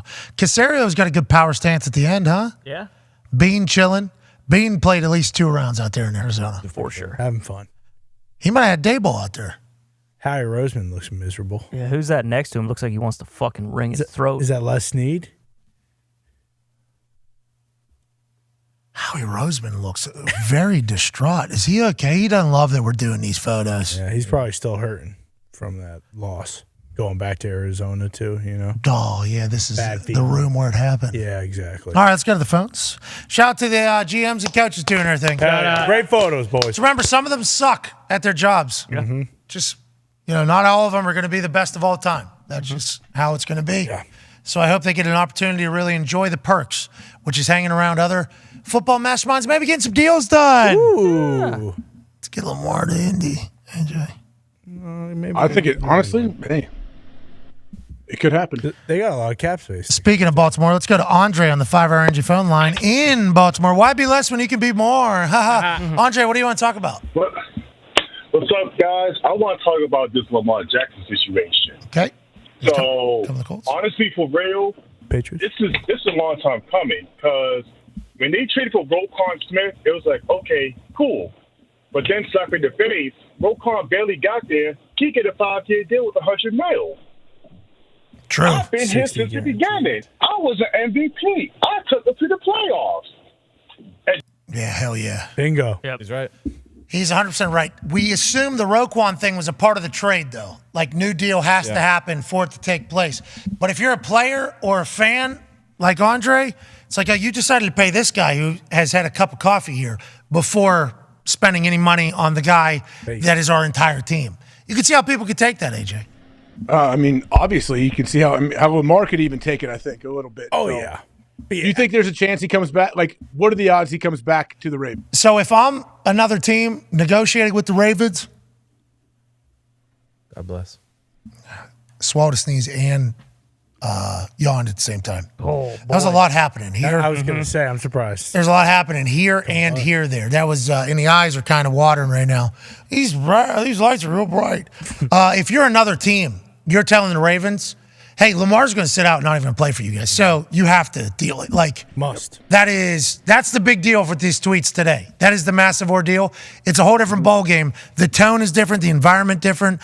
Everything is different now that it's like Lamar not happy with the Baltimore Ravens for the first time in his entire existence over there. Well, and so do you think that the Colts, if they really do want to be a big player, move up to 3 and then can pitch to the Ravens? Like, hey, you're either going to get Richardson, Stroud, or Bryce Young? Because then, I mean, that is Richardson. You can probably still at least attempt the Lamar Jackson offense with him. Listen, Will Levis is a fucking cannon. Yeah, we can. No, but you don't have to sell yourself here. Let's just say that they. Do you think they? No. I gotta be in reality. Do you think moving up to 3 is probably the first step? So moving up to 3, you're competing against anybody else who needs to move up to get a quarterback. You're not just moving up one spot. Yeah. So we're gonna get fucked in that deal. Like that's a lot of leverage that they have that we do not have, and that's just reality of the whole thing. Because we're not just moving up one spot. Like, oh, we got to give all that up to go one spot. It's like you're giving up what somebody else might want to get there. So optically that'd be a tough move, and that is not Ballard's game. Like, Ballard's game is not to get got in a trade or anything like that. So it's almost like it feels like the Lamar Jackson thing is much more feasible than any of us. Like a 4th overall pick is a really high pick. So, like, does it take much more than that? You know? Sure. Yeah. Does it take much more than like a escalator type future draft pick alongside of that to kind of get the trade done? And then you got to figure out the contract, and then boom, we got fucking Lamar Jackson. Like, that would be awesome. It'd be easier to get a lot of players to play here too, AJ. I think that'd be a pretty simple thing to get people over here to play some football with us. Yeah, and you get Lamar indoors, 8-9 games a year on that turf, man. You know how fast he is. Probably 4 games indoor. And 1 cold one. Oh, yeah. Probably 3 games, 4 games indoor. Playoffs, though, indoor, if we're hosting, which we I mean, how that dude can move and how he can plant his foot in the ground and change direction is not fair on grass. You do that on field turf, good luck. Let's hope he wants that, because if not, that might be part of the deal. Jim's got to figure out how to put fucking grass in there, but not from the new sod child. We need the sod father. Yeah, exactly. Don't you worry, because Jim will make us pay for it, and we will. Let's go to the phones. Last call of the day, the 5 Energy phone line. And so will you, by the way, because, I mean, hey, by the time Lamar gets here, they're going to cost you, probably make you pay $50,000 more for those sweet tickets. That might be a little light. Yeah. Just real quick, just so we all understand. More. The fee that you all keep referring to was waived. No way. Okay. That's in a Lamar Jackson-less world. Yeah. That's Charles. That's with the fee. You mean you didn't have to pay for it at all? You got your money back? No. Certainly had to pay for it. Let's not. The escalator fee. Let's not get crazy. But there's hey, you've already had it, so. There's some hidden costs coming, though. Boom. I'm like, wait a fucking minute. That's what I said.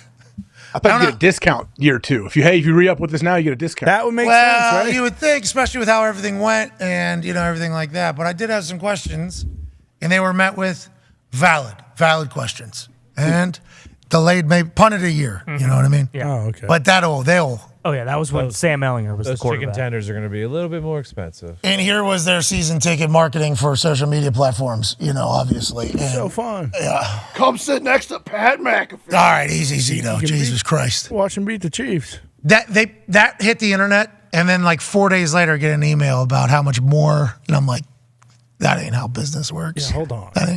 I'm like not a fucking full-on doofus. You know what I mean? But with that being said, that suite is awesome. That is.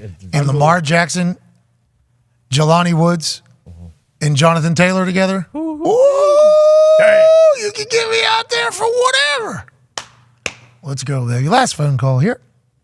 Let's go to, do we want to go to Louisiana, Knoxville, Oregon, Washington, PA, Indiana, Jersey, or Florida? Definitely Louisiana. I just watched True Detective season 1. Man. Let's go to Bryce in Louisiana on the 5 Energy phone line. What's going on, Bryce? Yeah, hey, what's up, boys? How you doing? Keep it moving. I got 2 things. First, what are y'all's thoughts and expectations for Derek Carr with the Saints in year 1? And then also, Pat, I was wondering if you're definitely going to be on game day next season, because I hope y'all end up at LSU so I can actually get to see game day live for the first time, because that atmosphere is insane, and we actually have a really good squad going into the season. Brian Kelly. Hell yeah. Thank you, Bryce, for the question. Operator, won't you put me on through? Gotta send my love down to Baton Rouge. Hurry up. Can you put me on the line? Gotta send my love just one more time. Can't believe we got that right. Pretty good. Uh-huh. A lot of words. Brian Kelly had them playing at the end. If they don't lose to Texas A&M, that's a much larger SEC championship game. Now, they're playing against Georgia. They get their fucking asses beat, but Georgia was a professional football team. There's a chance that LSU team, especially early in the year, are going to be vastly different than what they have been the last 2 years. I think they're going to be very good. Hopefully, we'll get down to LSU because I've heard it is awesome. I am definitely on College Game Day for one more year. Definitely. That is a definite situation. After that, conversations pending. TBD. Some season's cooking. What? Oh, yeah. Got a lot of text messages from a lot of hilariously powerful people congratulating old Nick and how happy they are that he's getting into the wedding game. And nice. Hope you guys have an incredible weekend. Oh, I bet they were thrilled, yeah. Yeah, they were. They were all pumped for you. Hell yeah. All right, before we get out of here, the Saints could win the NFC South. Yeah, they could. Absolutely. Could certainly win the NFC South. Mm-hmm. Best. What's that, Tone? No, I was trying to think of who was in there. Yeah, they have the best quarterback right now. So Baker? Derek Carr. Okay. Will Baker Mayfield be a guy after this year, or will this Bucs team get blown up? Todd Bowles, what, second year becoming a head coach now with the Bucs? Brand new OC because Leftwich is out. If they stink, is he done? Potentially. But he did prove he could be a backup, right, in Carolina? No, who, Baker? Yeah. I guess he got cut, right? Yeah. He wasn't really playing. He was third. He did headbutt those guys, so he was fun. With no helmet on. Asked for a trade and then got released. Yeah, but wasn't he like not dressed into it? Correct, yeah. Like some points he wasn't even dressed enough. Yeah, I honestly forget the. Then he went to LA and it worked. Yeah. Right? For a couple games? Yep. Right away, yeah. They beat the Raiders with that last 90 seconds. AJ, Bowles getting fired. They suck this year? I mean, they'd probably blow it all up, wouldn't they? Yeah, how would you? Oh. Yeah, but Bruce left him the job because he's such a good guy. Quote coming out of the NFL league meetings, Andrew Siciliano, who was not with us this weekend, Robert Kraft said, I'm a big fan of Mac Jones. I think we experimented with something last year that frankly didn't work. I think bringing in Bill O'Brien will work to his advantage.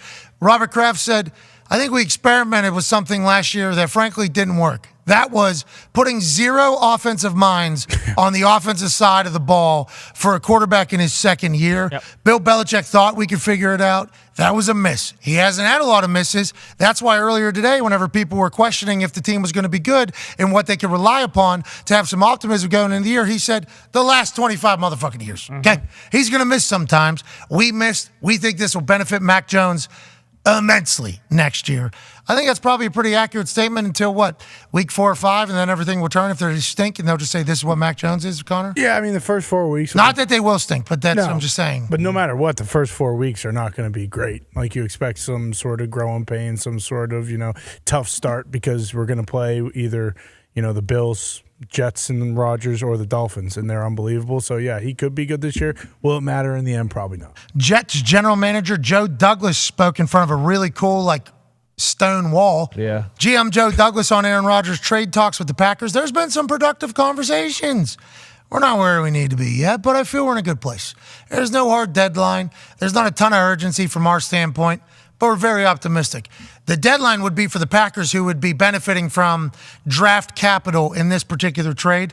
So him saying there's no urgency on this end, but we are very optimistic, I think is another form of public leverage for his fans to understand what he's thinking and how they're doing. Sounds like this deal's getting done, AJ, only a matter of time.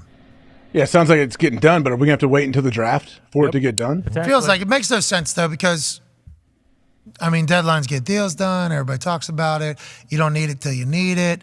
But also having a week lead up or a couple week heads up on what you have, you can package those and move. There's a chance. And I'm not just. There's going to be a lot of movement. There's going to be a ton of movement at this draft, I think. That's why it's going to be a fun show that we do. I think there's a company potentially sponsoring just trades for the draft spectacular. Really? Just what? Trades that happen. Oh, trades. My bad. Okay. Because they used to have the sticks measurement sponsored. You remember that? This is sponsored by Ace Hardware. Come get rulers or whatever. Sure. And then it stopped happening pretty much in all of sport. We didn't bring the chains out. So then whenever the chains would come out, they'd run 4 of them, Ace Hardware, Ace Hardware, Ace Hardware, Ace Hardware, as it's happening because it's makeup advertising for the thing. We're thinking that there's going to be a lot of trades in this particular draft that's coming up. So our draft spectacular should be the most spectacular it has been. By far. Now, we did break some news last year on draft day, and there was obviously the massive Aaron Rodgers story that came out a year before that and everything that's taken place. But it feels like this is going to be a draft experience, I think, AJ. It better. I feel like it's getting hyped up like that. We have so many things that we're waiting for that I feel like we know, all right, draft weekend, we should get some clarity on what some of these teams may do and what they may look like. So I hope so. Hopefully our expectations are exceeded. Well, and this year, that's different than last year, which is kind of 2 years ago, is that it's a big quarterback draft. Like last year, it just wasn't a big quarterback draft. When it is, it just feels like a bigger deal. Kenny Pickett won at 20. Yeah, but we're gonna have 5 in the first round probably this year. And If Hendon moves in. A lot of hype on Hendon right now, which we love because I like him. I like that dude. he's tall, Yeah. Big old hands. has incredible stats, and he won. Yeah. Yep. Throw the foosball. What else do you need? Impressive dude. He was an impressive individual too. Talking to him in person. And he had those beans we loved. Yeah, Bush is Love like those. beans. All right, before we get out of here, let's do a giveaway. Connor, what do you want to do, pal? What do you think? We'll do basketball. We'll chuck the ball. You want to throw a basketball at this Hooper Yeah, over I'll here? throw a basketball. On this particular Feel the Beat Monday, March 27th at Boston Connor, fresh out of a bachelor party in Arizona, will attempt to win 15 people $500 who retweet this video, say something nice to somebody, and put the easiest way to pay them, whether that's Venmo, PayPal, or Cash App. We'll get the money over officially on Winter Wednesday. Cash App has a little bit of a hold up because I think they were tied up in a particular bank. Oh, no. Oh, no. Boston Connor, how do you feel going into this, pal? We were almost there last time. Just got to put the ball in the hoop. Hey, why not put the ball in the bucket for 15 people to win $500 on this glorious Monday? Greatest way to end a show that you could possibly have. Boston Connor. Got it. Oh. Ooh, right on line. Connor, all you got to do is make this basketball into that hoop right over there. If you do 15 people $500 to retweet to say something nice to somebody and put the quickest way to pay them that $500. Boston Connor. Oh, my Bonus ball. Good bounce. Jabba didn't even get in the way. Connor, same rules apply. You make it. 15 winners. You miss it. Nobody. That's a nobody. Why don't you take it in a little bit? Take a moment, Stretch it out a little bit. Get that badge. You slept on a couch all weekend. Maybe loosen up the back a little bit. Slept next to a fireplace. Didn't know how to turn it off. It was 400 degrees. Was actually sleeping next to a window outside trying to suck the air as if he was in Your Honor, where they get that guy in the front seat and they put a tank of gas tube into it. Hell yeah. That's what you were like. Just like that. That guy had a bad go. Yeah, he did. For no reason. Yep. Boston Connor, you make this shot, 15 people win $500. You miss it, nobody wins. Why don't you do it for the people, Connor? On this Monday, bank! Oh, my God. No bonus ball. Ball one into Mitt's apartment over there. Yep. All right, we'll be back tomorrow with another giveaway. Jeez, Pac-Man will be here, I believe. Yeah. Oh, yeah, that's right. Pac-Man will be here. I think we got some big guests lined up for the rest of the week. Okay. Calvin Johnson, I think, is joining us. What? Hell yeah. Calvin Johnson will be joining us at some point this week. Numerous others. Cannot wait to kind of get it all locked in. We're very thankful that you spend your afternoon, mornings, or evenings with us, wherever the hell you are on this particular globe. We try to have a good time, provide a mental vacation. Hopefully, we are able to do that every single day for about 4 hours. AJ, it's been great to have you back on a regular basis, pal. It's good to be here. I'm glad you guys had a good time this weekend. So I can't wait to see what other than Calvin Johnson, who comes on. Yeah. I'm sure you have it all lined up, right? Yeah, it's all figured out. Yeah, of course it is. Big thanks to Zach Kiefer from The Athletic for the Indianapolis Colts, Sheena Quick from 1340 AM Fox Sports of the Carolina Panthers, and Sal Capaccio, obviously Buffalonian brother, on Bills Beat and sideline reporter, host of the Extra Point Show on WGR 550. And also big thanks to Ian Rappaport. What a day today. Have a great evening. We'll be back mañana. I haven't seen all of the first episode of Succession. Ooh. I fell asleep during it last night.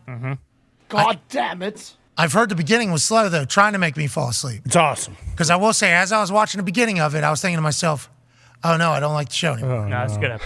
I was thinking, oh, no, I love a show. I've loved a show. I've loved a series. Has it been too long? I don't remember why I loved it. In the beginning of the show, I fell asleep during it. I woke up this morning going, oh, I don't like the show anymore. Great app. It's a good episode. Just keep going. Yeah, it is a slow start, but it was a little bit longer of a first episode. Hour 5:22. Bingo. Hour 5:22. Bingo. Nice. I was actually looking at that as I was trying to hold the odds. I'm like, a lot of time left on this. I was wrong about Ted Lasso, too. Yeah, Ted Lasso episodes are 43 minutes, 47 It minutes. was just such a good episode. Just fucking time flew by. That's what's happening these days. And I'm hoping that's what continues to happen with Succession because I fucking love that show. Yeah, it got very good. All right, I'll finish that. We'll probably chat about it tomorrow. You've been given a warning. That's right. Okay? Yep. You all are the best humans on earth. Fuck off. We're going to Bose. Goodbye.